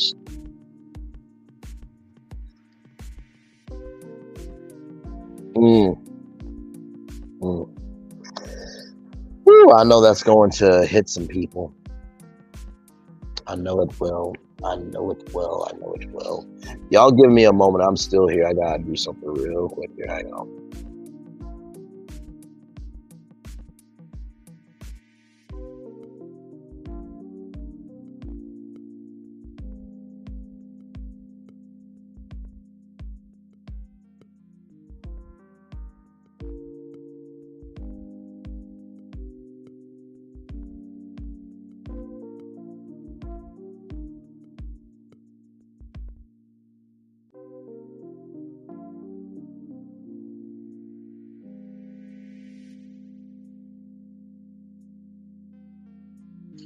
All right, y'all. I'm back. I am back. Welcome in, everybody. Glad to have you here. We are live on tour.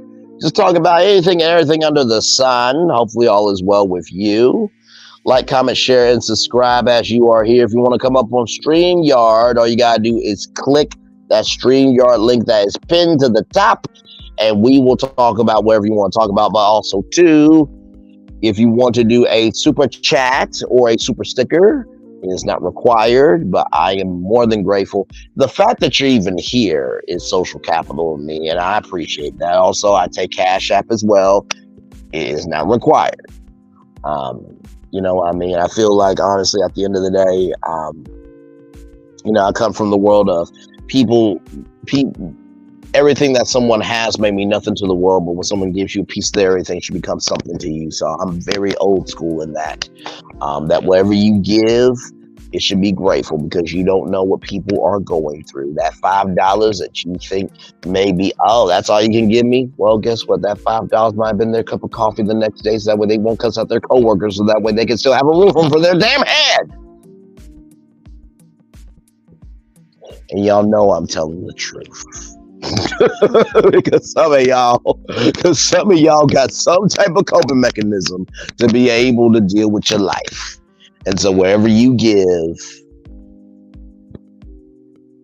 is from your heart. So I appreciate anything and everything, for sure. So words of melody, clean hands, pure heart, right? So, but yes, indeed. Yes, indeed. Yes, indeed. There's any other topics going on here. And like I said, wherever y'all want to talk about, feel free. If y'all got any questions on any hot topics, feel free to put them in the chat or come on up on StreamYard. I will definitely talk with you for sure.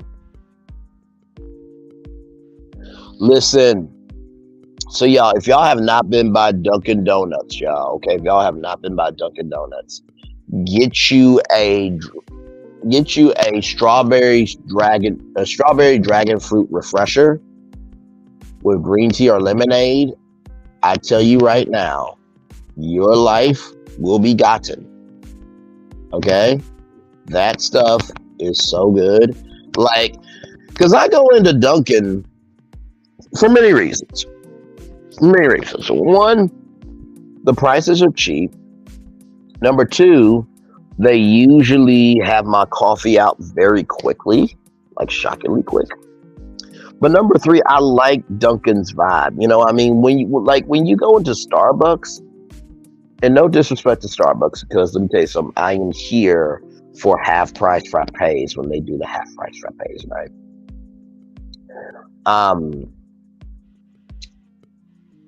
When you go into Starbucks, it can feel a little overwhelming, right? Like, you know, the venti and, you know, all that stuff. It feels like bougie coffee. But when you go into Dunkin', it seems like regular schmegular coffee, right? Has Candy re-uploaded her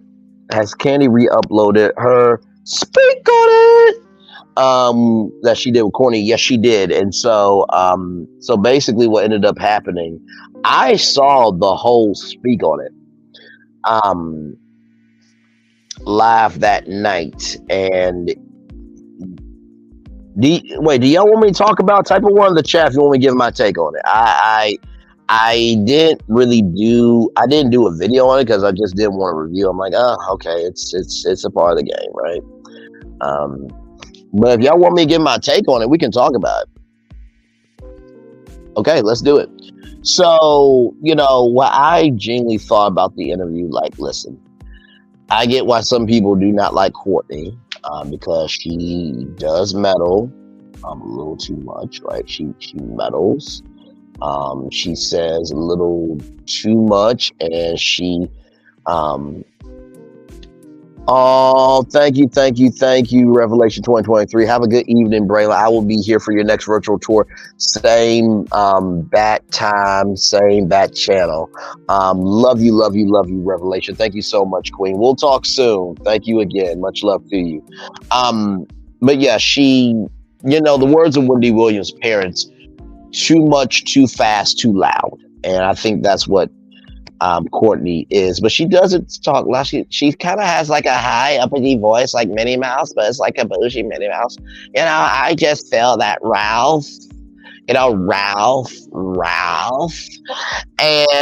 you know what I got from the interview, that Courtney let me make sure I said that right. That Courtney is Courtney, right?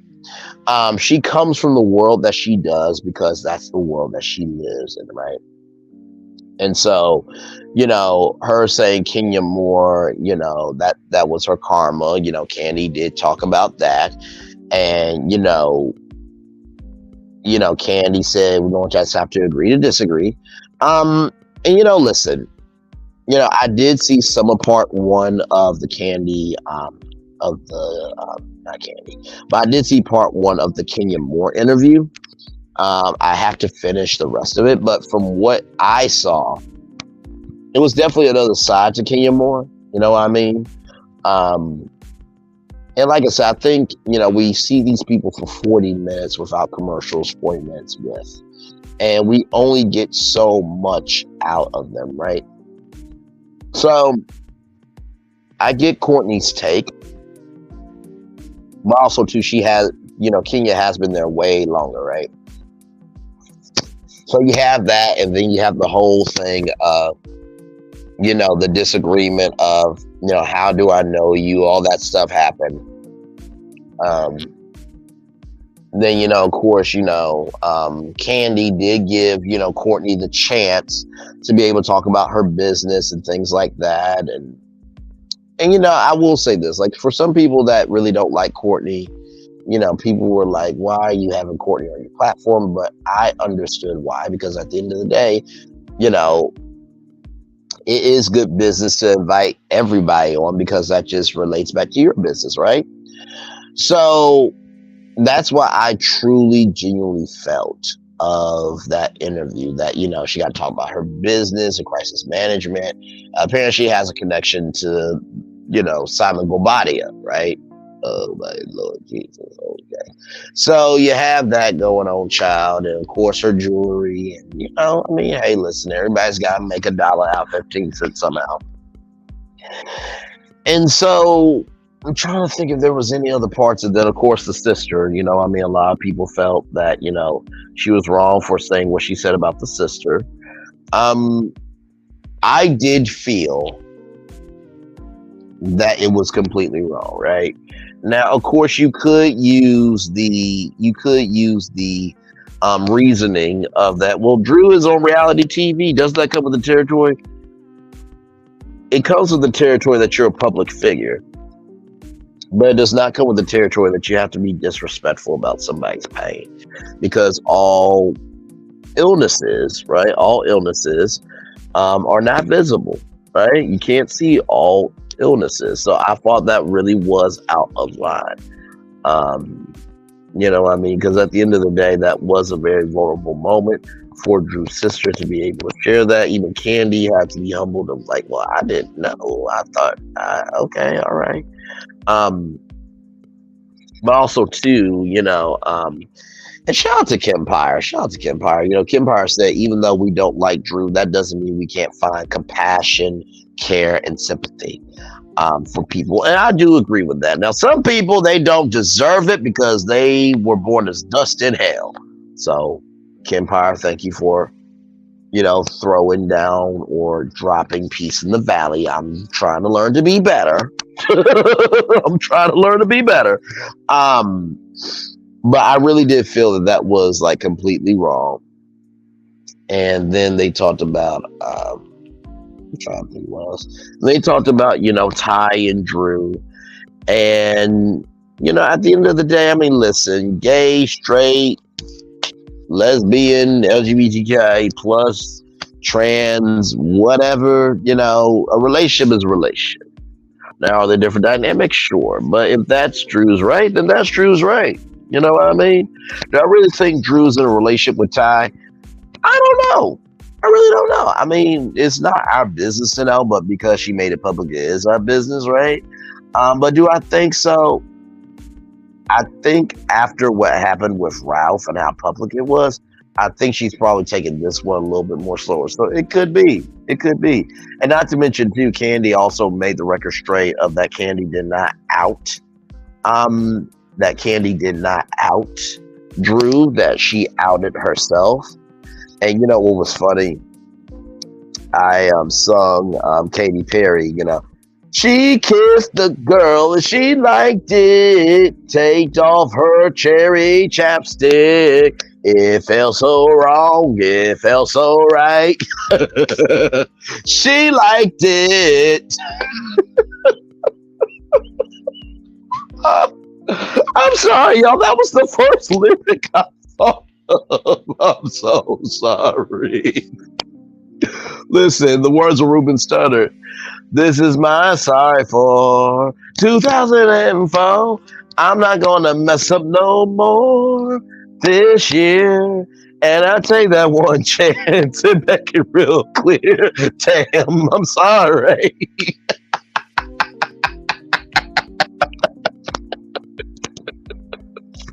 Lord Jesus help me. But no, at the end of the day, if that's their relationship, I'm happy for them. At this point in 2023, if you can find anybody who wants to love you for you, God bless your heart. We're happy for you. Like I said, Brat and Judy or Jessica Dupart Harris, they are my relationship until I get one. You understand me? You come for them, you're coming for me. That's my relationship. Okay? It was to the point where Tamar Braxton said that they were kissing and she wanted to be a part of it. I'm like, Tamar, If they ain't taking no ding dong, they're not going to take another cat in the relationship. Okay, you're not going to be able to kiss them just like a dude's not going to be able to kiss them. And Lord Jesus, if I was on Brad Love Judy, I would have to be in a separate car. Okay, Braylon, come on. You're a part of the crew. No. Y'all two going, y'all Escalade. I'm gonna go on my own Escalade. Why is that? Do y'all not see the blessing that y'all are from the heavens? No, we're not. No, we're not doing this. We're not gonna do. Have me in a thickalicious coma, going off on y'all behind at the reunion. Me getting dragged through social media because I can't. Because I have a condition for thickness. We're not gonna put. We're not gonna put me in that condition. What's wrong with you? Do you, Lord help me? Do you think Cynthia will return to Real Housewives of Atlanta? I remember when she said that she was leaving, right? And she left. And she was with Mike Hill, that Steve Harvey set her up with, and she just wanted to leave because it was time, but then she made her guest return, right, on Atlanta. And she also was a part, I think, of the LA cast. So I think there's a strong possibility for sure. Because here's the thing, right? Time and space can heal wounds, but the wound will only be healed if the audience can feel and embrace the energy of your healing. And that's real. So I do think that there's a possibility. I do. Although they did say they didn't want any old faces, I do think they're going to evolve on that because at the end of the day, you do need an anchor or two to bring people in still, right? So until, they find the new girls and do their thorough research that these new girls have enough personality and enough depth within their profile and resume that we can actually see them in that light. So that's my genuine take. Hope that answered the question.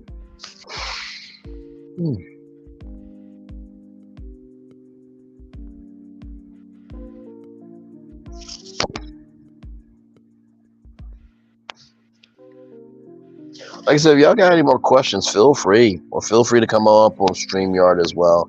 I know some of you are probably in the bed, comfortable. If you're regular schmegular, it's comfortable, but if you are Bougetta or Tarjay, it is comfortable.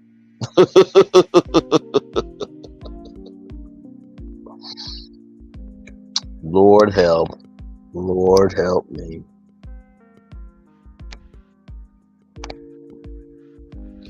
I do think that it's going to be quite interesting. September 16th. And also November 5th is when Married to Medicine is coming. And I think I will cover Married to Medicine on the channel. I think I will. Do you think that this will be the last season for Love and Marriage Huntsville? I think that will be up to us, the viewers, and with our recaps and our opinions on it. So I think we will determine if it's the last season. For real. So do I think it's the last season? I think it actually could be if they don't execute. If they do not bring the energy of that preview to life, then I think it could be the last season.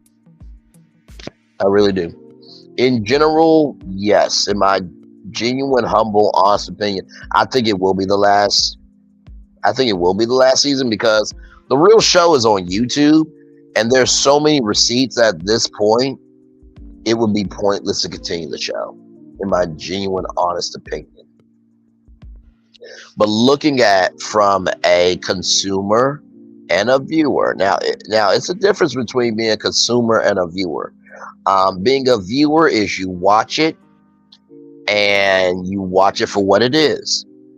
However, being a consumer means you consume any and everything that is related to that, right? So being a viewer and consumer, I think that it could be saved if it matches the energy. I really do.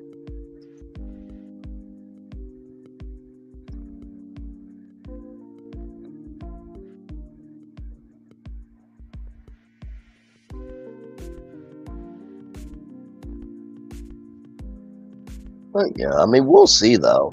We'll definitely see.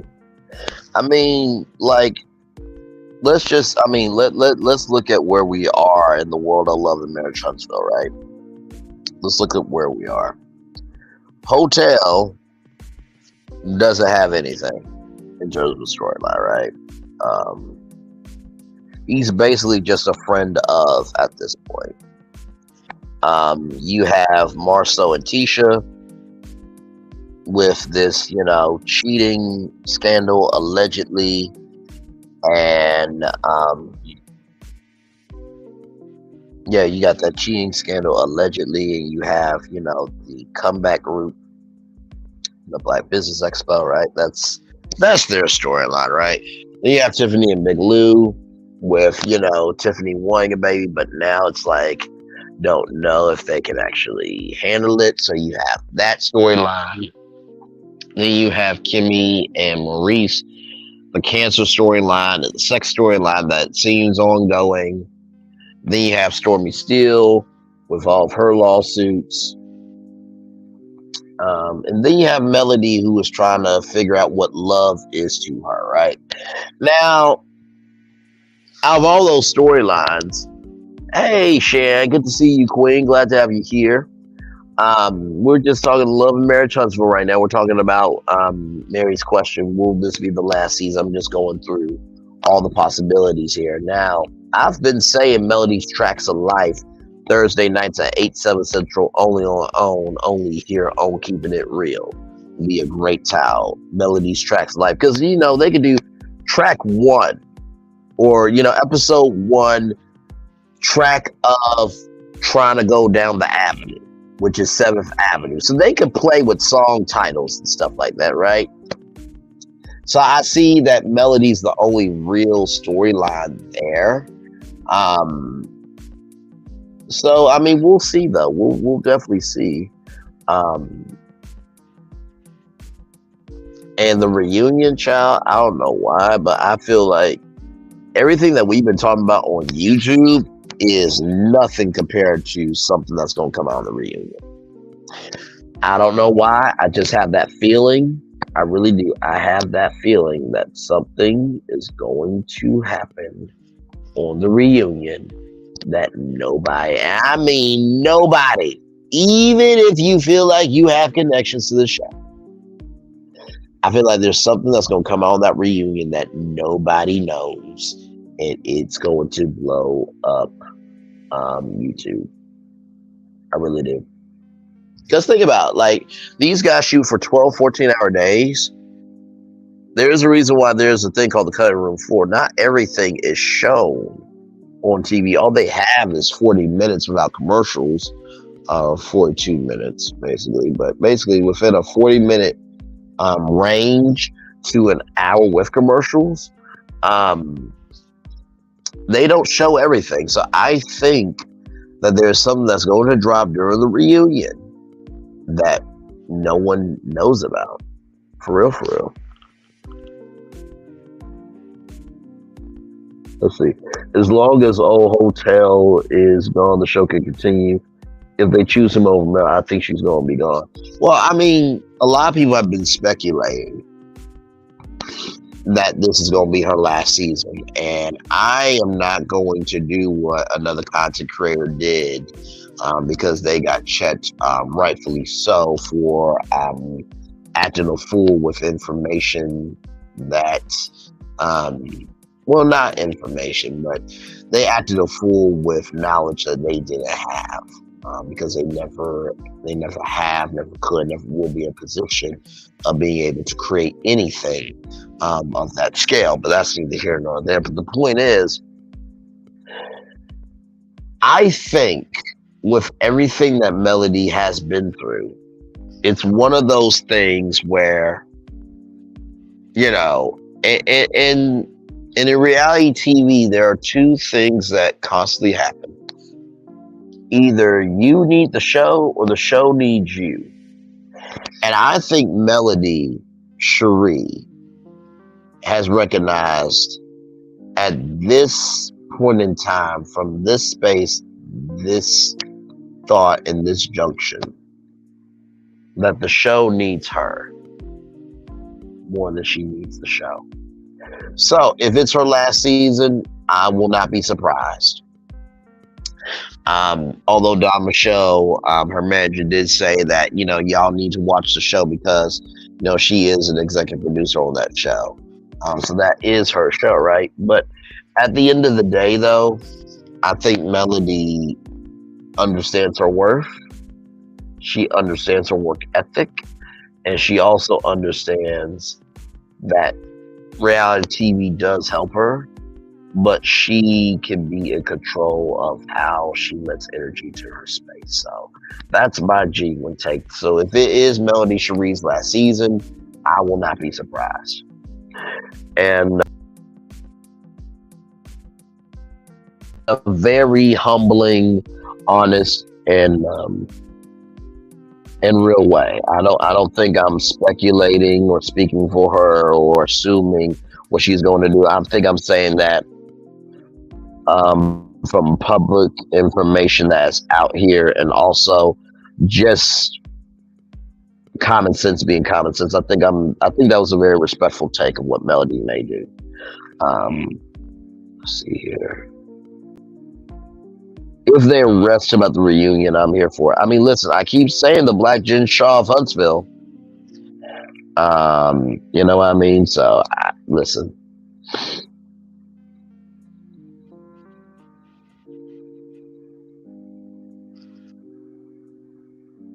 So I totally agree.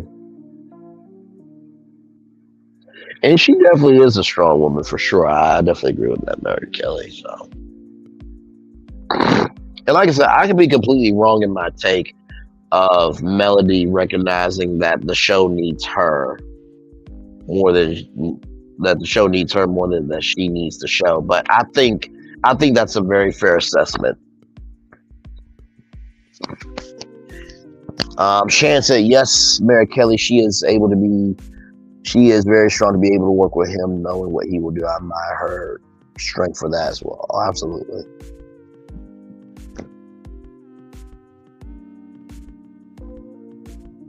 Like I said, it's interesting because for Hotel to not really like reality TV, he really does like showing up and being a part of stuff. Sheree, they were in people. So for somebody that really doesn't like the spotlight, he sure is in the spotlight. He is sure in the spotlight. But then again, he said he would never leave Huntsville. But yet he went to New York, and he went to Atlanta, and he went to London. But yet you say you never leave Huntsville. Interesting.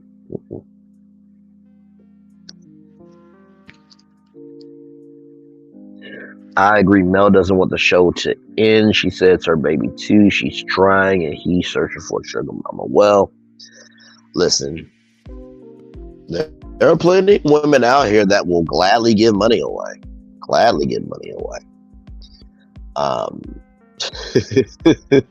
And you know what? Like, to be honest with y'all, I'll just be real.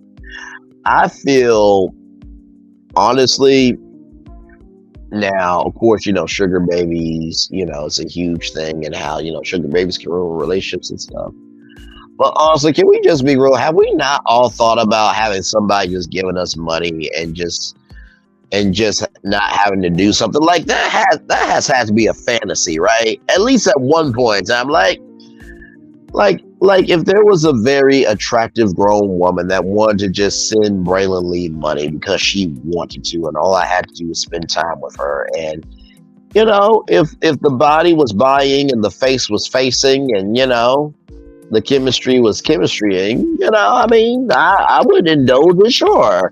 Same thing with women. I mean, if there's a good looking dude that would like to send you money, and the body is bodying and the face is facing and the chemistry is chemistrying, I think women would delve into that. I mean, listen, my main thing is, as long as they're single and they got the means to do it, and you feel cool to do it, I say why not? Now if you're dating somebody married, then you're basically being coleslaw at that point, and that's just trash, classless, and tasteless.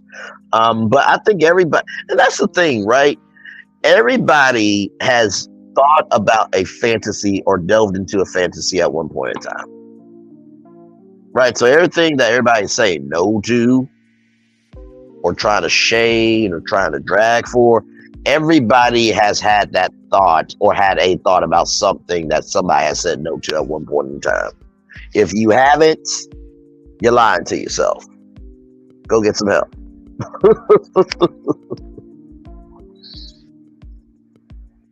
For real, for real. Don't do it. There's a lot of coleslaw. You ain't right. You ain't right. Oh Lord Jesus. Where I live, I have like some restaurants in my backyard. Low key, I wish there was like a Rally's or Popeyes chicken, because if there was a Rally's or Popeyes chicken, I would literally walk out of my place, go to Popeyes chicken. I would be sitting here with a 20-piece Popeyes eating it right here with y'all on live. Like, of course, the camera will be off because I don't want y'all to see me be messy and stuff. But yeah, that's what I feel like right now. Popeyes chicken or Rally's right now. So.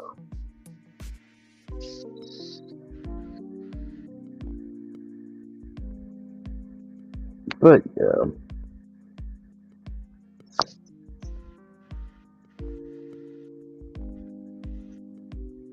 Like I said, and this is the thing too, right? About reality TV. We think we know what's going to happen until it actually happens, right? So, for everybody who, is saying, oh, this is going to happen, that's going to happen, y'all, we don't know until September 16th, okay? So, oh, and by the way, y'all, just a little fun, funny fun fact.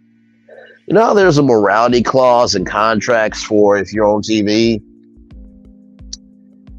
You know how there's the rule for pirating movies and stuff? If you do leak the season in any capacity at all, you can be held liable for that, and there can be legal consequences thrown at you. It can be. So and that goes for anybody. There are people trying to leak, spoilers of Big Brother, Survivor, The Amazing Race, The Bachelor. There's this guy named Reality Steve, and he has leaked Bachelor stuff for years, right? And listen, can you build off a name of leaks and spoilers? Sure you can, but also too, why would you spoil something that is your bread and butter and that you get a check from? Just asking a question.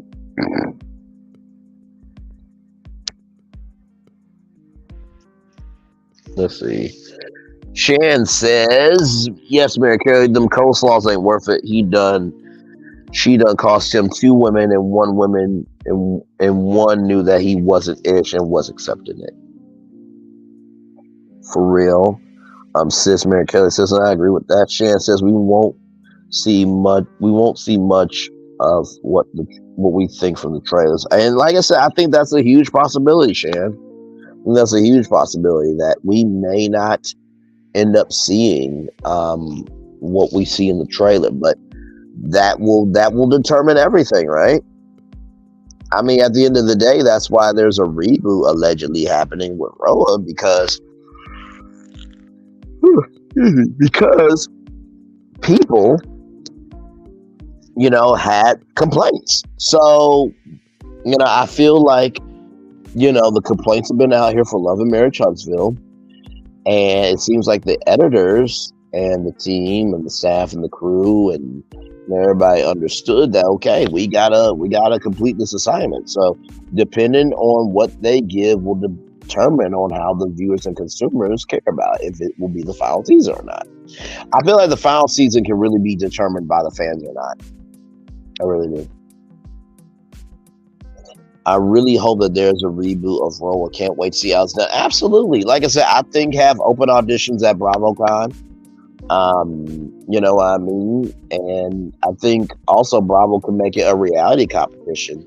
Audition, audition, audition, ladies, you send in your application, you do a nationwide casting call, you be in front of judges and stuff like that. And then this is what you do, right? 20 women, and at the end of it, you can choose one woman to be a part of the new cast if that's the viewer favorite, or you can choose 10 women out of the 20, and then those 10 women will get to be a part of a brand new Peacock series going through the ringer, and then America can choose if it's 7 of them, they could choose, let's see, 1, 2, 3, 4, 5, 6, 7. So 3. So yeah, so let's just say that they choose 20 women, they go through the audition process, 10 of them move on to the series on Peacock. The 10 will go through the rigorous series on Peacock, and then at the end, America will choose the top 3 housewives that they like to be a part of the cast, and then the other 4 will be chosen by Bravo. That would be amazing.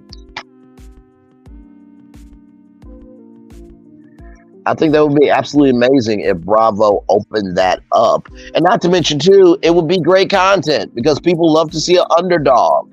And then not to mention, too, that would be good for the YouTube community because then there's all new reviews of all these new ladies competing for a chance to be one of 10 to move to Peacock. And then guess what? That drives traffic to Peacock because who talks about Peacock on YouTube? So that will drive traffic to Peacock because then we'll talk about the series on Peacock, and then America will choose their top 3.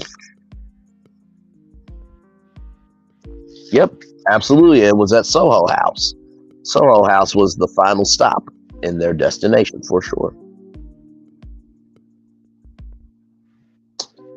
I think it's Candy Burrs, if I'm not mistaken. I think.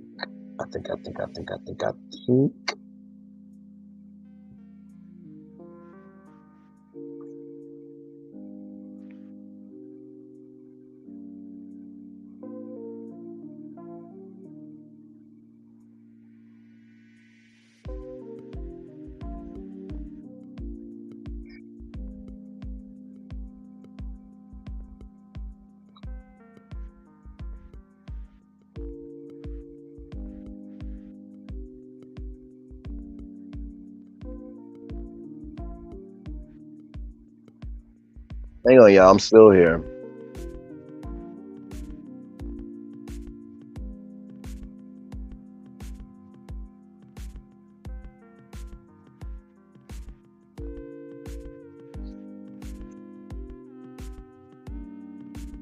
Okay, I'm still here. But yep, honestly, that's why I genuinely believe, though, that at the end of the day, that. And like I said, Bravo should just try out just to see what happens. You know what I mean? Because I'm like this: if at the end of the day, right, that and this is just me for real. At the end of the day, if Zeus can do fake auditions and never choose anybody, then why can't y'all do auditions and find 3 housewives? Right? So that's just me though. Do you think they will show more of Kenya Moore's hair care line? Well, I'll say this. Stormy still has been seen more than Kenya Moore on Housewives for her products, and that's saying something. I'm sorry. That was wrong. That was so wrong. Do I think they will show more of Kenya Moore's hair care line? On the real tip, I think they will have to, right? Because right now, Candy and Kenya have the most social capital right now in terms of relevancy and fan base and just the energy, right? So I do think they will show more of it. I think the biggest thing is it's the progress of the hair care line right now. It's the full hair care lines in stores, but I think Kenya was trying to have a hair salon too. So I think if the producers are seeing progress with that, then sure. Then sure. So I think there's definitely a huge possibility. But the fact that, Stormy Steele has been seeing more on Love and Marriage Huntsville with her products that are still on back order since 2020, more than Kenya Moore, who has a hair care line that's in all of her stores and she does not miss any deadlines at all. That is saying a lot. That's saying a lot.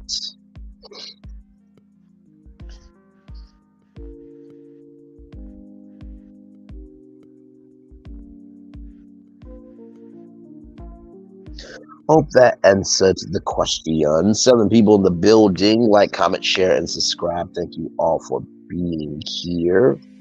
Really do appreciate all of you for being here. Yeah, we're just talking. Mary Kelly's asking questions in the chat. If you want to be a part of the conversation, it is that simple. Just type your question in the live chat and I will answer it as best as I can. If you want to come up, or if you want to come on up on StreamYard and join me, go right ahead. Come on up, join me. Do you think they will keep Marlon on the show? Oh, child. For their sake, they need to get rid of Marlo. I'ma say it now. In the words of Michael Braxton, say it now. Say it now. Say it now. Good night, sweet, sweet life. Glad to have you here. For their sake, they need to get Marlo off the show. I'll tell you why. Because for Marlo to bring up someone who is not even here to speak for themselves as a storyline was trash. Number 2, this is not defending Candy Burrs, but also right is right, wrong is wrong. The outing, that is her personal business, right? And so everybody goes through trauma differently, right? So because she couldn't respect it, it was a legal situation. And, also too, what, Marlo did by kicking Kenya Moore's door and Brooklyn was in there, that was crass. That was crass. Just because I may not like Kenya Moore, although I'm only liking her from what I'm seeing, which doesn't really mean anything because at the end of the day, there is one that meets the eye. So, but the point is, even though I may not know Kenya Moore that well, that doesn't mean I have to wish another black woman to suffer. Right? There's no point in that. It doesn't make me look good. It gets more people on her side anyway, so it doesn't make any sense to do that. But, with Marlo, say my nephew has passed away. My nephew's passed away to Drew and, getting in Candy's face and, just, yeah, Marlo, and then not to mention too her nephews too. My God, if I had the money, time, and space, I would definitely, step in and take those nephews in so they can have an actual stable home. Because be thrown out, then come back in, and all that type of stuff, that seems too much. Do you think the producers put Marlo up to attack the women on the show this year? Ooh, now that is a deep question. In the words of Carlos King, there are producers that, tell people that the words of Carlos King, there are producers that tell people what to do, where to go, and to put a battery in their back, and that they have rehearsed reads and they can't think for themselves. So I think the producers may have put a battery in her back. I think she may have had some rehearsed reads that she tried to keep, productions, the thought production in mind, and somehow there you go. But, I still couldn't get over the fact that, Marlo was on a date with an ex-con or an ex-criminal. And, he was like, I went to jail. Oh my God, went to jail too. Oh my God. It's like, stop. Stop. That's not a bonding moment. That's not a bonding moment. That was not a bonding moment at all. Mm, while potentially Kitty was being eaten and Ding Dong was being sucked off in jail. No, that's not a way you bond. Oh my God, you were in jail, so Kitty was being eaten and Ding Dong was being sucked. That's not a way you bond, Marlo. It's not a way you bond. It's not a way you bond to find a new love. Lord help.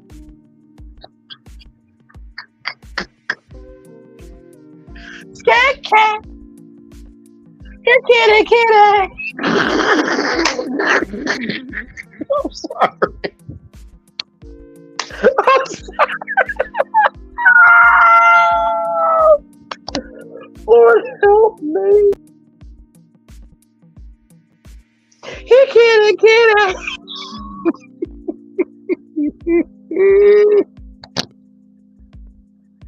Oh my Lord Jesus. And then, the brothers, singing, heaven must be like this. It must be like this. Let me tell you, the only way a brother wants to make heaven feel like something is through, well, we have times have changed. So maybe there are men that want to make heaven feel like that with their ding dong and someone's creaming on somebody's cake. Okay, so listen, so listen. It is what it is.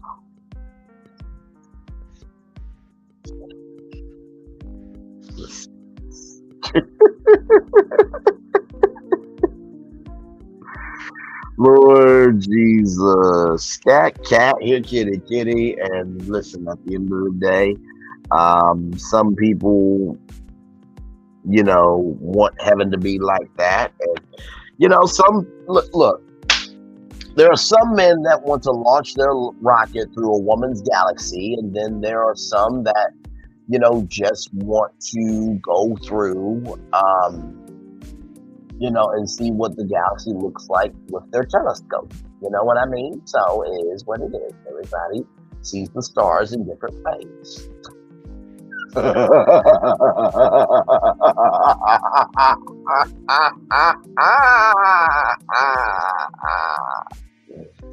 Lord help me.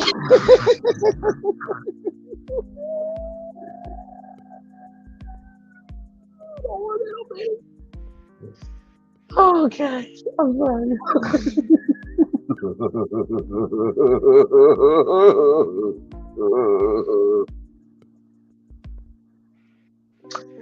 Okay, all right. Lord help. Ah, my God. I cannot. I cannot. When I'm extra, I cannot. I cannot. Oh, Lord.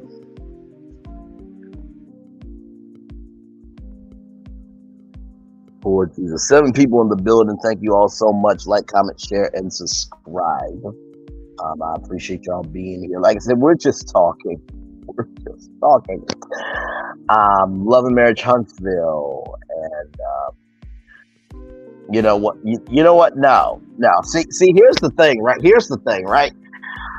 I understand the corner. My corner's a little bit different, you know what I mean? With a lazy boy and some Popeye's chicken and some sweet tea and a side of honey baked ham and some King Hawaiian rolls. So you see, my side of the corner is plush, luxurious, and it has a massage chair because I still have to be purposeful in my corner. You understand? So it's a little different. It's a little different. It's a little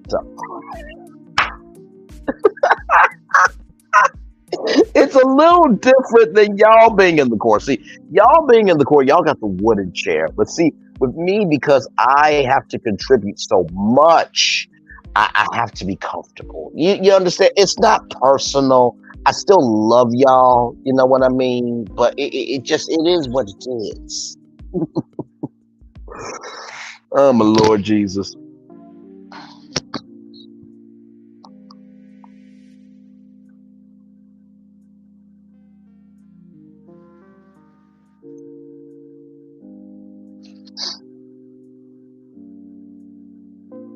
Hey, 8 people, welcome in. Glad to have you here. Like, comment, share, and subscribe. If you guys want to come on up on StreamYard, feel free to click that. We've been here for 4 hours, 3 minutes, and 50 seconds.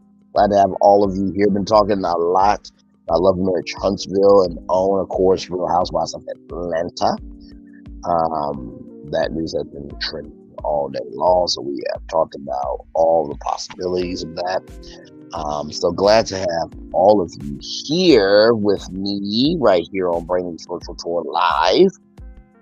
Glad to have you here. Like, comment, share, and subscribe. You know, here we talk about anything and everything. If the culture's talking about it, we're talking about it. If it matters to me, hopefully it'll matter to y'all. But either way, you know, higher is waiting, lower is available. But either way, we are going on tour.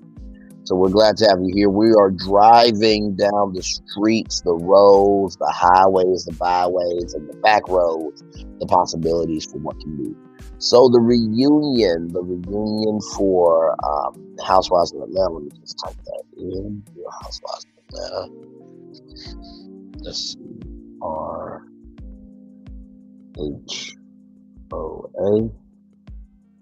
This is supposed to be a 2-part reunion. It's supposed to be a 2-part reunion.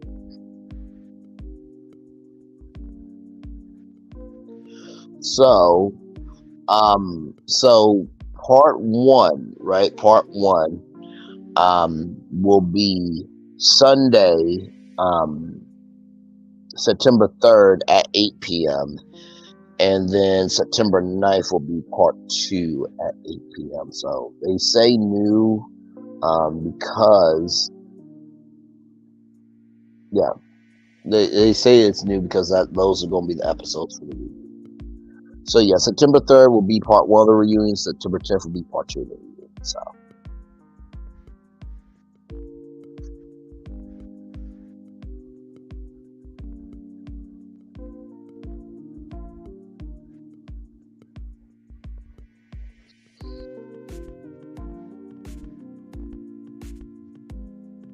yeah.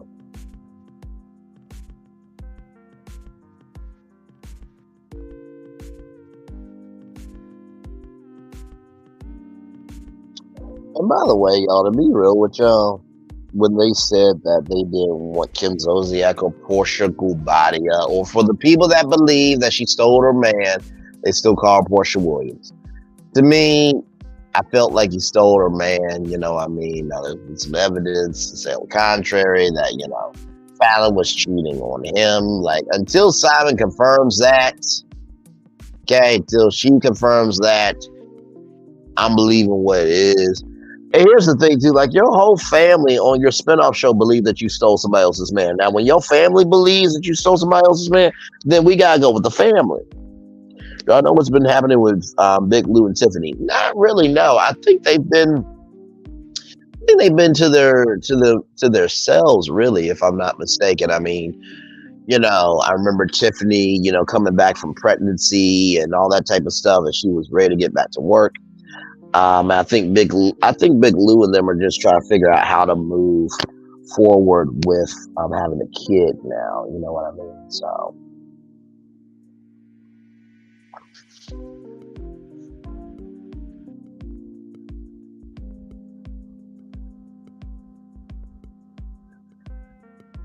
But yep, that's my take on Big Lou and Tiffany.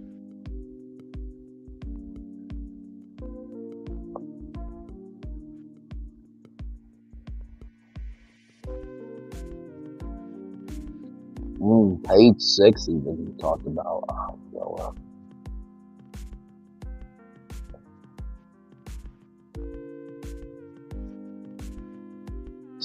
here's an interesting development, y'all. So I'm looking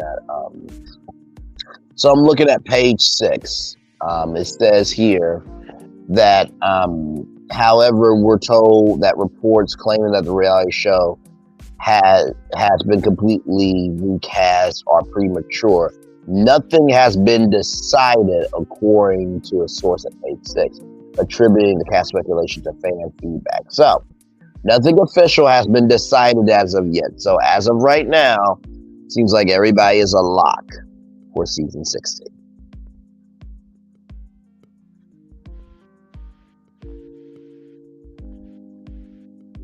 Hey, Victoria. Good morning, beautiful. Hope all is well with you. You know, out of all the outfits, though, of out of all the outfits, of the orange photo shoot, I mean, I would. I mean, if Drew Sidora asked me, for a day, I wouldn't turn her down. You know what I mean? So but that probably doesn't really matter too much. What do I think about Kiki spilling the beans of Marcel? I think the words of Lizzo, it's about damn time. It is about damn time. I think that at the end of the day, when Kiki said that I'm not holding back anymore, I really think she meant that. I think that she was waiting for the right time to be able to say what was on her mind. Because let me tell you something, you can't reveal all your cards at once, right? Because if you do reveal all your cards at once, then guess what? They know your hand and the game is over. So.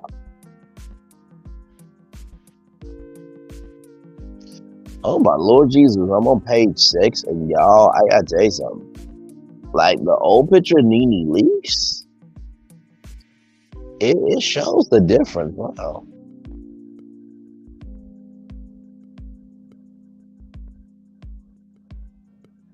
So here's another part of it. It says they haven't found any famous people of note that want to be on the reboot. They can't find any famous people that want to be on the show, then they cannot reboot the entire show. However, our first source disputes that claim, pointing out that season 15 of the reunion hasn't even aired, so there are no delays to pertaining to casting. It's all conversations. I mean, listen, at the end of the day, you know what I mean? When it comes to this thing here,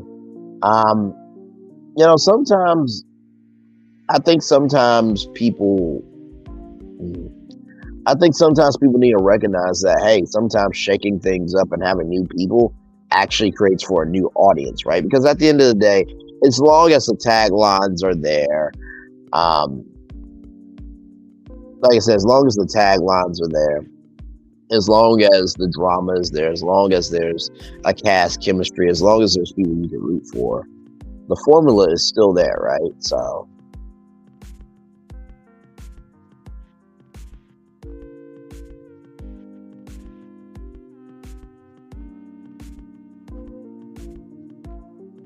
I will say in that trailer, though, it was very intense with Ralph and Drew. Like, Drew got up and walked away. Like, she was not having it at all. I know the Real Housewives of Atlanta will never do this, but if I were to do a part 3, I would do a huge Watch What Happens Live Part 3 of the Real Housewives of Atlanta fan tell all. Do you think Courtney is going to hand Marcel or will fold like the rest of the guys on LMH? I hope that Courtney comes through and handles Marcel. Somebody needs to, but more than likely, it'll probably fold because at the end of the day, what's good for the goose is good for the gander. I would love to see him stand up, right? I thought Big Lou was going to do it at that lunch, at Tiffany's baby shower, but he did not do that. But somebody needs to stand up to him.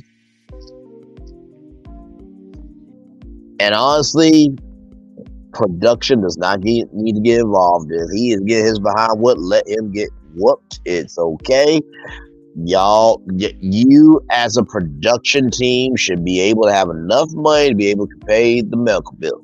Okay, so say I'm not wishing that, but if Marceau gets put through the ringer, let it happen. Because if you try to control that, it's not gonna be good.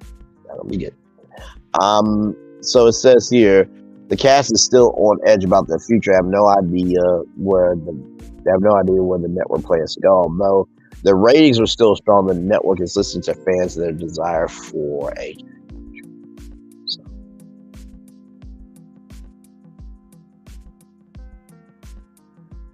I would like to know what stars are thinking about.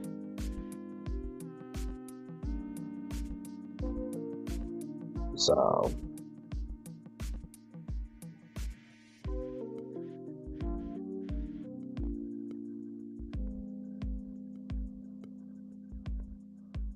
But we shall see, though. We shall see.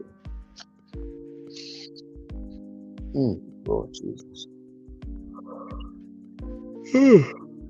Shoot. Sorry, y'all. I did see something that made me happy. So there's this young lady that I'm trying to go after. And I didn't know she was still paying attention to me, but she saw my TikTok today. So I'm like, oh, good. She's still seeing me. So I'm trying to apply pressure. I'm trying to apply pressure from the power of social media. I think I'm doing a decent job for what it is, I think. We'll see.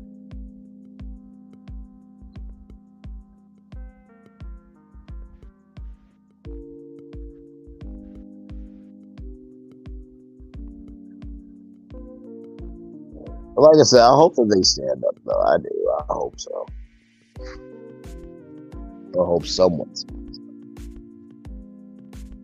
Because it needs to happen. It does.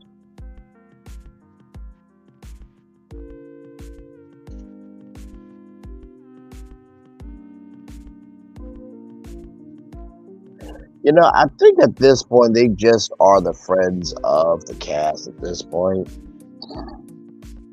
And they're like, well, I mean, the check is nice, so we'll keep showing up.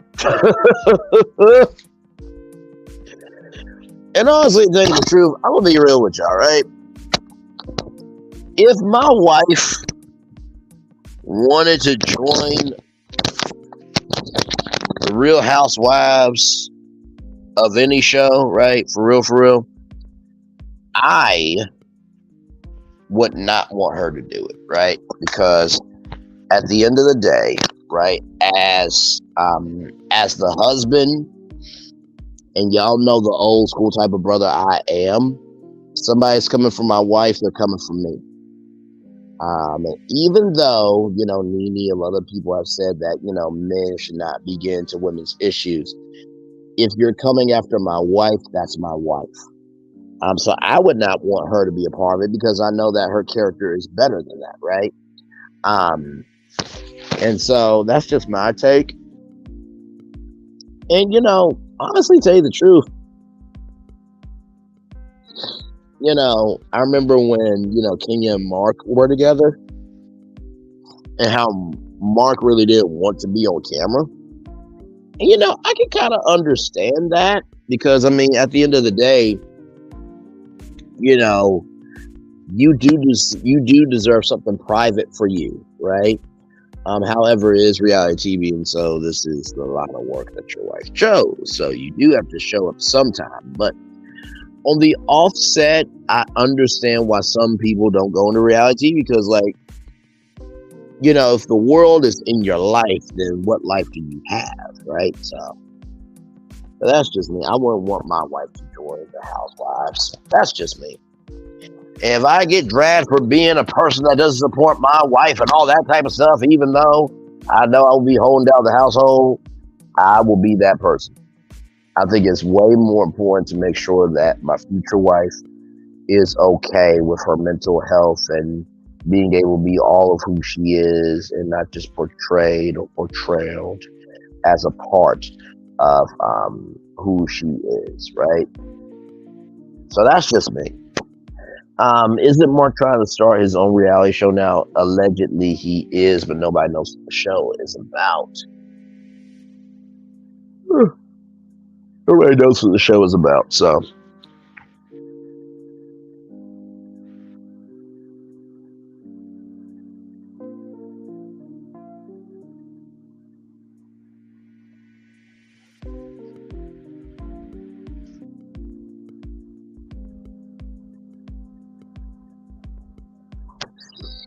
And he wants Brooklyn on too. Now, I will say this: like, I have my own title for my own reality show or docu series one day, and I'll just say this: that let me see. Do you know why Andy Cohen and Carlos King several ties? Um, Carlos maintains that he did not get fired, right? So I actually don't know why, but maybe. And here's the thing, right? We don't know everything, but I'm assuming that there was a clash of not just creative differences, but cultural differences, maybe. And that Andy thought, he's getting too big for his britches. So maybe, it's time for him to go. But that's the only thing I can really say. You know what I mean? So,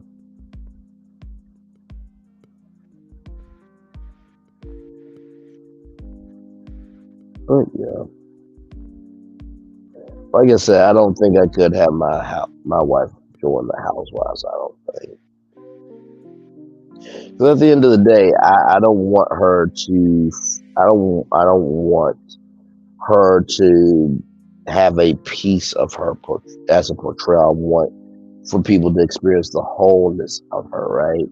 Um, and not to mention too, like I said, if everybody's in your world, what piece do you have? So, not to mention too, when I come home, you know what I mean, after a long day and after, we eat dinner and chill out and the kids and everything, listen, I would throw those cameras out because I gotta eat dessert. And I don't mean cinnamon rolls, damn it. Well, I mean chocolate or caramel and icing comes out of her, then yeah, that type of cinnamon roll. But either way, I want to eat, so y'all gonna have to get out. That's what true man should do, regardless of the situation. Is not allow anyone to disrespect this woman. Absolutely. So yeah, I mean, like I said, I would not want my wife to go on Housewives, but if she did want to go on Housewives, I want to hold her back from it. But just I'll let her know, like, hey, listen, if they're coming at you, if you feel like I can do something to bring peace, let me know. But if they're coming for you unnecessarily, then I'm gonna have to step in because I'm your man. I'm not gonna let people disrespect my wife. And like I said, if you are a dude and your wife is thinking about going to reality TV, let her know that at the end of the day you'll be here for her. But just know that there has to be a piece within your relationship of, okay, listen, you're doing this thing, I got this security, I won't say nothing, I'm always giving you interviews unless you tell me to, and you're ready to go.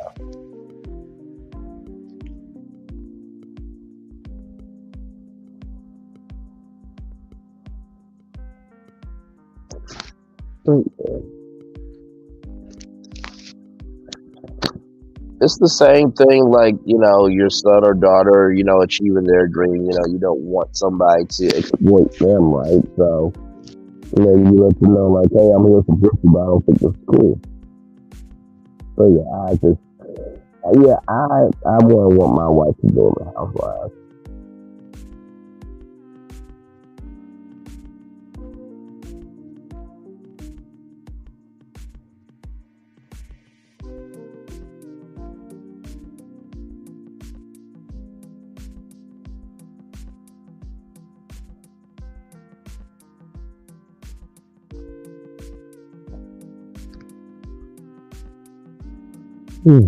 Five people in the building. Thank you all so much. Like, comment, share, and subscribe. Appreciate you all.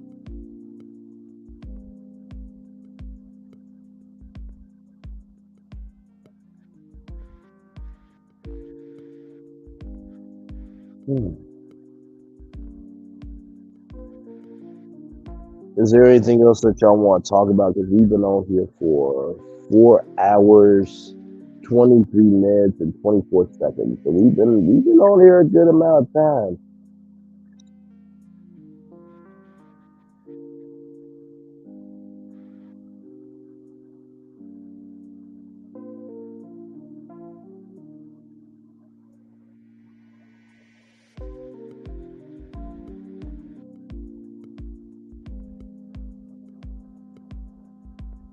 I took a moment to listen to the music, y'all.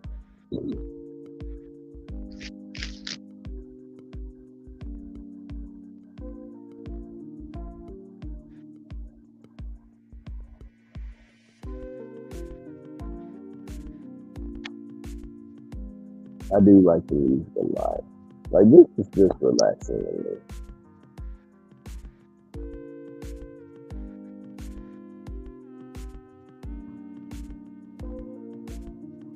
Any more questions at all, y'all, or should I end it at 4:40? Well, not 4:40.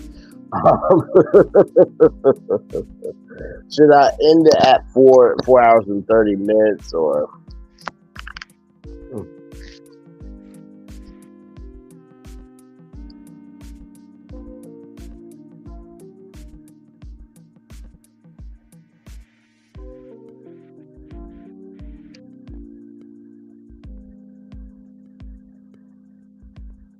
Mm,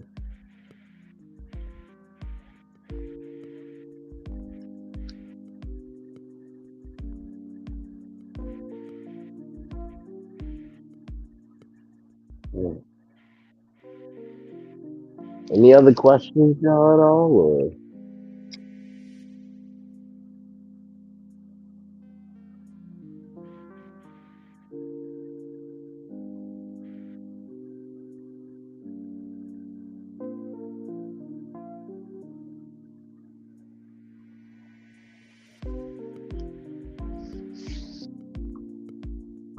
A little bit. Love you guys, but I gotta hit the set. I gotta take my niece to school. Understood. You sound exhausted, right? A little bit, Victoria. But no, it's been fun though. It's been fun. I think we'll probably end it at 4:40 at 4:30, like really. So like I was trying to do the Aux collab at 10 o'clock, but then the live just keep getting bigger and bigger and bigger. The you guys started coming in, so I'm like, okay, we'll just take the night off from the collab. It's one night. When a while I'll be going live again. So I go live Tuesdays, Wednesdays, and Thursdays at either 7 p.m. or 8 p.m. depending on what's going on. So yeah, I try to go live Tuesdays, Wednesdays, and Fridays. It seems like those days have been working out so far. But yeah, I definitely will be live again. And of course, I'll do an emergency. Of course, I do an emergency, virtual tour live if I do watch a live and something inspires me. And then I'll go off from there. So.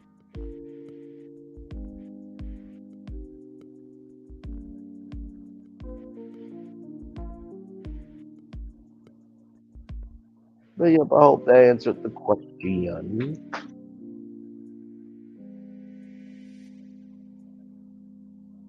And I do love going live with y'all. I absolutely do. It is so much fun because in this space, right, you get to know me a little bit deeper. I get to know you guys a little bit deeper, right? Because in the videos, I only get like what 15 to 20, 25 minutes, and in the live, we've been here what for 4 hours, 27 minutes, and 31 seconds, right? So for 4 hours live, you guys have been able to talk to me. I've been able to talk to you. You've been able to hear many perspectives in one night that you won't be able to on the virtual tour.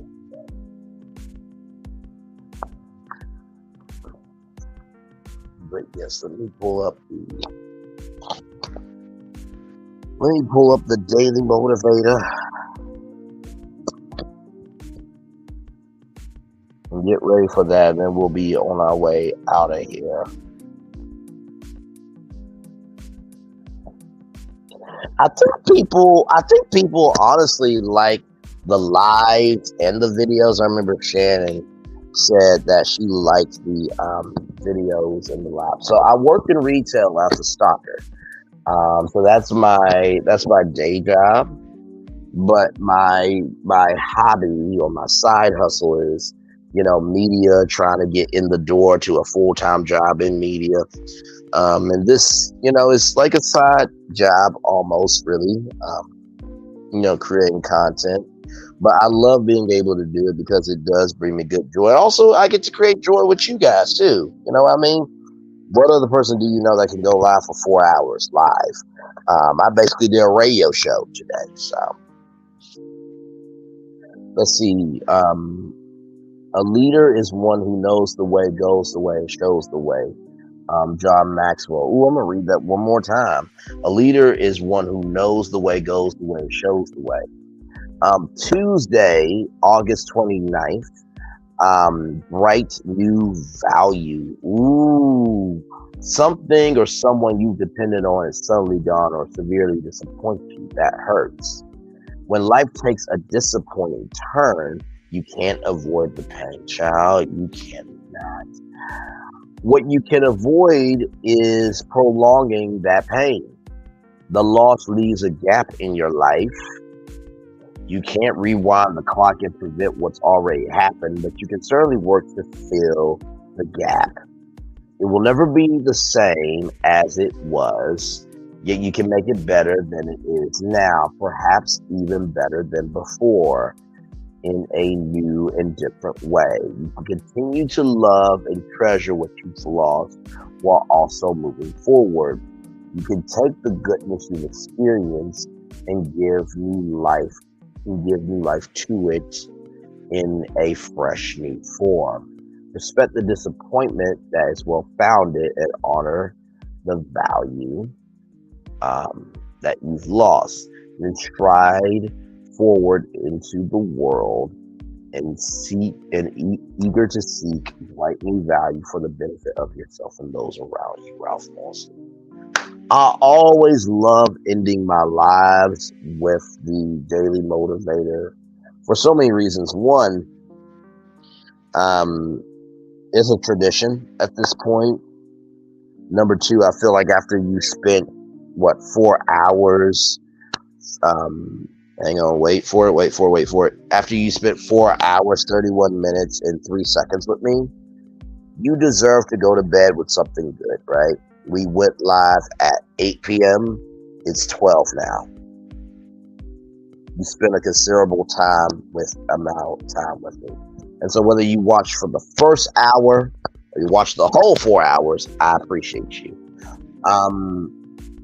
But bigger than that, I've recognized at the end of the day, you play as well as you practice.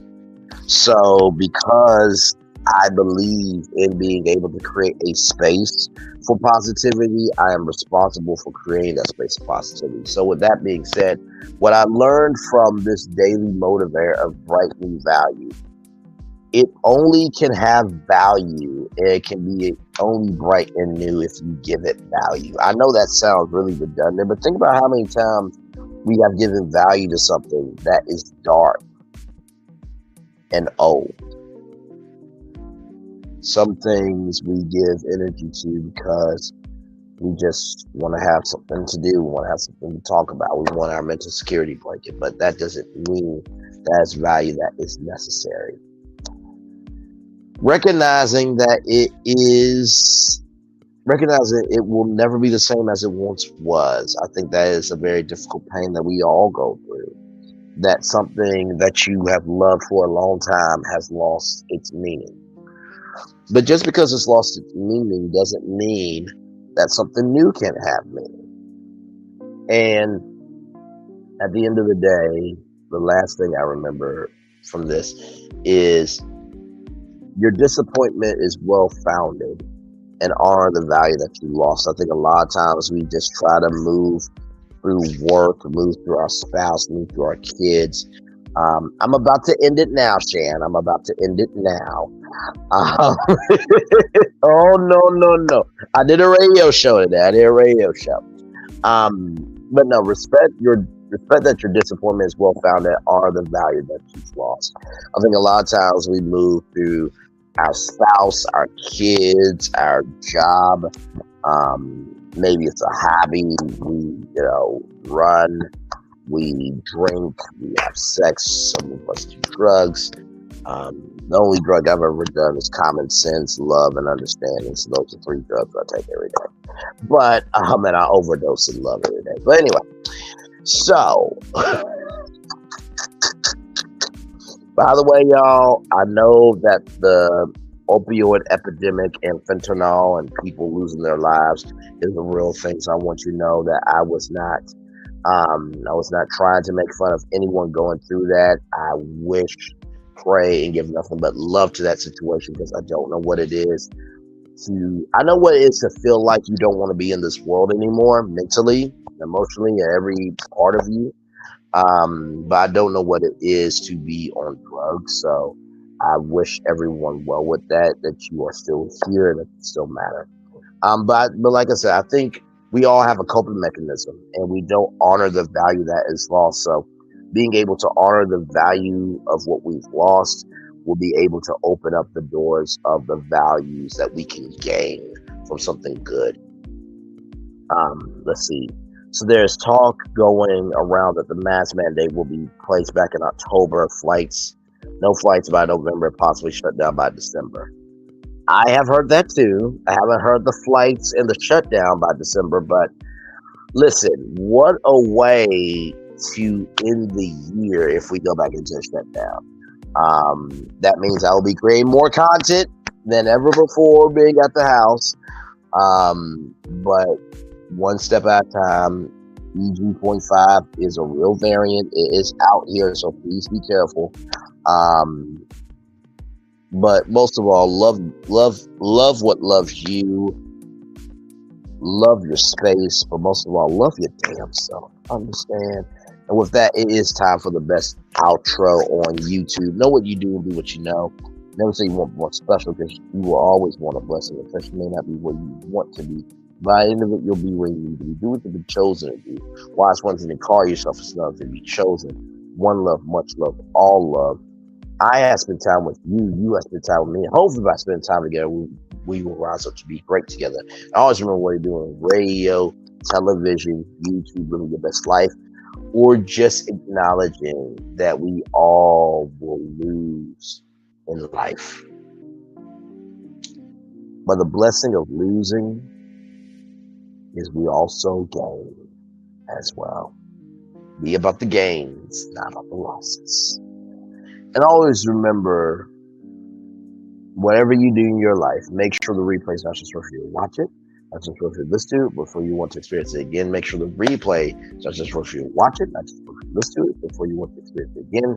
One more time, make sure the replay is not just for you to watch it, not just for you to listen to it, before you want to experience it again.